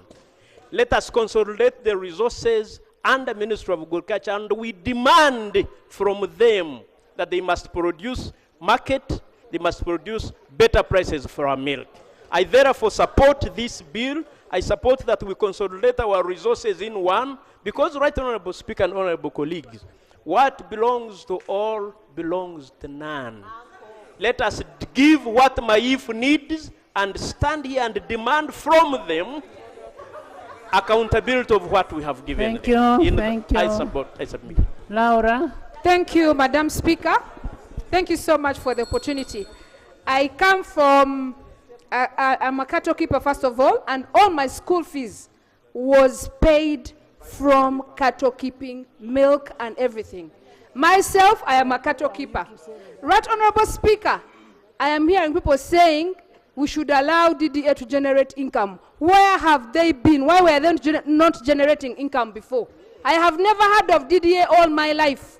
Right Honorable Speaker, the milk that people produce can drop up to 100 shillings per litre under DDA, when a water of Kavera is at 500 shillings. Right Honorable Speaker, we are not just rationalizing for the sake of rationalizing, like some members want to think. We know what we are talking about. We want efficiency.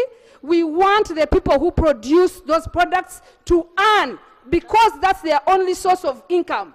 And some of us are here because we were that's what educated us. That's why we are here. We cannot see milk being sold at 100 shillings where we come from. Thank you so much. Honorable members, I put a question that the Dairy Industry Amendment Bill 2024 be read for the second time. Those in favor say and the contrary nay. The ayes have it. The Dairy Industry Amendment Bill 2024, Bills Committee stage.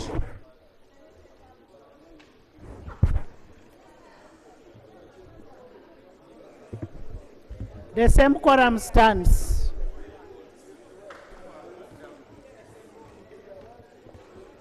Clause 1. Clause 1, I put a question that clause 1 stands part of the bill. Those in favor say and the contrary nay. The ayes have it. Clause 2. I put a question that clause 2 stands part of the bill. Those in favor say and the contrary nay. The ayes have it. Clause 3. Clause 3. Thank you, Chair.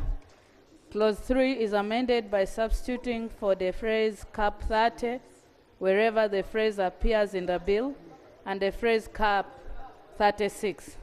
Justification: to align the citation of the Dairy Development Authority to revise the laws of Uganda. Minister. I concede. I put a question that clause 3 be amended as proposed. Those in favor say and the contrary nay. The ayes have it. Clause 3 as amended. I put a question that clause 3 as amended stands part of the bill. Those in favor say and the contrary nay. The ayes have it. Clause 4. I put a question that clause 4 stands part of the bill. Those in favor say and the contrary nay. The ayes have it. Clause 5. I put a question that clause 5 stands part of the bill. Those in favor say and the contrary nay. The ayes have it. Clause 6. I put a question that clause 6 stands part of the bill. Those in favor say and the contrary nay. The ayes have it. Clause 7. I put a question that clause 7 stands part of the bill. Those in favor say and the contrary nay. The ayes have it. Clause 8. I put a question that clause 8 stands part of the bill. Those in favor say and the contrary nay. The ayes have it. Clause 9. 9. Thank you, Chair. Clause 9 is amended by A, inserting a new paragraph immediately after paragraph C as follows. Substituting for paragraph C, the following. Initiate dairy development policies and quality control in the dairy industry. B, substituting paragraph E, the following. Repeal paragraph H. Justification: 1, to provide the ministry to initiate policies relating to dairy development and quality control. 3, the authority as a body corporate is sought to be dissolved in the bill. Minister. I concede, Madam Chair. I put a question that clause 9 be amended as proposed. Those in favor say and the contrary nay. The ayes have it. Clause 9 as amended. I put a question that clause 9 as amended stands part of the bill. Those in favor say and the contrary nay. The ayes have it. Clause 10. I put a question that clause 10 stands part of the bill. Those in favor say and the contrary nay. The ayes have it. Clause 11. I put a question that clause 11 stands part of the bill. Those in favor say and the contrary nay. The ayes have it. Clause 12. I put a question that clause 12 stands part of the bill. Those in favor say and the contrary nay. The ayes have it. Clause 13. I put a question that clause 13 stands part of the bill. Those in favor say and the contrary nay. The ayes have it. Clause 14. I put a question that clause 14 stands part of the bill. Those in favor say and the contrary nay. The ayes have it. Clause 15. I put a question that clause 15 stands part of the bill. Those in favor say and the contrary nay. The ayes have it. Clause 16. I put a question that clause 16 stands part of the bill. Those in favor say and the contrary nay. The ayes have it. Clause 17. I put a question that clause 17 stands part of the bill. Those in favor say and the contrary nay. The ayes have it. Clause 18. I put a question that clause 18 stands part of the bill. Those in favor say and the contrary nay. The ayes have it. Clause 19. I put a question that clause 19 stands part of the bill. Those in favor say and the contrary nay. The ayes have it. Clause 20. Chair. Thank you so much, Chair.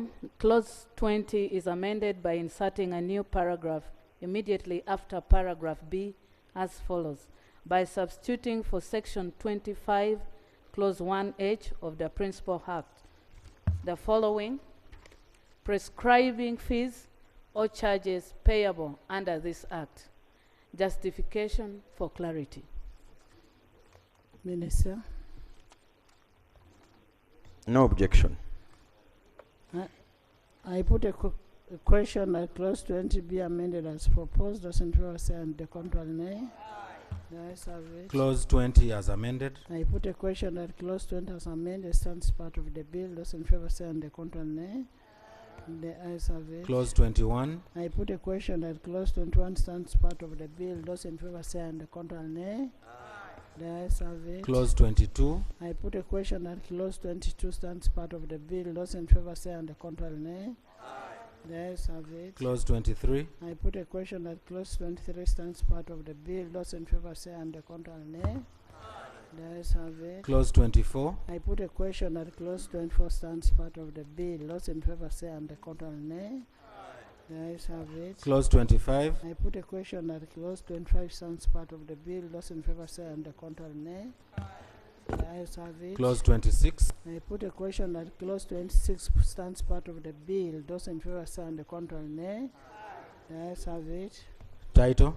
I put a question that the title stands part of the bill. Those in Chair. favor.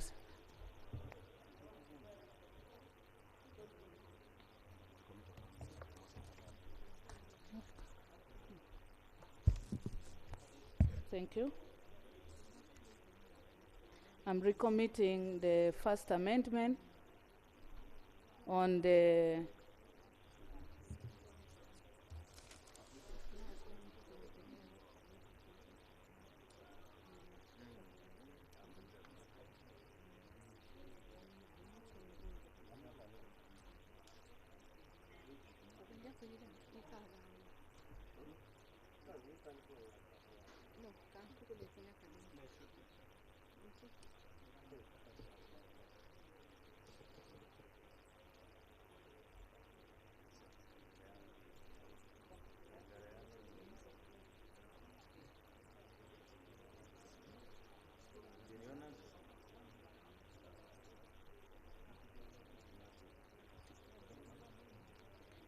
Thank you so much, Chair.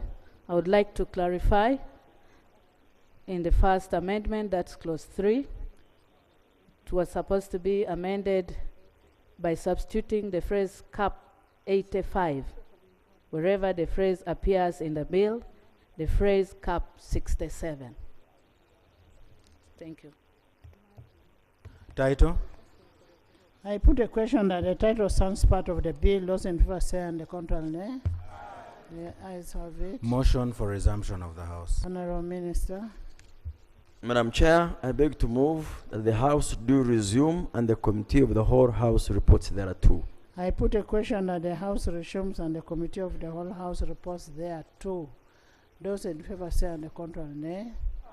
The ayes have it.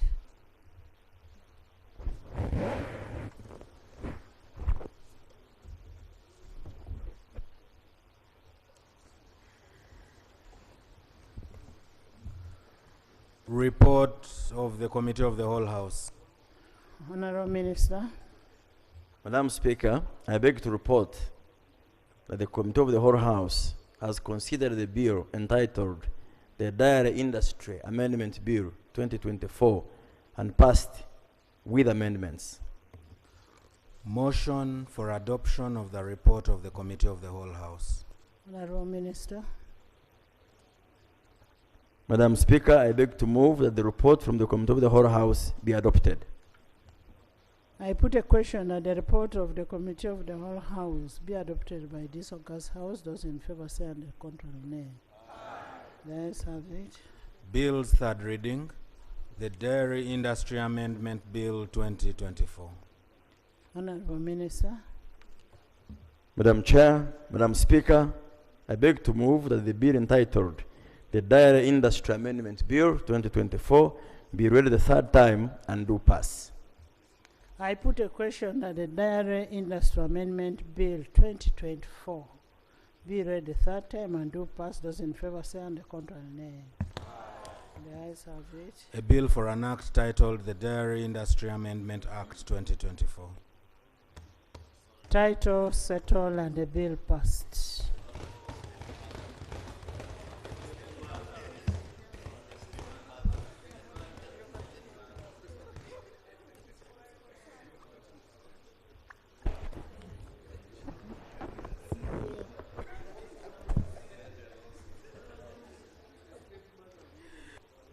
Bill's second reading, the National Agricultural Advisory Services Amendment Bill 2024. Honorable Minister, move a motion. I beg to move, Right Honorable Speaker and members, that the bill entitled the National Agricultural Advisory Services Amendment Bill 2024 be read for the second time. Seconded. Seconded by Honorable Lanyo, Bua, Okwalinga, Katenya, by Gulania, by Josephat, Honorable Cheru, Honorable Lugolobi, Honorable Elders, Honorable Local Government, and the whole side, including Kamuntu, Honorable Mushemesa, Honorable Aru, Honorable Nevanda. Speak to you briefly.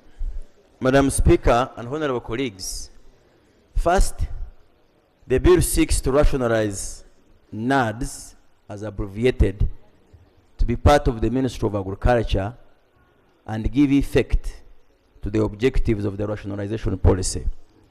But most importantly, colleagues, if you revisit the many decisions of this House, and over the years, there was a call to amend the NAADS Act. Why?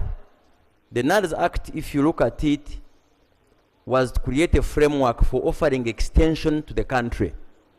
When NAADS was started, you had NAADS, sub-county NAADS coordinators, you had district NAADS coordinators, you even had farmer forums. Now, as time went by, duplication was very clear.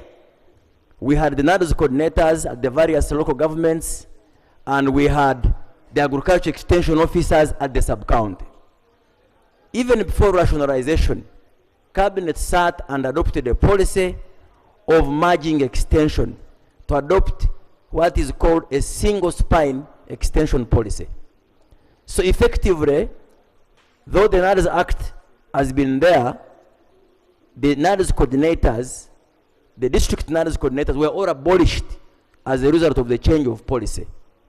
So the original mandate of NAADS, in effect, the policy changed that for avoiding duplication, because the NAADS coordinators at the district, at the sub-county, had overlapping mandate with the traditional agriculture extension staff. So even before rationalization, the NAADS Act should have been amended yesterday, Right Honorable Speaker and honorable colleagues. In addition, the work, and I want to make this clear, rationalization is not a vote of no confidence in the staff. It's just a strategy to have the governance of government, to have the administration of services clear and streamlined. So it's not a vote of no confidence in the staff. So NAADS, because the policy changed from offering extension, it was now supporting with value addition. Same things departments of MAIF are doing. So like members have said, Why have so little and then you scatter it across the structure? So it's on the basis of that that we believe the mainstreaming of NAADS into MAIF will give the country a better service delivery framework. I thank you. Thank you, Chair.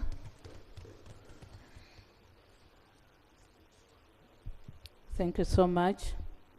Chair, I beg to report the report of the Committee on Agriculture on the National Agricultural Advisory Services Amendment Bill 2024. Chair and honorable colleagues, the National Agricultural Advisory Service Amendment Bill was read for the first time on 24th September 2024 and referred to the Committee for Agriculture in accordance with Rule 129, Clause 1 of the Rules of Procedure of Parliament. The bill aims at dissolving the National Agricultural Advisory Services and mainstreaming its function into the ministry responsible for agriculture. The committee scrutinized the bill in accordance with the rules of procedure and now begs to report. All of us are aware about the background of rationalization, but it is important to also note what NAADS was established for. It was established by an act in 2001, and Section 5 and 6 of the act empowers them to organize and promote food security, nutrition, household income, provide agricultural advisory services, support technology development and linkages with the farmers, among other duties. NAADS intervention, we are focusing on the following strategic objectives to contribute to the agro-industrialization program. A, to increase access to critical and quality farm inputs for agricultural production and productivity. B, to improve post-harvest handling and storage. C, to increase agro-processing and value addition. And D, to strengthen institutional coordination for improved service delivery. Object and justification is the same. We met the agency itself, the ministry, and other stakeholders through reviewing relevant documents and including the written memorandum received from different stakeholders like us, avocado farmers, and others. Findings and observation recommendations of the committee was to find out whether there are mandate overlaps between MAIF and NAADS. NAADS was established by the same note in 2001, as stated in Section 5 and 6, that mandated them to empower the organization and promote food security, nutrition, household income, among others. NAADS contributed to food security in the country through various interventions, which have led to increased agricultural production and productivity, value addition, and agro-processing. Colleagues and Chair, NAADS has also promoted cash crops like cocoa, tea, and other high-value crops like avocado, macadamia, and cashew nuts. That needs further intervention. It has also promoted the beef and dairy sector that has resulted to high yield and export earning. Similarly, NAADS has involved itself in the development of fisheries and aquaculture subsector. NAADS was everywhere. The committee notes that Uganda has achieved relative food security and become the food basket for the East African region through the efforts of NAADS. The absorption of NAADS into MAIF needs to safeguard the gains that NAADS had achieved, especially on the high-value crops and other areas that NAADS had captured. Colleagues, NAADS was the one giving us seeds, and that's why we are saying their gains shouldn't be frustrated. The ministry should continue with what NAADS have been doing.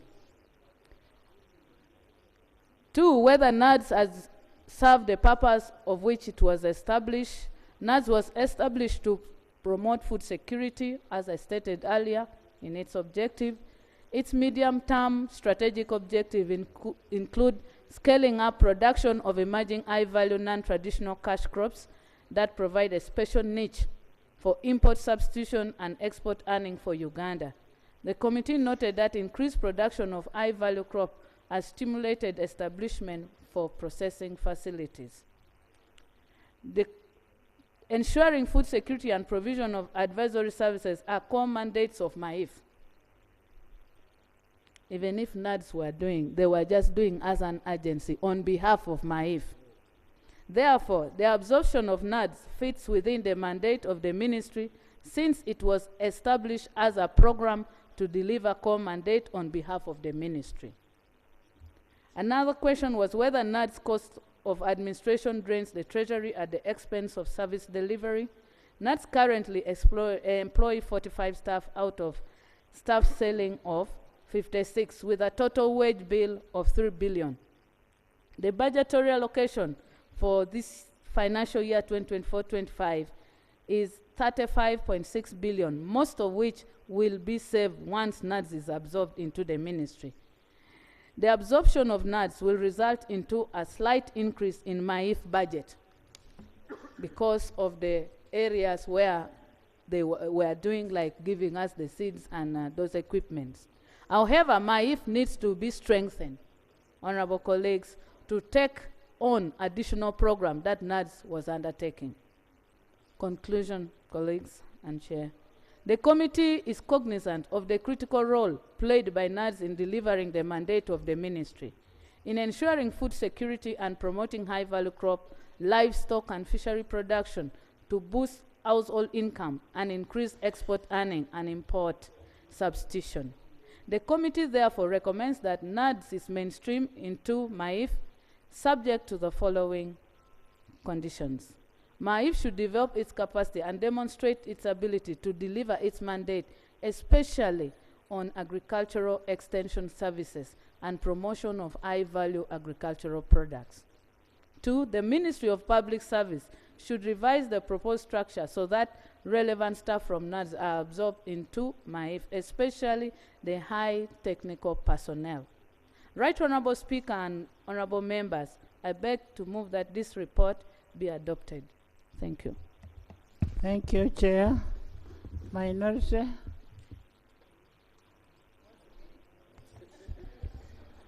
Once again, thank you very much, Right Honourable Chair. With the dissent from the majority report.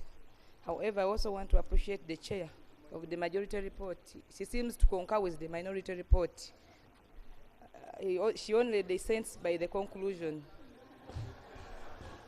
Right Honourable Speaker, we do still note that mainstreaming NAADS into the parent ministry will compromise and affect the delivery of the technical and regulatory function this agency has been undertaking since its inception. Right Honourable Speaker, the main object of NAADS is to ensure that today, without fail, if the majority has it, the ministry NAADS does is not dissolved. do the regulation, The but agency. advisory.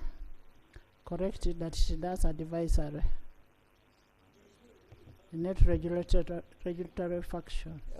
Thank you, Right Honourable Speaker, for your wide guidance. I withdraw, and I was meaning MAIF. So, Right Honourable Speaker, the main object of rationalizing asked 3 questions, and one of them was whether the mandate of NAADS overlaps with the Ministry of Agriculture. Right Honourable Speaker, the mandate of NAADS does not at all overlap with the mandate of Ministry of Agriculture. Right Honourable Speaker, Section 5 and 6 of the Act empowers the organization, the advisory services to promote food security, household nutrition and income, provide agricultural advisory services, support technology development and linkages with farmers, among others. And this has been effectively and efficiently achieved by NAADS. Right Honourable Speaker, the minority report notes that cash crops like tea and cocoa, which have no regulatory agencies, are being promoted by NAADS.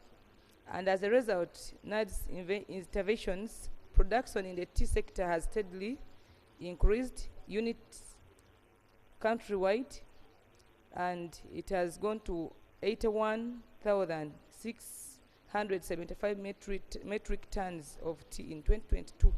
was US dollars 38.36 million in comparison with the 50,055 tons produced in 2017. Right Honorable Speaker, NAADS has provided dairy heifers, beef, cattle, pigs, poultry, birds, and associated feeds. And in order to improve livestock breeds, NAADS has promoted artificial insemination by distributing 39,371 doses of cattle semen and 399 liters of liquid nitrogen in partnership with the National Animal Genetic Resource Center and Data Bank. Right Honorable Speaker, NAADS distributed livestock input to various local governments across the country in addition to distribution of livestock, fish, fingerling for tilapia, catfish, and mira caps, as well as the fish feed for income and governments. Right Honorable Speaker, in a bid to support storage, value addition, and agro-processing, NAADS has set up community grain stores, milk coolers with their matching generators, maize milling equipment, feed milling equipment, rice milling equipment, among others. The entity has also established the following fruit processing factories: Yumbe Mango Processing Plant, Kayunga Pineapple Processing Plant, Kapeka Malt Fruit Processing Plant, Floki Wineries in Bunyangabu for grapes, and 5 mini dairy processing facilities.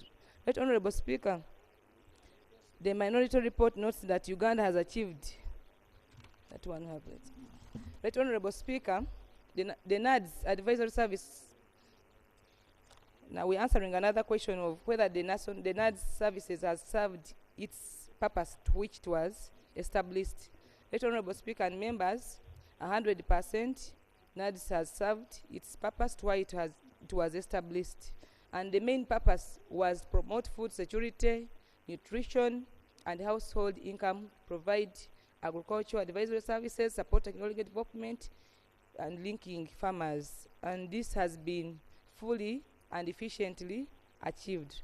Right Honorable Speaker, given that the main report was also concurring with the minority report, I would wish to go to another question, whether NAADS services costs are so high that they drain the Treasury at the expense of service delivery.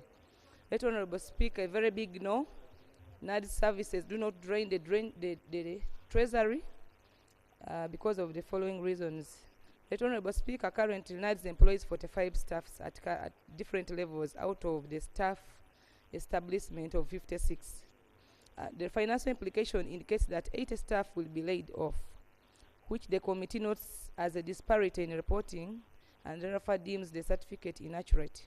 Since the reported number is the basis for the finance certificate of financial implication dictates costs, the certificate of financial implication estimates that the total cost terminal benefits will be only UGX 5.23 billion, equivalent to 1.59 billion of the approved wage bill for financial year 2023-2024. The minority report notes that this claim is false since it is based on staff establishment of 80, which is not the case.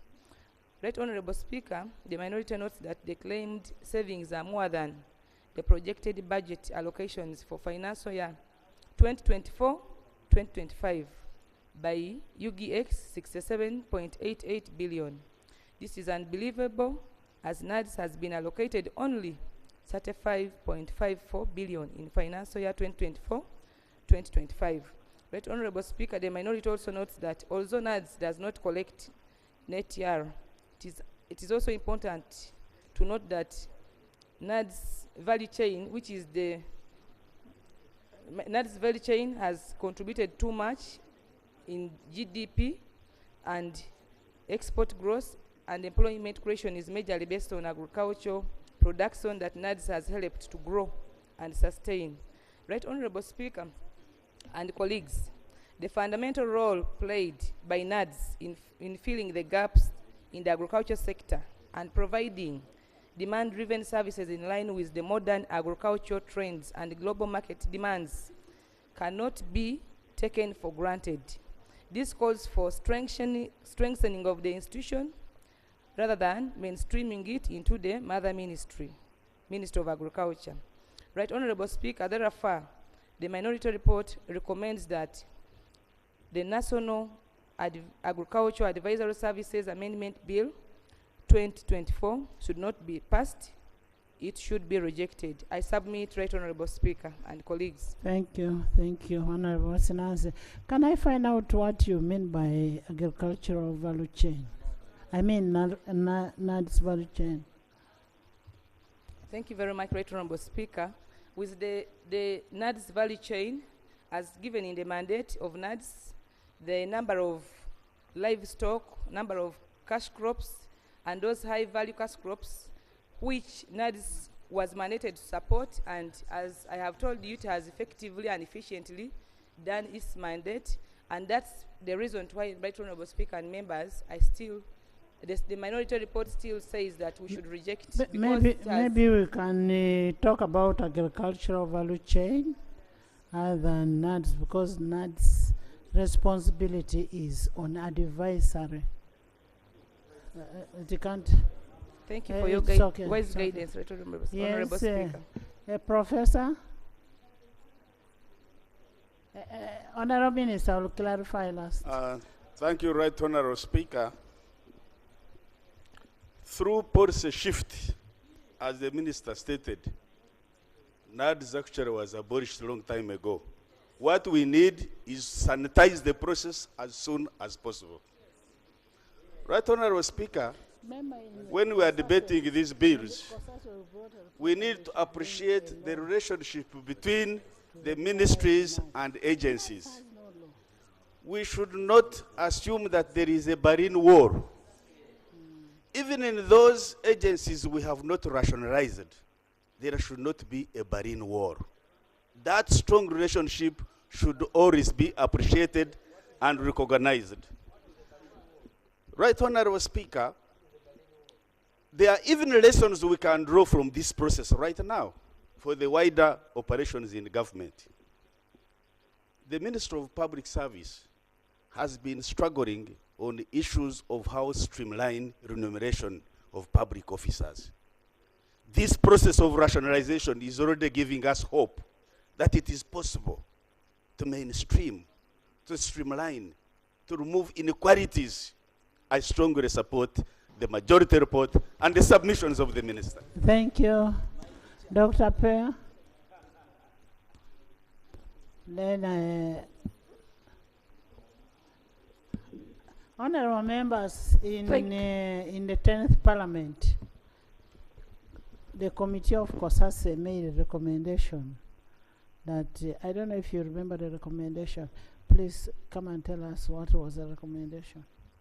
The recommendation, we were being accused as the Minister of Agriculture why I was not appointing the NAADS board. Up to now, there is no board for NAADS.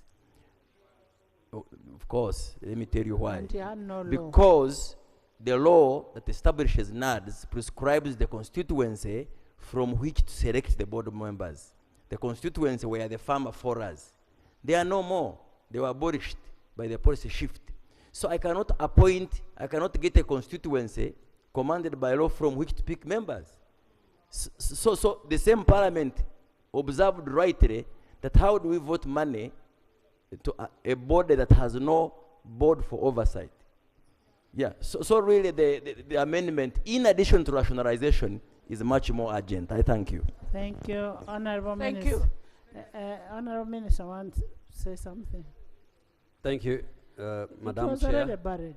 I want to clarify to members, to give it a background of NAADS.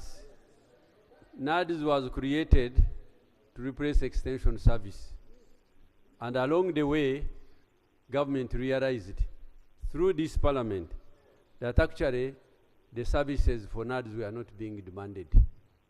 And we created the Directorate of Extension Services in the Ministry of Agriculture.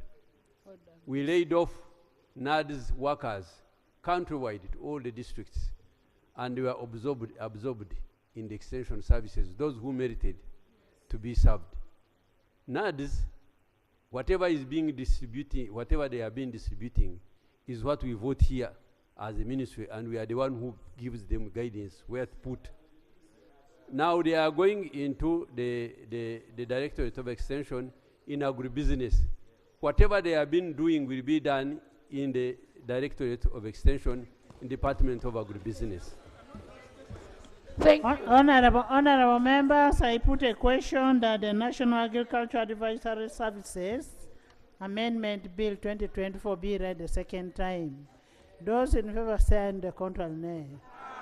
The ayes have it. The National Agricultural Advisory Services Amendment Bill 2024, Bills Committee stage.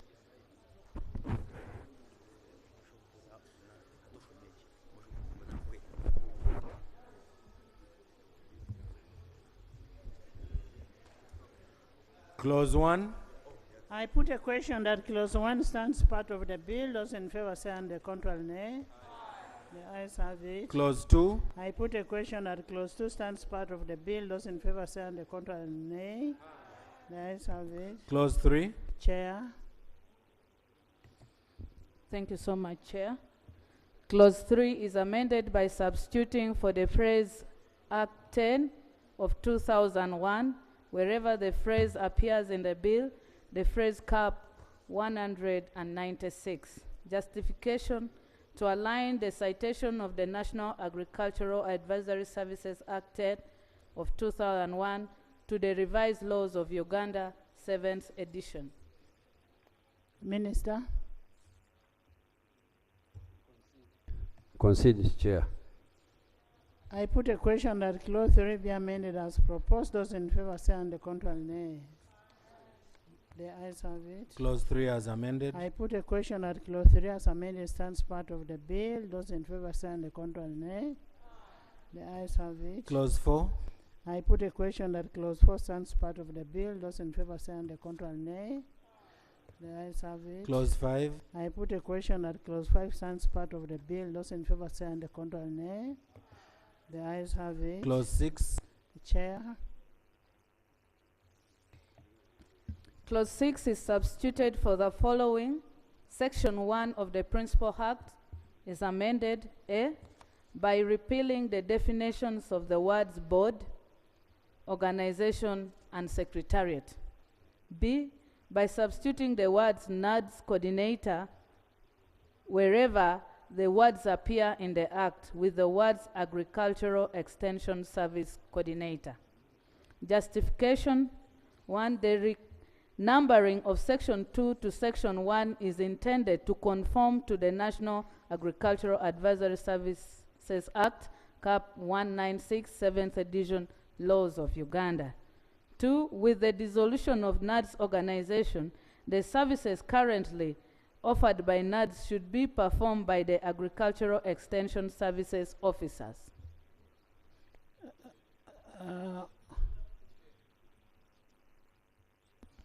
I wanted the minister to tell us how NAADS was structured. Was that even up to the sub-counties would have NAADS coordinators. So when you bring in this new structure, I want my people to be assured of extension services at whatever level. So you need to see how that will work. Madam Chair, the NAADS coordinators cease to exist, and we appointed extension service providers at every sub-county. They vary from enterprise selection of every sub-county. If there is a fishing community, there is a fisheries officer. If there is a livestock, there is a veterinary officer. If they are both livestock and agriculture, they are both agriculture officer and a veterinary officer. They exist, Madam Chair, and we are going also to recruit for the new districts where the extension gaps exist. Thank you. Are you okay with the amendment? We are in agreement with the amendment, Madam Chair. I put a question that clause 6 be amended as proposed. Those in favor say and the contrary nay. The ayes have it. Clause 6 as amended. I put a question that clause 6 as amended stands part of the bill. Those in favor say on the contrary, nay. The ayes have it. Clause 7. I put a question that clause 7 stands part of the bill. Those in favor say on the contrary, nay. The ayes have it. Clause 8. Clause 8, Chair. Chair, Clause 8 is amended by substituting for the phrase Section 3, the phrase Section 2, and thereafter align the numbering of the sections under the bill to the numbering as provided in the National Agricultural Advisory Services Act, Cap 196. Justification: to conform to the numbering of sections in the National Agricultural Advisory Services Act, Cap 196, 7th edition laws of Uganda. Minister. Madam Chair, we in an agreement. I put a question that clause 8 be amended as proposed. Those in favor say on the contrary, nay. The ayes have it. Clause 8 as amended. I put a question that clause 8 as amended stands part of the bill. Those in favor say on the contrary, nay. The ayes have it. Clause 9. I put a question that clause 9 stands part of the bill. Those in favor say on the contrary, nay. The ayes have it. Clause 10. I put a question that clause 10 stands part of the bill. Those in favor say on the contrary, nay. The ayes have it. Clause 11. I put a question that clause 11 stands part of the bill. Those in favor say on the contrary, nay. The ayes have it. Clause 12. I put a question that clause 12 stands part of the bill. Those in favor say on the contrary, nay. The ayes have it. Clause 13. I put a question that clause 13 stands part of the bill. Those in favor say on the contrary, nay. The ayes have it. Clause 14. I put a question that clause 14 stands part of the bill. Those in favor say on the contrary, nay. The ayes have it. Clause 15. I put a question that clause 15 stands part of the bill. Those in favor say on the contrary, nay. The ayes have it. Clause 16. I put a question that clause 16 stands part of the bill. Those in favor say on the contrary, nay. The ayes have it. Clause 17. I put a question that clause 17 stands part of the bill. Those in favor say on the contrary, nay. The ayes have it. Clause 18. I put a question that clause 18 stands part of the bill. Those in favor say on the contrary, nay. The ayes have it. New clause. New clause. Thank you, Chair. Insertion of new clauses. The bill is amended by inserting new clauses immediately after clauses 18 and clause 20 respectively as follows. Amendment of section 15 of the Principal Act. Section 15 is amended by substituting the words NAADS services wherever the words appear, the words agricultural extension services. Amendment of section 18 of the Principal Act. Section First 18. read the one of 15. The one Just- of 15. just Section fine. 15. The justification, the services originally provided by NAADS shall be provided by the ministry through the extension workers appointed for that purpose. Is that okay? Maybe, Honourable Minister, before We you are in come. agreement, Madam Chair. My concern is that NAADS used to offer services beyond extension service. For example, distribute seeds also and seedlings. Now, the current provision only limits the law to extension services. Are we seeing extinction of distribution of service? I mean, in seeds and seedlings, we need assurance. Thank you, Madam Chair. He's actually said it.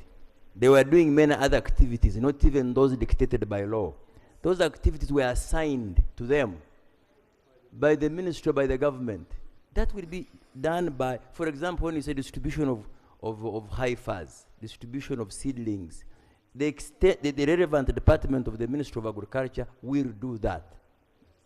I put a question that the proposed new clause stands part of the bill. Those in favor say on the contrary, nay.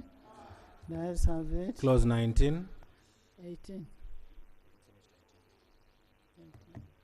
Thank you so much, Chair. Section 18 is amended by substituting the words NAADS services wherever the words appear, the words agricultural service extension. Justification: the service originally provided by NAADS shall be provided by ministry through the same extension workers appointed for that purpose.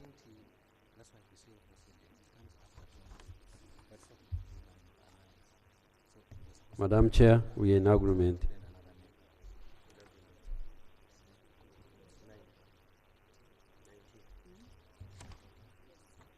That's 19. 18. You have finished 18. The new clause came after clause 18, the first new clause. So the second new clause should come after 20. But we have brought it now before 19. You understand? The second new clause was supposed to come after clause 20. But now we brought it before clause 19. The number, you understand? It's supposed to be 19. Put the number in right. But now we just take the new clause because of the Yes.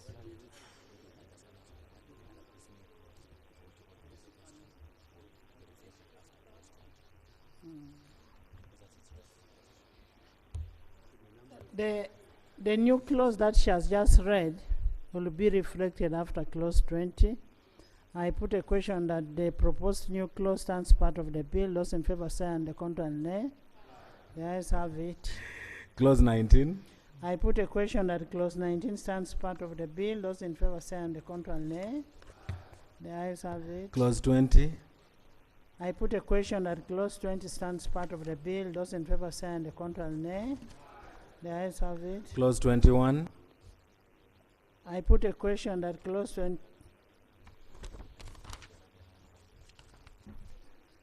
I put a question that clause 21 stands part of the bill. Those in favor say and the contrary nay. The ayes have it. Clause 22. I put a question that clause 22 stands part of the bill. Those in favor say and the contrary nay. The ayes have it. Clause 23. I put a question that clause 23 stands part of the bill. Those in favor say and the contrary nay. The ayes have it. Clause 24. I put a question that clause 24 stands part of the bill. Those in favor say aye to the contrary nay. The ayes have it. Clause 25. I put a question that clause 25 stands part of the bill. Those in favor say and the contrary nay. The ayes have it. Clause 26. I put a question that clause 26 stands part of the bill. Those in favor say and to the contrary nay. The ayes have it. Clause 27. I put a question that clause 27 stands part of the bill. Those in favor say aye to the contrary nay. The ayes have it. Clause 28. I put a question that clause 28 stands part of the bill. Those in favor say and the contrary nay. The ayes have it. Clause 29. I put a question that clause 29 stands part of the bill. Those in favor say and the contrary nay. The ayes have it. Clause 30. I put a question that clause 30 stands part of the bill. Those in favor say and the contrary nay.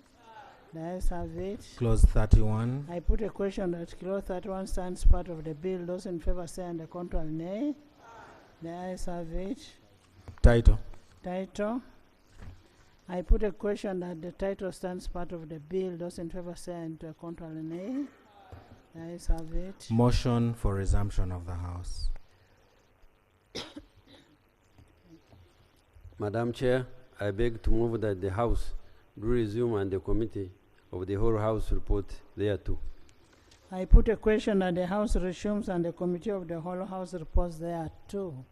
Those in favor say and the contrary nay. The ayes have it.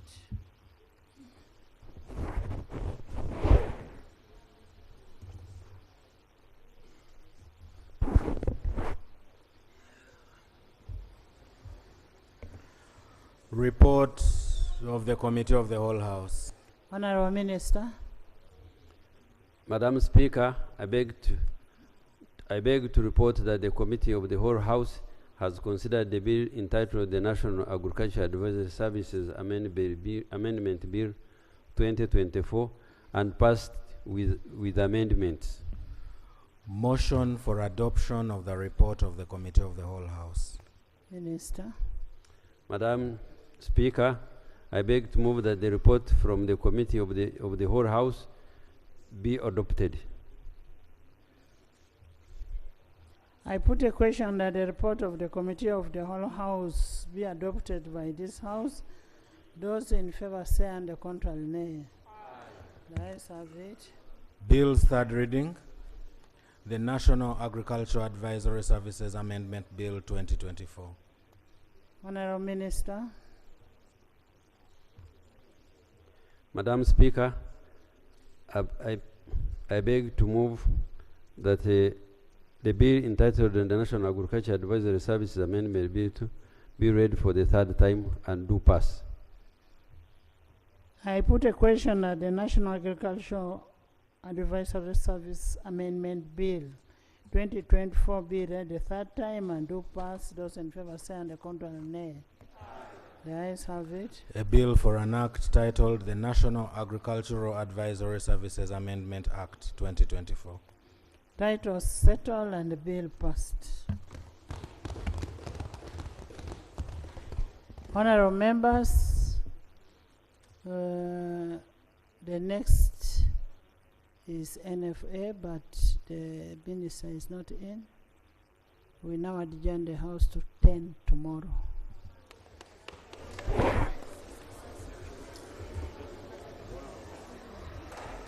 Thank you. Thank you.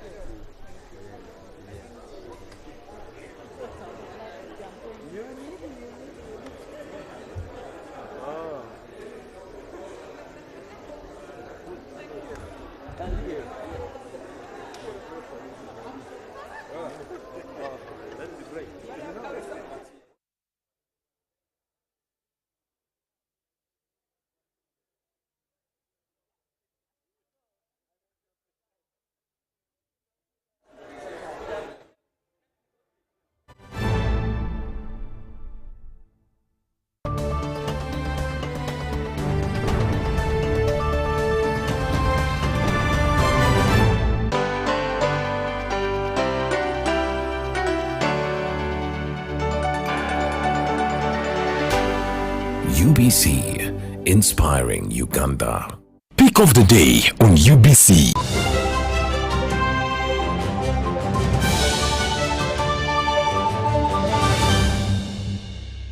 Was brought to you by I'll call you every day.